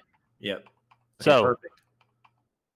depending on the game type, depending on how many power-ups and power weapons are going to be forced to be controlled and focused on, it's really going to it's once again the objective of the power-up control, right? Boobadooboo gets that first camo, he goes off with it, builds his team a nice comfortable lead, and they never look back. They're able to play with confidence because they have the ability to trade with a winning recipe. If you're playing from behind by 7 and you're starting to trade kills, you're no longer like you have to figure out a different recipe for success in order to crawl back into the game. Multiple camos kind of got out of the hands of Sentinels throughout that entire game, and that's why we saw them struggle. I don't expect that to happen twice in a row, but if it does, we could be talking about an upset from Passion. Yeah, but not expecting it, especially because I just saw the map and game type. It's Kali CTF. Sentinels are right at home here. Of course, you still have the rockets. You got the sniper to control. Those power-ups or power weapons are always so important in stealing out the game. But Sentinels plays this map just about flawlessly. So it could be over in just a couple minutes. It's not even a matter of whether or not they're going to win. I'm making the prediction that it might be over in less than 3 minutes. I don't know, Wes. What do you think? You got to think Sentinels is going to win this game. You got to think there's no way that this upset happens. If it does, I'd be shocked. But that's very shocked. That's a testament to how big of underdogs I would think that this Passion team is. And if we see the upset, that's an awesome story to be able to talk about. But we're not going to talk about it until it happens, right? We're going to expect what we expect and expect the statistics that show themselves, and that's Sentinels moving on in brackets when they play lower tier teams of this regards a majority of the time, if not every single time. So looking for Sentinels to play strong, but still when they advance through this series, they're not playing as well as they could today. And what does that tell me about the next series or even potentially the series in the finals if they are to get there? Right. It's going to be interesting seeing how that goes, of course, because we get through this game. Let's say Sentinels takes it. They still got to take on the Just LATAM team that are playing the best that I've ever seen them play. So there's that juggernaut, though, Sentinels, they can manage, I'm sure. But then they have the grand finals. They got to fight through losers side. They got to reset the bracket against the team that beat them already in winners semi. So a hell of a challenge, a hell of a road to climb for Sentinels, but not something they haven't climbed before. So we're about to load this up. Of course, CTF Coliseum. In my opinion, it's a matter of how long it's going to take for them to win it, not whether or not they're going to win it. But let's see how the ball rolls here. Let's see how it gets going. Of course, we're going to kick it off very shortly and find out who's going to win this opening strat. Remember, the first 30 seconds in Coliseum is always so crucial. Usually a cap, not usually, but usually we get a poll, maybe even a cap on the board in 30 seconds. Kicking it off with Neptune, he's capable of great things. I think the last time we saw him kick it off on Coliseum CTF, he picked up a nice double and ended up getting a very early flag cap for the Sentinels team. So we'll see what he's capable of here. They have Boobadooboo, who snuck into his fountain and takes him down, though. That's a great push by Boobadooboo, but Snakebite on the other side of the map has already got rocked. Yeah, this is it right here. They're already pushing up to the elbow, already trying to make their way forward for a flagpole right here. But Snakebite taking a lot of damage. He does hit that rocket. It's a nice rocket from him just to keep the pressure up. You can see Trav, Neptune under the base. Nebula managing to get up to top rockets here. And they do manage to delete all that pressure there. So that first 30 seconds, they denied any potential for a flagpole or a flag capture. Nice shots from Nebula, too. Getting his perp. Looking for Frosty as well. Frosty's going to get shot in the back here. Going to try to be a hard kill and try to delay over Slay, but he's out of the picture. We got elbow side spawners. You got this setup forming here as Nebula just whiffs the jump the window. Going to reposition over to Snipe side here. Bit of an interesting positioning here because they don't have... You can see Jay Septify's now alone on elbow. They might still be able to work this out. Nebula going to try to take it to elbow. Septify makes a massive play. He gets 2 melee kills. And they can actually run this. Oh my god. This should be a cap here. Somebody's got to run it. They're not. Septify's dead. That's because Snakebite managed to take him out. So actually, they might get the return. Oh my I can't believe that happened. That looked like it was almost guaranteed for a second there. When Nebula's no shield there, he has to run the flag, man. It's just not optional at that point in time. You gotta book it. I know you want your shield back, but the timing was right. There was 3 fresh dead for Sentinels. You gave time for Frosty to get from bottom middle all the way up to the elbow and get the return, and that is a punishment that is going to be so frustrating to deal with. You had everything go in your favor. If you were Passion, you just still didn't get the objective done, and that does not bode well for your future opportunities. But Skeptify picks up a kill, a couple kills going the way in their favor. This could actually be a flag cap now. He's got it to the elbow, already up the elbow, without even being touched. He captures the flag. Booba finding a nice rocket kill in the kill feed. Envor has won the match, and now Skeptify, I mean, his job was easy, right? Pull the flag, don't get touched. Just basically showing us a route in a custom by himself at that point without being touched like that. That's uncharacteristic of Tox not to be prioritizing their flag right there and being outslayed on a Coliseum CTF early on. This is not something we see often. Well, it really also comes down to that ramp slide that Septify hit, though. He tossed the flag down. I'm not even sure if he thrust it. I don't know if it was theater mode, but it looked like he just sprinted, fell down, and hit like a flawless ramp slide. But he got over to Blue Bend so fast, I think he might have thrusted. But a play like that will skip you through the trenches at a high speed, so you're very hard to kill in the most crucial place where players get kills, where flags get stopped. So Septify just made a massive play with that ramp slide and the flag. And I mean, they secured themselves 1 point on the board. They're going to try to keep up the passion and the pressure here. But Envor gets taken down. This should be a trade. Bubudubu looking to stay up and get the defense. Wild to think they got a lead right now when I thought it was going to be a 3-minute game. We got a much longer game ahead of us here. And Passion proved me wrong. Love what we're seeing out of Passion right now. They are bringing the heat to Sentinels. They are applying the pressure they need. Sentinels is being forced to play defense instead of offense right now. Bubudubu anchoring the map for his team right now is doing a phenomenal job. Ends up finishing Snakebite. That's beautiful. You see multiple team members of Bubudubu pushing up the elbow. This could be another opportunity for a good flag cap. I love what we're seeing out of Bubudubu. He's just cautiously playing angles right now, right? Trying to see whatever he can do. Nebula with the double on the flag is going to have the opportunity to run this out. If Bubudubu is able to kill Frosty, this could be huge.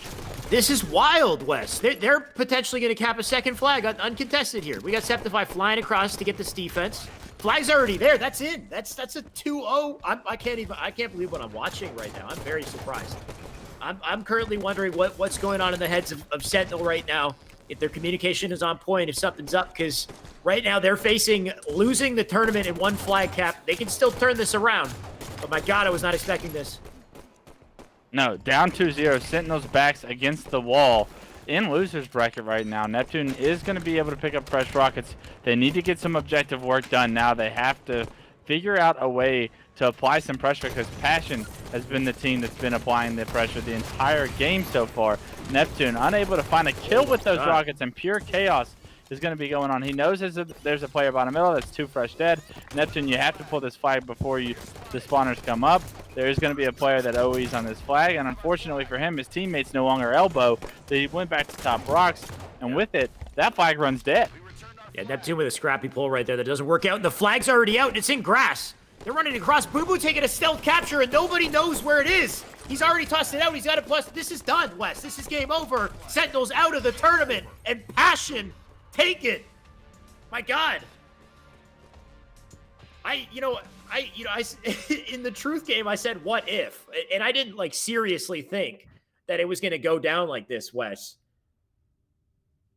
I don't think anybody predicted this to happen, right? And like I said, I'm not going to be the one to predict this to happen, but now that it has happened and it is official, this is the biggest upset that we have seen Sentinel suffer, and this is the biggest upset that we've seen anybody on Passion, probably other than Bubudubu, be a part of. This is a phenomenal job by them as up-and-coming players in the scene to really create some, to create a moment of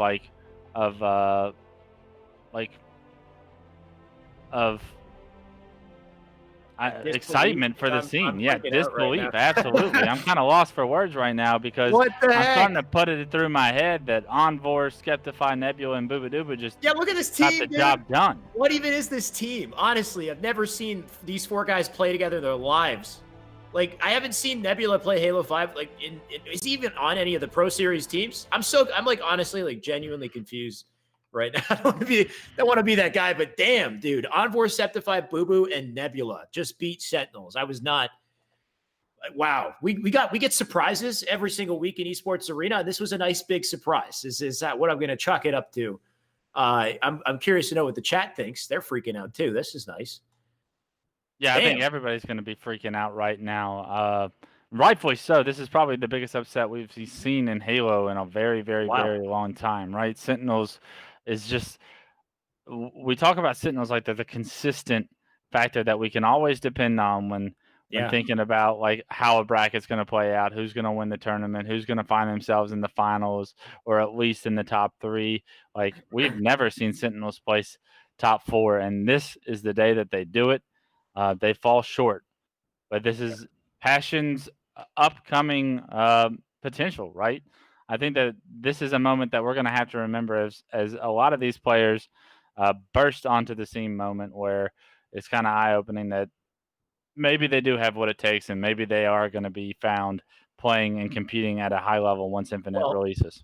Maybe. I mean, just some context. I think Boo Boo Doobu's stream title was like fill in or something. So I'm pretty sure Boo Boo wasn't even supposed to be on this team. He just didn't have a team today because we have that combined NVC9 roster. So I guess Boo Boo, for whatever reason, didn't join it. He just joined up with these guys. And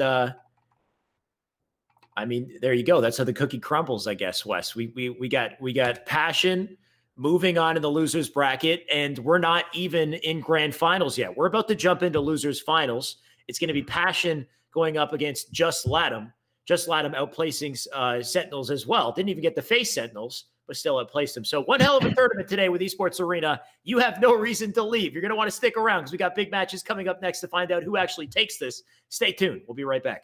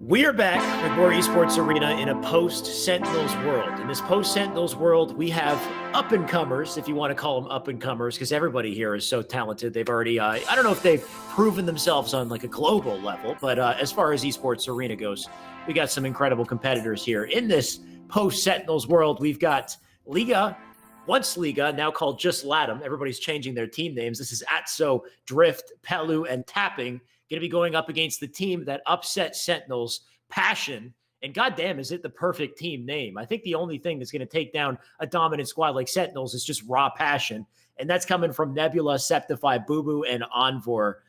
Damn, I'm still stunned by it, Wes, but the tournament goes on regardless. Yeah, I'm stunned. That's not something any of us probably expected, but it's always great to see upsets in the scene. It's always great to see the underdogs come out on top. Having been an underdog throughout most of my career, I always enjoy watching underdogs have success in big series like that. So hopefully their tournament's not over. And with a team like LATAM in the losers finals, I think that's a very beatable team. If you're passionate looking forward. That being said, LATAM is playing very well today. So this could be we could have ourselves another great series in front of us, and we always have that the NV Cloud9 roster waiting in the finals as well, and that's the actual juggernaut that's left up in this tournament. You know that they're sitting back watching this losers bracket and watching Sentinels get knocked out, and they just have smiles on their face now, knowing that they no longer have to deal with Sentinels in the rest of their tournament. Yeah, to be honest, though, I'm kind of rooting for Passion now. I don't know, man. Like, after they got that upset, I'm curious to see if these guys can go the distance. They got two more teams to beat if they want to do it. We're going to kick it off with Nebula as he flies over to Silo here to start this out. He's got a teammate with him. They're going to try to get an early pull here and try to take out the camo and the rail at the same time, but it looks like Nebula is out. Looks like he and his teammate gets taken down as well. This is the thing. Just Latham have been playing exceptionally well this tournament. They're not they're one of the many surprises in esports arena today. So expecting Just Latham to surprise us a little bit more because they already got a capture, Wes. Unbelievable from LATAM, right? It feels like every CTF they started off with a cap in the first 30, 45 seconds. They do it. We know how well this Passion team's playing. They just upset Sentinels, but LATAM's not intimidated by them. They're actually probably very excited to see the Sentinels is out as well. So they're going to try and take advantage of this moment from their end, and with that, they've got off to an early start. Yep, early start, but we'll see if they can get an early counter cap. At least if Passion can. Passion, not Passion, but that player flying over, I think, who was that? Was that Septify flying in, getting back with the rail there? That's unfortunate. He's taken out. In the meantime, they got one more player up. You got, I believe, Envor, and looks like Nebula still staying up in the elbow there, and somehow they win their fights. I think they live. Envor, last guy up, though, in Generator. He's going to delay over Slay. He's just going to stay alive as long as he can and let his teammates come back to him so they can keep the pressure up on the base. My God, he's getting some crucial kills, too. A 2v1 for him and almost getting another kill before going down. But he delayed long enough to get his teammates to continue to push up here. And Septify going to control top mid as they look to get this pull. We're going to see if they're able to get this pull or not. Skeptify top middle ends up trying to get some damage down on the flag, losing the angle from another player top middle, and Atso picked up that kill. Envor is going to answer it for the side of Passion, but Railgun just came up, and it looks like Passion's in perfect position to pick that up. It'll be interesting to see if Skeptify is able to turn this into a camo Railgun play, which it looks like he has every intention of doing. He almost gets it. He gets burned with camo, does get a kill on Rail before going down, but that Rail has changed hands. Now over in the hands of Pelu. Pelu, we know how accurate this man is. You put anything in front of his reticle, he's going to laser it down. So just wait a second as he looks for a target here. He's got Boo Boo behind Silo. He's got somebody pushing him red tree as well, but he's got tapping buttons in position in red tree to get rid of that guy. So now tapping going to push forward. Going to try to pressure Boo Boo Doo Boo here. They're going to try to make a team play. Tapping making massive plays, though doesn't need any help there. But still not enough to get into the base just yet. Pelu with the reposition over to Treehouse. And he's still got 3 shots to work with Rail. Playing it patiently for now. Oh my God, how does he get that kill? He does. Neptune somehow, or Nebula somehow getting taken down. Neptune already out of the picture here, but Pelu still going to hold on to Rail. LATAM doing such a fantastic job all day today of controlling power-ups and power weapons. It's continuing into this series. You love to see it from Pelu. He doesn't land this railgun shot onto this player back engine. He doesn't land the last headshot either as Boo. Hence phenomenal shots back there to stay alive. If he's not able to get that kill, this flag is probably being run, but fortunately he is. And with that, Pelu's out of luck. Drift ends up going down as well. And with that, I believe control will go into the hands of Passion here, and they're going to look for a push. Yep, Septify dropping. Boo Boo now on screen. He's got some heat beside him. He probably hears it. He's in a bit of a red team sandwich right now. Boo Boo gonna have to back down here, and he does. So he's okay for now. It's good that he lived up right there, but not much longer. He does get taken down. Atso and Tapping with kills. Tapping now wasting no time flying into blue base here. Gonna try to delete Nebula. Good shots from Tapping. Tapping keeping up the pressure. Doesn't get the flag out the window, so not enough to do some real damage here. Camo coming up. Rail already up on the map in the hands of Septify. Septify gonna try again with his Predator combo. We'll see if he can get away with it. He's having a lot of trouble, though. Getting a lot of pressure on him.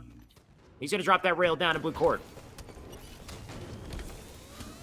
Back and forth, these two teams are fighting for map control, but it doesn't feel like since the first 30 seconds of the game that either one has really gotten some substantial opportunity. This double kill turns into 3's fresh dead, but Baduba's going to have to reposition over towards the tree in the observer mode. You see this happening, and because he's able to play his life, this could delay the pull from Just LATAM.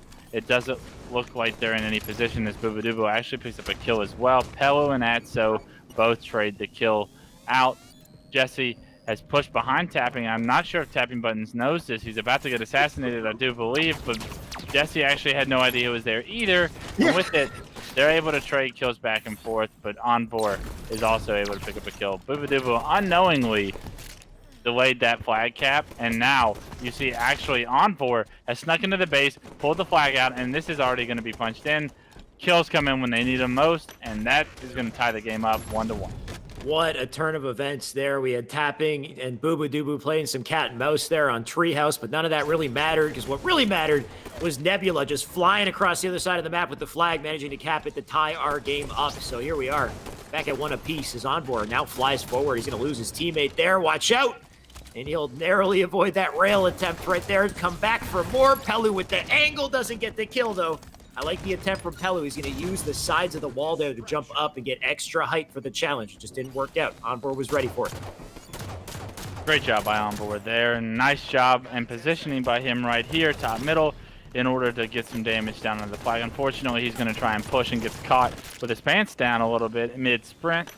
Pays for it with his life. And this is once again a battle for control. We have camo coming up. The new rail is also up currently, so we're going to have to see how that impacts this mid to late game. Yep, any opportunity you want to grab a flag, possibly get a cap, it's going to come from this rail, come from this camo. That rail drops down. There is an old rail I think Envor got a kill with, but there's still that one bottom mid that they are fighting for. Pelu might be able to get away with camo here. Goes for the kill first, gets the double, doesn't even want the camo. I'm not sure what that's all about. I think his team, so Atso got it. Take it all back. Ladum knows exactly what they're doing in this situation. Here comes the pressure. They got Generator under control. We got elbow side spawns. That's Boo Boo Doo Boo. Last one up. The rest of them spawning silo.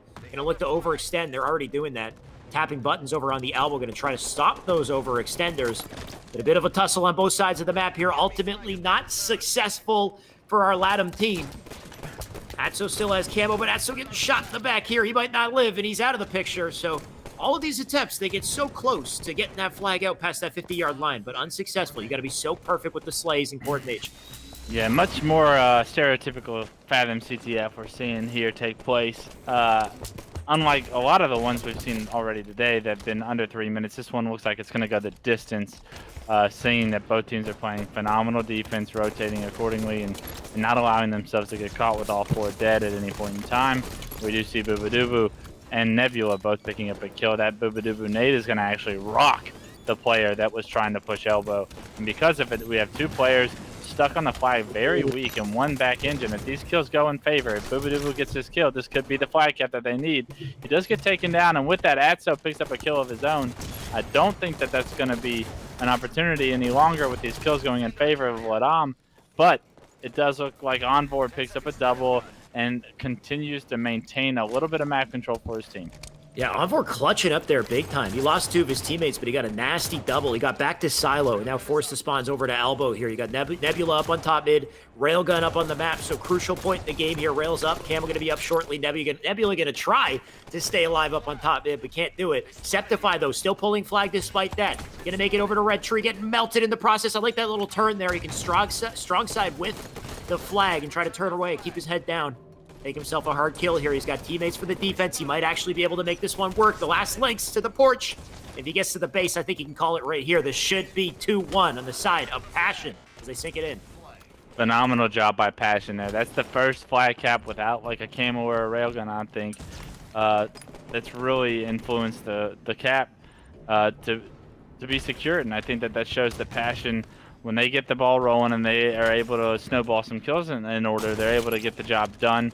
We're going to have to see how they play this next 3 minutes. Are they going to play a little bit more defensive and choose to try and make sure that they keep this score lead, or are they going to try and close it out with the 3-1?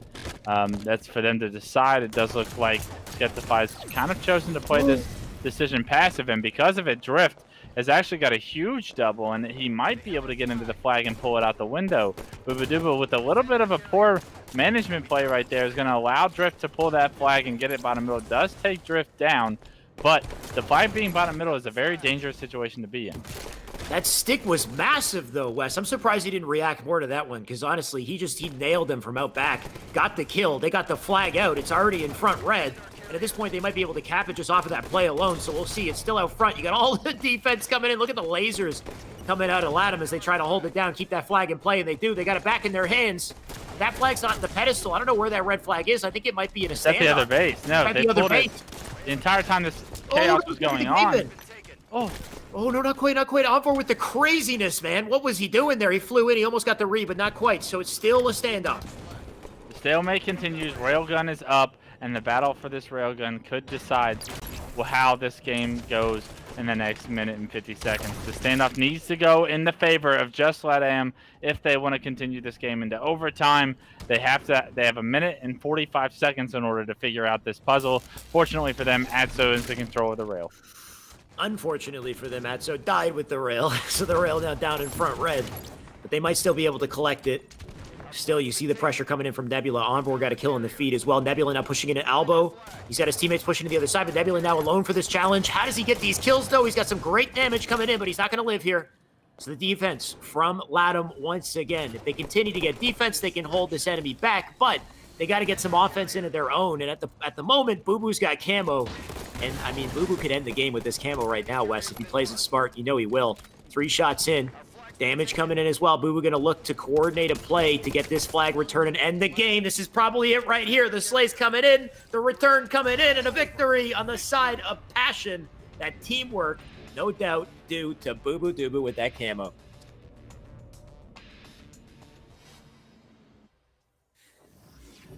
Phenomenal job out of Passion there in game 1.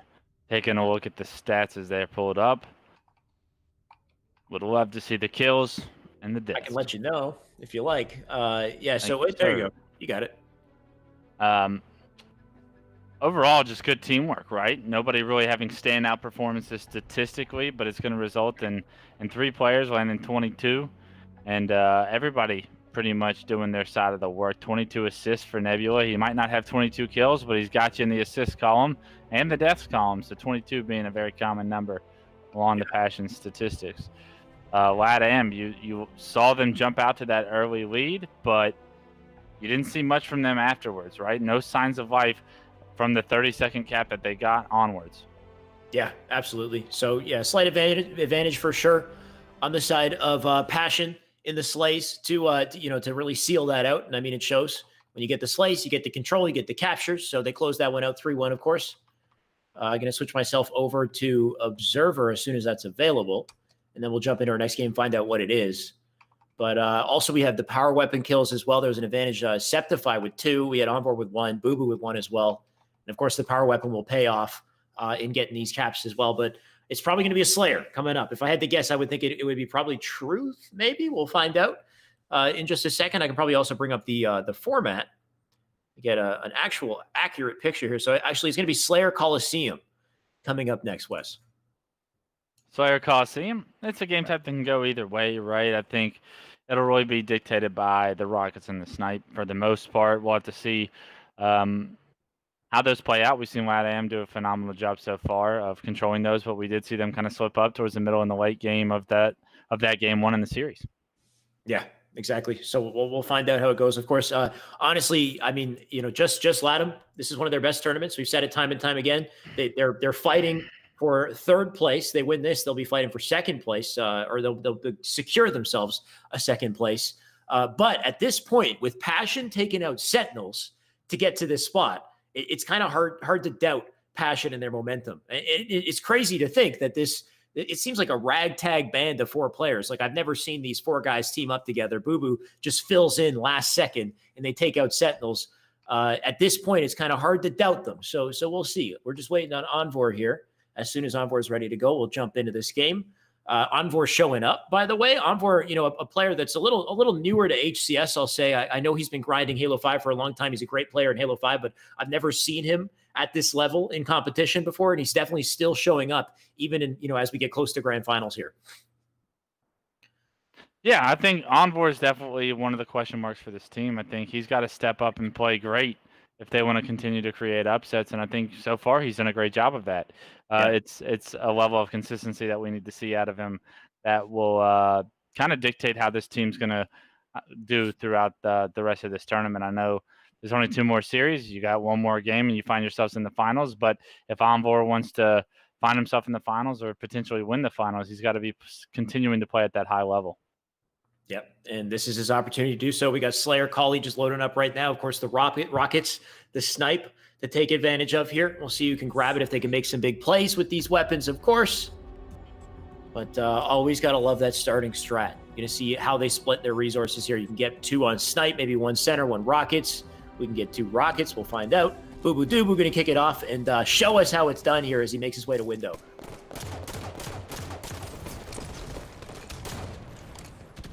Bubidubu, nice pressure winning the gunfight in the window, backing that player up, but that player is going to re-challenge him and take him down to no shield. Looks like the snipe fight is still on as there's a player is back secret. If they're able to take him down here, it doesn't look like they were able to before tapping buttons able to trade with Nebula, so we see Jay come off spawn and immediately push in front of Bubidubu. Bubidubu, I feel bad for Jay because Jay has pushed snipe and died snipe twice, as Bubidubu has not died yet and has just played his life over here. But this is classic Bubidubu. Patience is a virtue, and Bubidubu has all the patience in the world. Yeah, and you watch these clean runs that he makes to get from location to location when he sprint, jump, thrusts, and strong sides to get over to window without taking a shot. So like little movements like that, he'll play passive, but in the moments he needs to play quick, he knows exactly the moves to pull off, the mechanics to implement. And right now, though, he takes a random nade. He will have to back down. Still an even game across the board here. I saw Rockets for a split second. I got Snipe on my screen for a split second as well. Though that'll go down or go into the hands of a blue player, I believe. We'll find out where that Snipe ends up. There it is, in the hands of Nebula. Ooh, okay. Nice shot by Nebula. I'm not too sure of like Nebula as a player, but from what I'm seeing right now, he's got a nice snipe as he lands 2 very quick shots on the players and extends his team's lead to 3.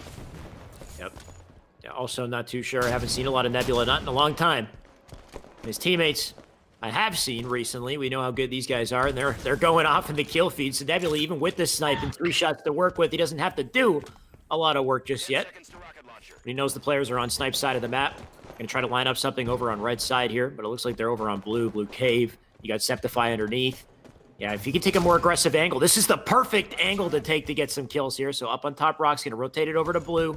Look for another one top cat. I love that. Right between the archway and the cover up on top cat, he manages to hit the body. But he's still got one more to work with here. Oh my god. Surgical from Nebula. Getting the killing spree, gets all the kills he needs to, and they're gonna keep the lead on their side. Great job by Nebula right there. The lead up to 7, and it looks like it's only going to extend, right? There's 2 players bottom here. Did he stick one? He does stick one. He gets some great damage onto the other. Tapping buttons taken to no shield. There's multiple players.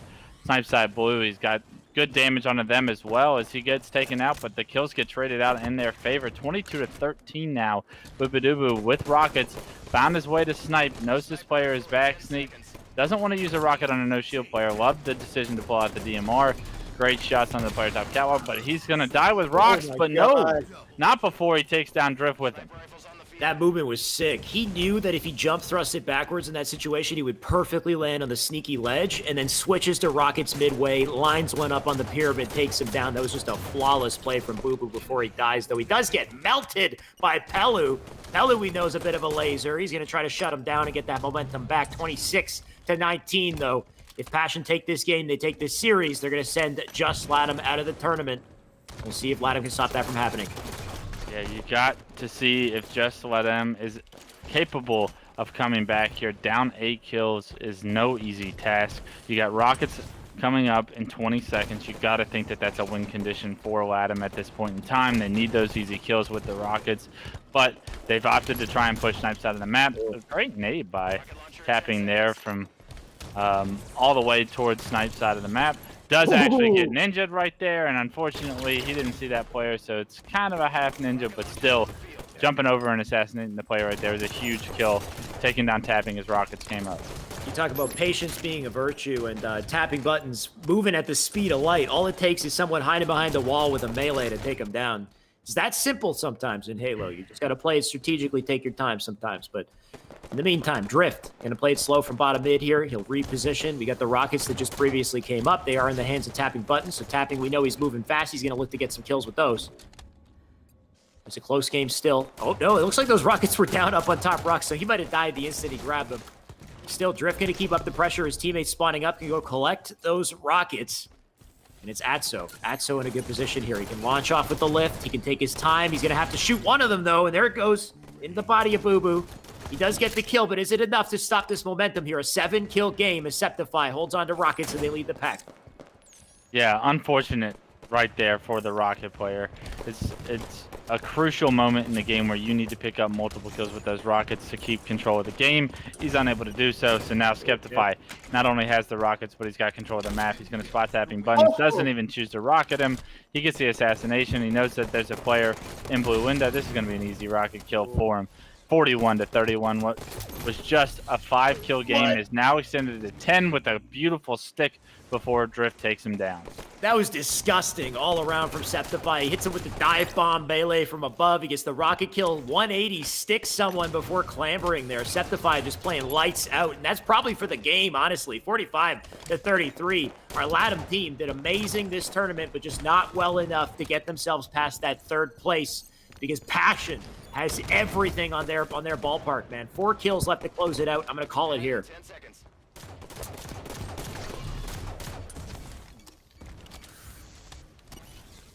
Unless Wes wants to call it. I'm sorry, I just got stuck in a trance watching Nebula try and play his life here. It's 3 kills to go. You know this game's pretty much over. It would take Bar a miracle, and there's not a miracle to be had, I don't think, for Just Let Am. It's Passion that has written the script to try and find themselves to the finals. It's going to be a Envor going down with Snipe, and they do lose Rocket's bottom middle as well, so what was potentially an opportunity to easily close this game out is now going to be a little bit more difficult with the Snipe in the hands of Drift. Yep, slow it down just a little bit. But is it too little too late? I think it might be. 3 kills left to close it out, make it 2 kills. Nebula looking to close it down to 1, but Boo Boo, can he clutch this one up? Or not even need to clutch, can he just close out the final kill? Here we got one more to finish off our series. Envor will take it, bringing us to 50-41 to close our series 2-0 on the side of Passion.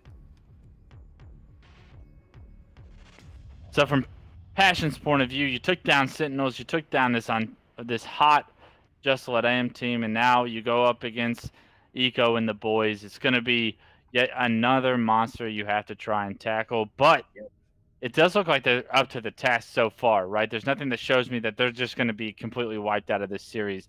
I am slightly worried about the individual skill of the players from Eco, Renegade, Saiyan and whatnot, just being too much to kind of handle. But Sure. There's a reason we play the game, and there's a reason this team has gotten this far. If they were able to compete with Sentinels, they should be able to compete with anybody. So very excited to see how this finals is going to play out. Honestly, crazy enough, if they reset the bracket and if Passion wins this tournament, I kind of think these guys got to like stick together for a couple more of these esports just to feel it out, see if it's a real thing. Because I mean, if you take out Sentinels and then you take out a combination of Cloud9 plus Envy, I mean, somebody's got to sign them. You know, put them together, make them a team or something. Well, I can promise you, Booba Doobu is not going to stay with these guys, no matter what the He's result probably not gonna. Yeah, of this. Booba Doobu was a hot commodity. Understandably, they're fighting over him, I'm sure. But these 3 might be able to stick together and still find something that's pretty special, right? I think that's key. Like I said, if you're going to pick up a random 4th and you find Booba Doobu as that player, there's not a lot of people in the world that can play to the caliber of Booba Doobu, but you 3 have something special that if you can find somebody with that kind of caliber of skill, maybe you do have something and can compete with some of the best teams in the world like we've seen so far today.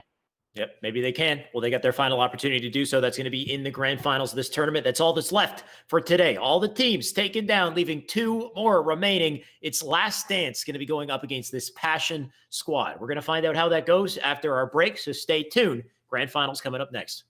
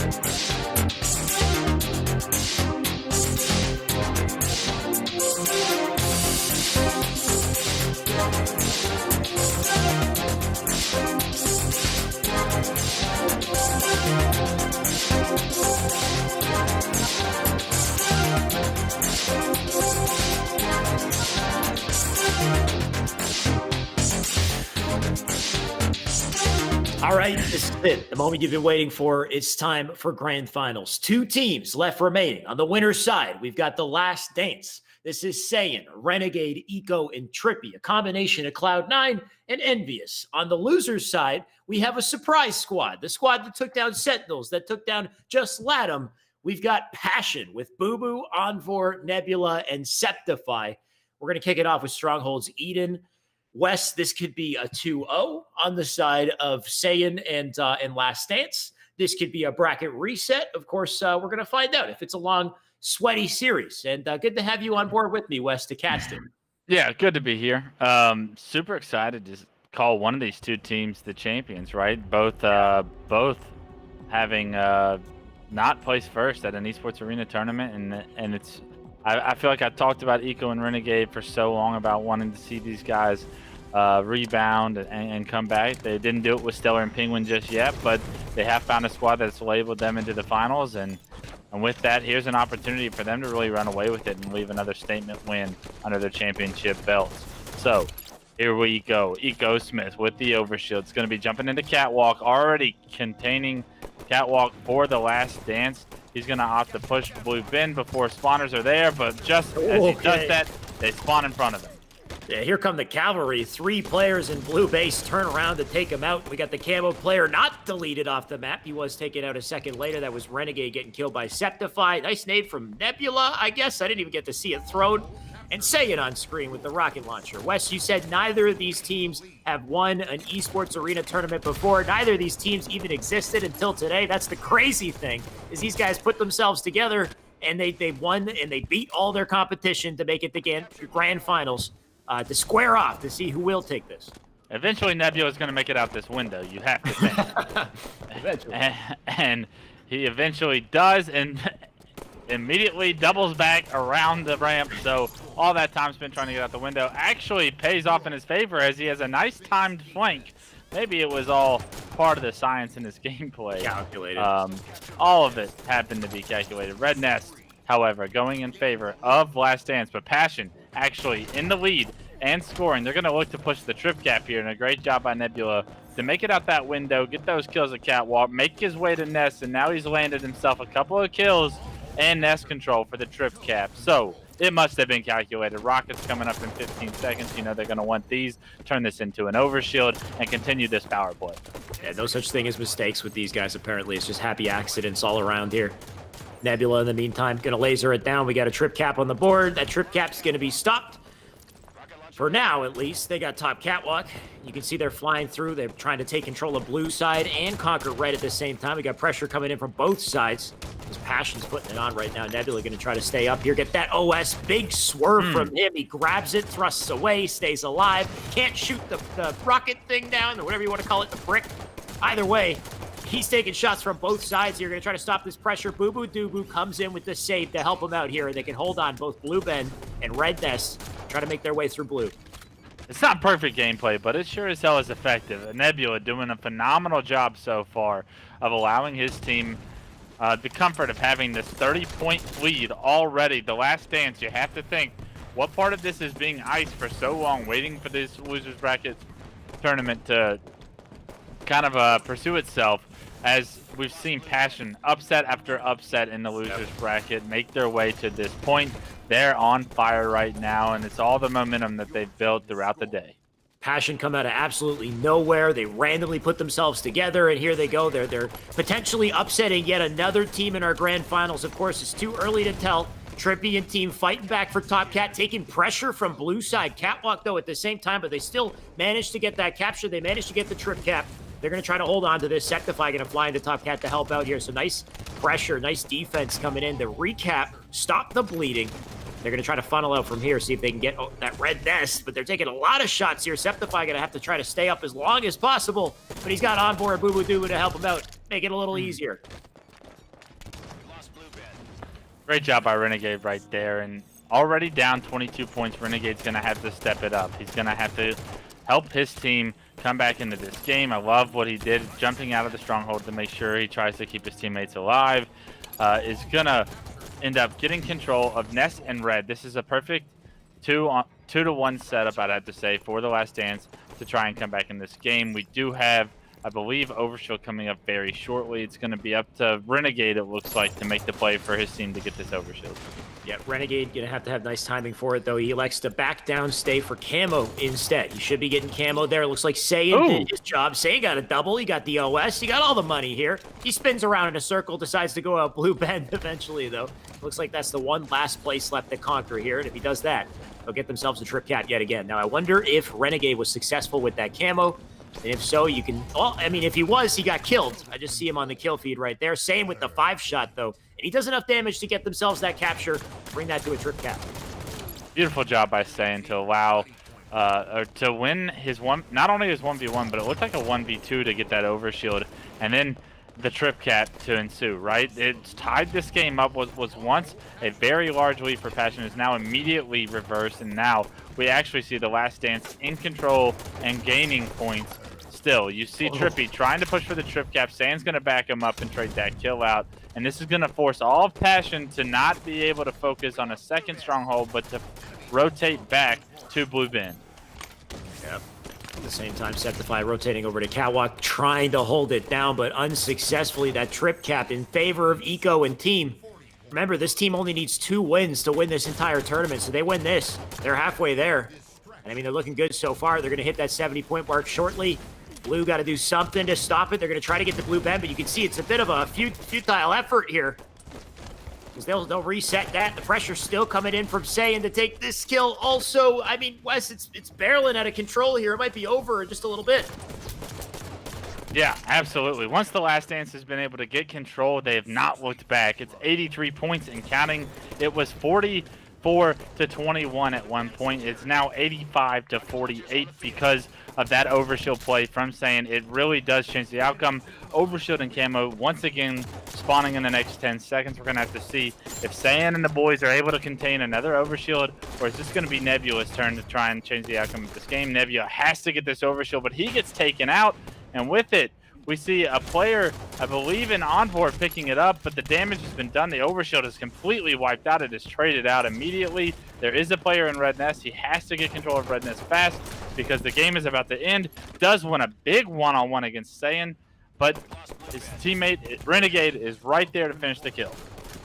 Yeah, that is absolutely over. Despite all the efforts to get the OS, the camo, with that exchange going on, they were still holding down the cap, still collecting time.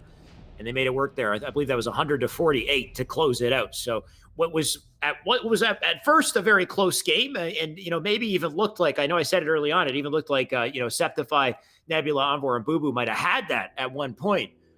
Boy, did that change quickly. One trip cap, control of OS, forced them onto split spawns and just collapse and conquer, and it really just completely flipped around in a couple minutes there. Take a look at the scoreboard. I've got Saiyan and Trippy going off with 15 kills apiece. Both go 15 and 11, 7 and 6 assists.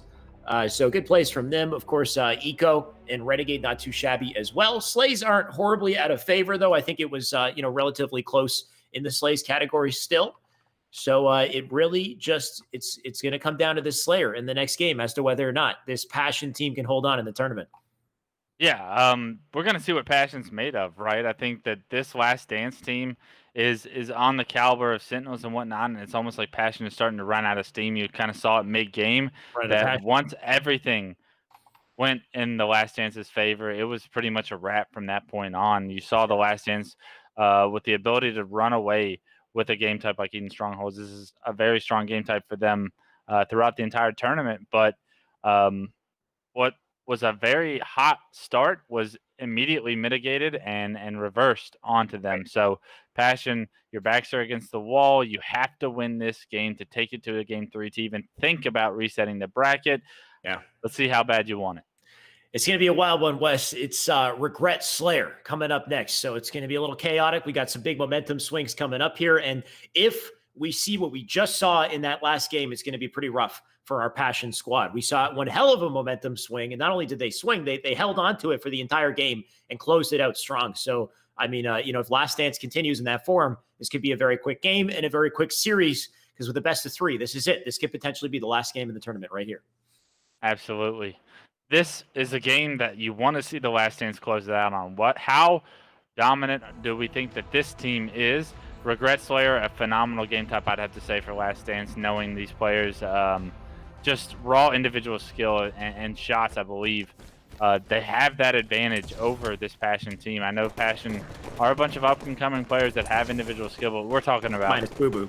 We're talking about Saiyan. We're talking about Renegade. These guys haunt people that are tiers below them as far as individual skill is concerned. They get out of so many opportunities that they shouldn't. Trippy already has the overshield, and he's made his way to the plasma pistol, so now he has the counter to his overshield. The overshield's almost out, but it is going to give him a leg up in a 1v1 if he's able to find one here at red. Yeah, could be a quick round of slays here, but actually great defense coming in from Passion. I mean, I don't want to be that guy to say it, but if Blue wants to take this game, if they want to potentially take this series, I need to see way more passion out of these boys. They got to hit their shots. They got to play. They got to coordinate together. They got to, they got to collapse and conquer here. And hopefully they can do that. If they can force a spawn over to the opposite base, you can see they're all over red side. They got a couple kills here, but you still got a push coming up. Envor, I love that slow play from Envor, making a really sneaky play happen here. No, he needs to get this kill, and he hasn't gotten it. Eco somehow gets the melee on Envor despite being one bullet. And blunders like that can't happen, Wes. No, they cannot, and that is going to cost them dearly, right? The Last Dance now has so much pressure onto them. It does look like Boobadooboo's going to be able to stay alive somehow, no shield. I'm not even sure he knew what he was going to do with his plan there, but it does end up paying off. He gets confused in the bottom middle maze, I'll call it, and with it, it's going to allow him enough time to get his shield back, make this play over to Blue, but he loses his teammate Nebula and Skeptify already during this push. We have Eco pinks out of his base. He is able to take down Eco. Envor finds a kill himself, and now the lead all of a sudden in Passion's favor. Yep, Booba with that caster gonna throw or I guess spam it, you could say, over into the needles there. Doesn't get any kills just yet. That might clean up 1 or 2, though. They don't connect. It keeps the players funneled in that one space, though. They can't escape there. You can see them trying to back down through needles. They go down. Now 16-12 on the board, and this is the perfect time to get around a Slays because the OS is about to come up. Boo Boo in position. He could walk there if he wants to, but he'll get it with the slide. Pick that up, plant it in his chest, and now he's got 5 kills in a lead with his team, and he can keep up this pressure. He knows it's all blue side. I love how he wrapped through red base to confirm that it was a blue side spawn. He's going to try to collapse with his team. Yeah, I like this play. Make it work, yeah. Boobadooboo getting as much height advantage as the map has to offer right now in Regret. And a beautiful job with his overshield. He's going to get taken on the no shield. Is he able to dodge that grenade? He is. If he stays alive, doesn't look like Saiyan has any idea he's there. He takes Saiyan down to no shield with a beautiful plasma caster shot. And a great job of just impacting the entire fight right there. He's got his team a 6-kill lead because everywhere else his team was able to win the fights because of the damage he was able to lead off with and play his life perfectly. Yeah, these are the types of plays you need to see from Passion if they want to take this. They still got that lead to hold on to here. Not a huge one, but 6 kills is definitely, nothing to get passive about here. Oh my God, Boo Boo taking shots from behind though. He'll back out in the top mid, does get killed. Still holding on to the 6 kills. Renegade back up the top mid, gonna try his hand here. I think he's the first one here though. He's got one directly below him. It's like he must be hearing callouts or something. I don't know how he would know that player's in that exact location. Gonna drop down on Envor as well. Nice slays coming out from Renegade and team as they stay up. These are big plays for Renegade to bring it back. Beautiful job by Renegade there. It's a 5-kill game now. You see Trippy trying to push this player. Think he knows he's probably under the base, but it actually gets caught with his pants down. Great job by, I believe it was Boobadooboo there in order to kill Trippy. Envor picks up one of his own. Continuing to find these trades is so important for Passion at this point in time in the game to continue to extend their lead into the late game. That it's a phenomenal job by them to find avenues of trading even when at disadvantaged positions. Envor catching Trippy once again off guard. Envor really having himself a day. Yeah, it's honestly crazy to see how well Envor is playing at this level here. Like, I mean, I know he's a great player, but to be playing in grand finals against pro players and still showing up, still hitting his shots, still making big plays, I mean, it really says a lot about just how much he's improved. And Boo Boo right now, with the OS in hand. He can play as aggressive as he likes here. Going to try to flap a Renegade, though. Renegade has the combo. Last thing you want to run into, though. He does get the nice dodge. They get the kill. Shots into Saiyan as well. Just going to melt Saiyan with that carbine. Can't clean him up, though. Saiyan going to back down. Should hopefully be cleaned up by a teammate there. You can see they got 2 men collapsing up on top car. That's a nice little collapse for Onboard and Septify to get the kill. A 10-kill lead. Make it 11 kills because Boo Boo's going to win his perp. And that's 39-28 as they get close to that 40-point mark, potentially seal it out. Give us a game 3.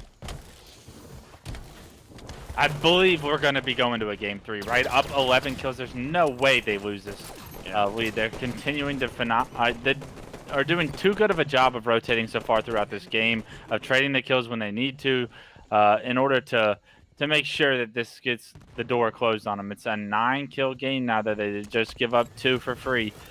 I like that Boo Boo Doo is going to play this slow. He does have the P shooter, so he's not going to be able to land that shot. Is he able to help Skeptify get a kill here? Skeptify actually doesn't need help. Skeptify gets a kill in a 1v2 situation that's going to open up the door for potential other teammates to get kills, but it does look like 2 more go down, and the lead is down to 7. Yep, down to 7, but 9 kills left to close it out here. Septify right now, playing slow. He's doing that little stutter step, trying to keep himself silent here. He's got 1 above him. He'll opt to go for the 1 on the radar. I like that play from Septify. He's got 2 teammates up on top car to work with as well. OS coming up. OS will probably make it into the picture before this game ends also, so they're going to look to control top of the map, try to get their slays, and line up the timing of those kills with the timing of that OS drop. We'll see it right now. Trippy flies to top mid. Trippy gets a trade, but they trade him out. Shots into bridge as well. These are massive trades. 45, going to be 46. That's 4 dead. Yep, OS in the hands of Septify as well. That's going to be a game, Wes. Absolutely. 4 dead for the last dance. Overshield stuff. Beautiful attempt from Renegade, but Renegade trolling a little bit, knowing that this game is pretty much over, and the rest of his team is going to have to deal with the onslaught now that Renegade gave his life away, and because of it, this game needs 1 more kill to win, and we're going to be going to a game 3. The Last Dance versus Passion is on for a show, ladies and gentlemen. 1-1 is the series. We're going to see if the bracket is reset or if we're claiming champions. Yeah, I wouldn't have it any other way. Gotta love it that these grand finals go down to the wire. I mean, we don't know if we're going to get that bracket reset, but I'm happy to at least get a game 3 here, and I'm happy to look at the scoreboard and see 22 kills out of Septify and 14 out of Envor. You know, Boo Boo Doo Boo, we know he's a star performer, and we expect big things from Boo Boo, but to see Boo Boo on the bottom of the roster in this Slayer game is kind of a nice sight. You know, it's almost like Boo Boo's giving these guys some time in the spotlight. He's like, here you go, have some spotlight against these pro players. I'll play the passive role. I'll get the assists. It's a testament to how strong the rest of the individuals are on the team, and that's why I kind of touched on, like, even when Boo Boo Doo Boo leaves after this weekend, like, these 3 potentially should stay together, right, and potentially find a good 4th that can fit the style that Boo Boo Doo Boo is kind of filling in for them, because we've seen that they are no joke. They are playing with some of the best teams in the world, and they are players in the world, and they are competing with them hand to hand, game for game, right? I think that speaks volumes to me as a trio. Now, finding a player, like I said, as good as Boo Boo Doo Boo is probably near impossible. So, yeah, that's going to be the question for me, is who they're able to kind of find. But their legacy and this tournament is not over. They can still reset this bracket and win this tournament, and maybe people start calling them, trying to join them, right? So maybe we'll have to wait and see. Yeah, definitely. They are going to be a team to look out for. This is beating Sentinels, I think, is one of the biggest upsets we've seen. I know this is an esports arena tournament. This isn't some massive LAN or anything, but just a team that just kind of randomly formed to take out Sentinels, I think, is like the biggest upset we've seen in maybe years, Wes. Yeah, no, absolutely it is. I can't think of another time where they've lost to someone that wasn't a top 3-4 team, right? Wild, dude. So it's kind of shocking to see from Sentinel's side, right? Mind you, it's Sen plus Nep. So before we say it's all Sentinels, it is kind of like... Lethal will claim no responsibility to this upset. Exactly. Future conversations. No part in it whatsoever. I think he's playing Minecraft. I'm pretty sure he's just grinding Minecraft. And to be fair, Royal 2 has been grinding some League of Legends with me, so they might not be the most well versed. Not as focused. Yeah. Yes. So it's a completely different conversation when you're in the middle of like the actual HCS season where these guys don't play other games other than Halo. They Exactly. are living, they're like Eating Halo. they're literally like, what is Yeah, it? Eat, sleep, breathing Halo. Like sure. that is their life.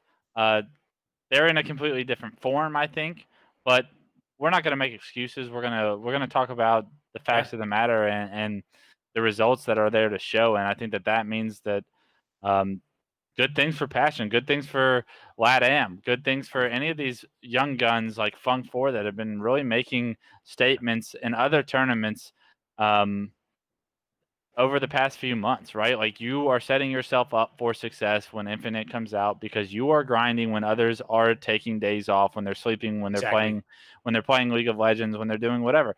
And yeah, they've kind of earned that comfortability to be able to not have to put in that grind, but they have to also be aware that there are 15 and 16-year-old kids that want to become that it is their dream to become a Even younger, professional. man, Yeah, it like is their dream to 12, become a 13. professional Yeah. player, and they're putting in the time and the effort to catch up to you. Yep. That's like something that when I was a pro player, that was always running through my head. It was like when I was a pro, I only played Halo.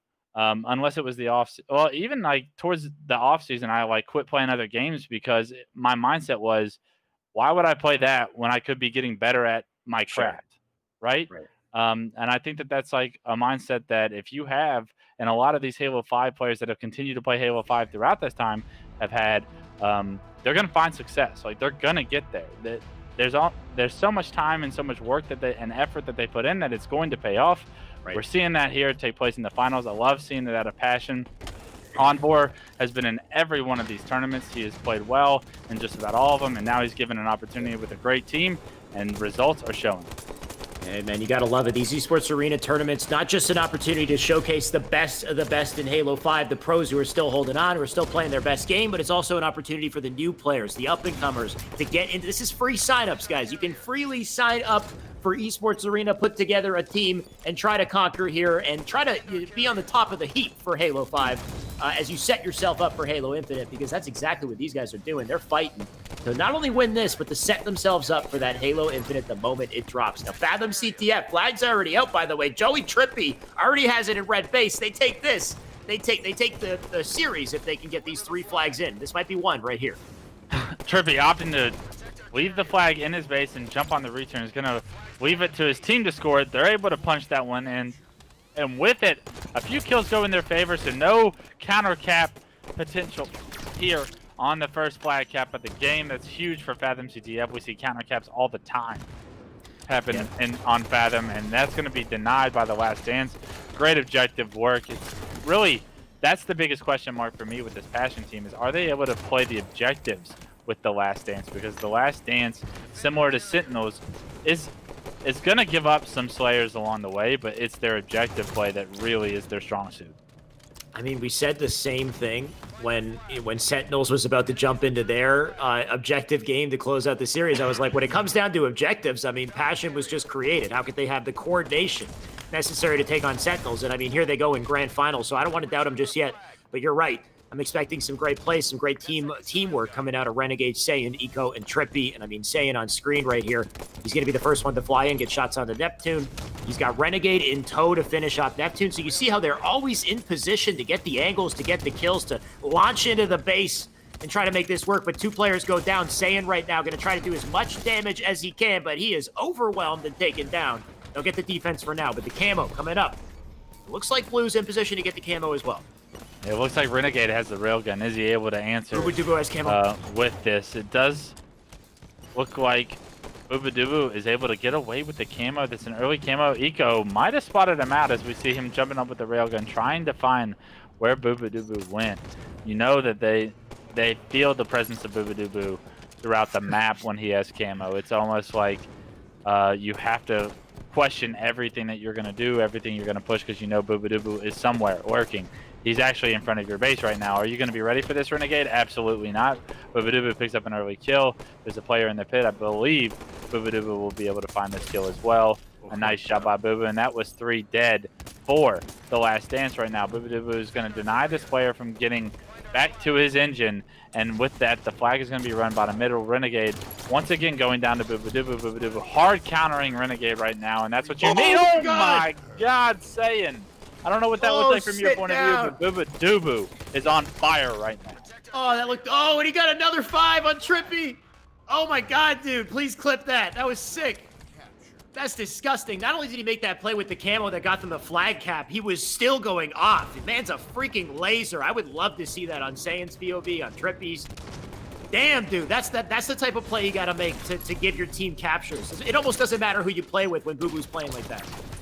Boobadooboo absolutely just earned his entire team that cap with that individual performance. That was disgusting. God tier. What that turn onto Saiyan was a statement win as a pistol fight can be.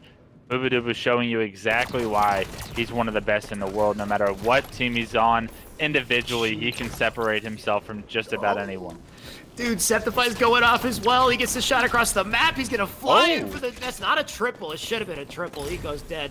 Either way, Septify hitting all his shots as well. These guys are showcasing why they took down Sentinels and why they are not out of the running yet. They got top mid control. We got the camo coming up. Please tell me Boo Boo's in position to get this camo yet again. I swear, if he's not, Septify is just waiting to hold it down until he does get there, because this man makes some big plays with it. I don't see it, though. I don't see it on the pedestal. It could be very late, or it could already be in the hands of a player. Either way, Septify going to hold down top mid while his teammates push up through the elbow side. There's no way it's not already gone, right? It's got to be gone, yeah. Boobadooboo got the first one, the second one very early on, so he's definitely not waiting on this camo any longer.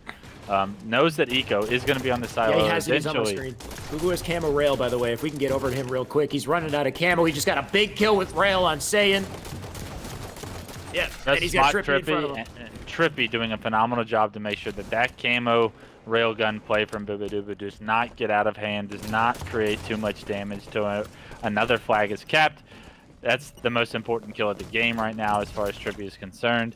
Is unable to find Eco Smith and is forced it back into the tree, and he's got multiple players flying at him now. This is going to be Nebula. I'm sorry. Nebula taken down by Eco, and now with control of the enemy tree, the last dance is going to have an opportunity to sandwich these players. Yep. We're going to play this carefully here, though. He does get taken down. A big push coming in. Nebula with 2 crucial kills to get the defense and slow them down yet again. Eco, in the meantime, going to fly right up the top mid, turns around, gets the call out over on Silo, and I like this positioning from Eco. Should be an easy kill. There you go. Septify out of the picture. Gets shot in the back from Nebula, though. And these are the big trades that keep them back in their base, that stop them from applying pressure and having any form of a setup here. Trippy, nice shots from Trippy to get Boobadooboo. There's our little return the favor on Boobadooboo. Make him sit down. But either way, these are just trades, right? They're just mid-map trades. All that really matters is getting in that base and applying pressure from there, just like Saiyan is doing. Saiyan is in the base. Is he able to dodge these nades? The answer is yes. We need to see some kills go out in their favor right now. They got a railgun in front of their base they got to deal with here. He's going to end up pushing forward. Skeptify, what are you doing? You end up going into Saiyan's face. You don't even shoot the railgun. You hand it over to Saiyan. He picks up the easy dub. This is a cap. Saiyan going off right now, killing 3 and a majority of the 4th player. Forcing him to back down is going to secure that cap. Saiyan doing everything. It's those individual plays that players are making that have secured caps. We saw 1 out of Boo Boo and a 2nd out of Saiyan. That's the reason they have a 2-1 lead. Yep. It's these big individual plays that give their teams the opening, and they can secure that cap almost for free. Saiyan doing exactly what he needed to do to make it happen. But this game might be over. That flag's already going in the pedestal. Dude, it's stuck by. I barely got a chance to see it, but that is Last Dance taking the game and Last Dance taking the series. That's our grand finals. Almost out of nowhere, Wes. They will take the tournament. That cap came out of nowhere for sure, but this team did not. This team is solidified as 4 of your greatest Halo 5 players on the planet. When you put them all on one team, it's no surprise that they find themselves in the finals. A little bit of a shock they weren't going up against Tox, but they make do with their promise to each other. They're going to win this tournament right out, and a well-deserved championship for them.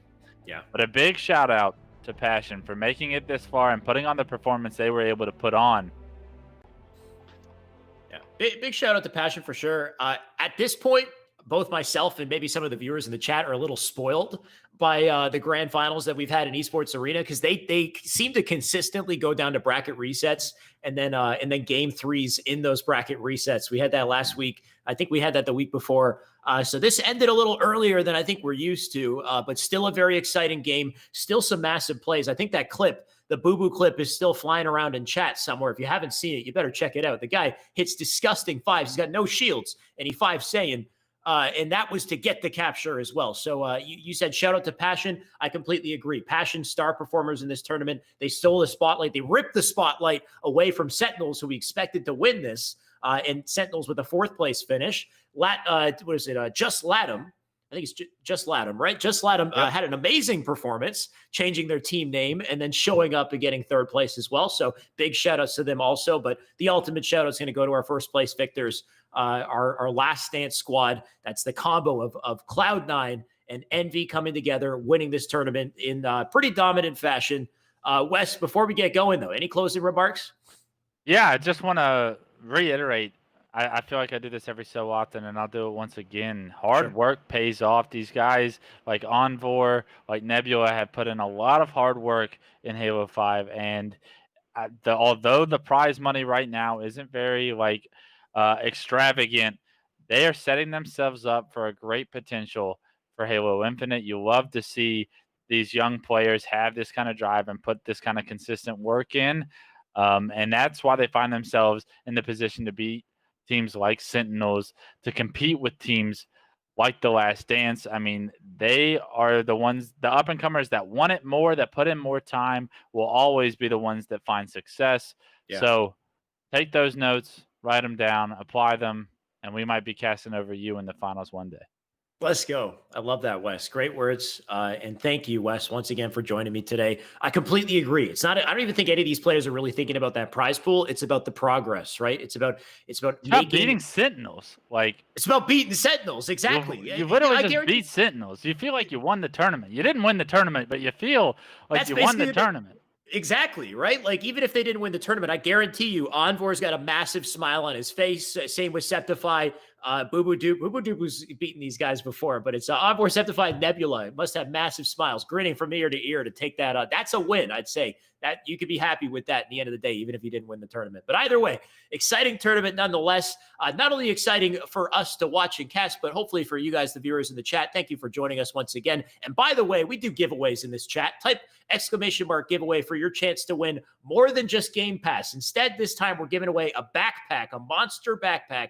And in the monster backpack, it's filled with cans of Monster. These are special cans of Monster. They got the Master Chief on them with a special ×2 XP reward. Now, I don't know all the stipulations behind it, but I believe if you got these cans, you have access to ×2 XP when Halo Infinite comes out. So depending on how many cans you have, you got a whole selection of ×2 XP to work with. Either way, you can outgrind your friends. You can hit the ranks earlier. Hopefully that means you get a bunch of cosmetic goodies as well. But either way, Monster Energy, the drink of Halo Infinite. So make sure to type !giveaway to get your chance to get that backpack and the collection of ×2 XP Monster. That's it for today, though. So thank you to Esports Arena for putting these on, and thank you to Microsoft for every single exciting Halo 5 Sunday that we got.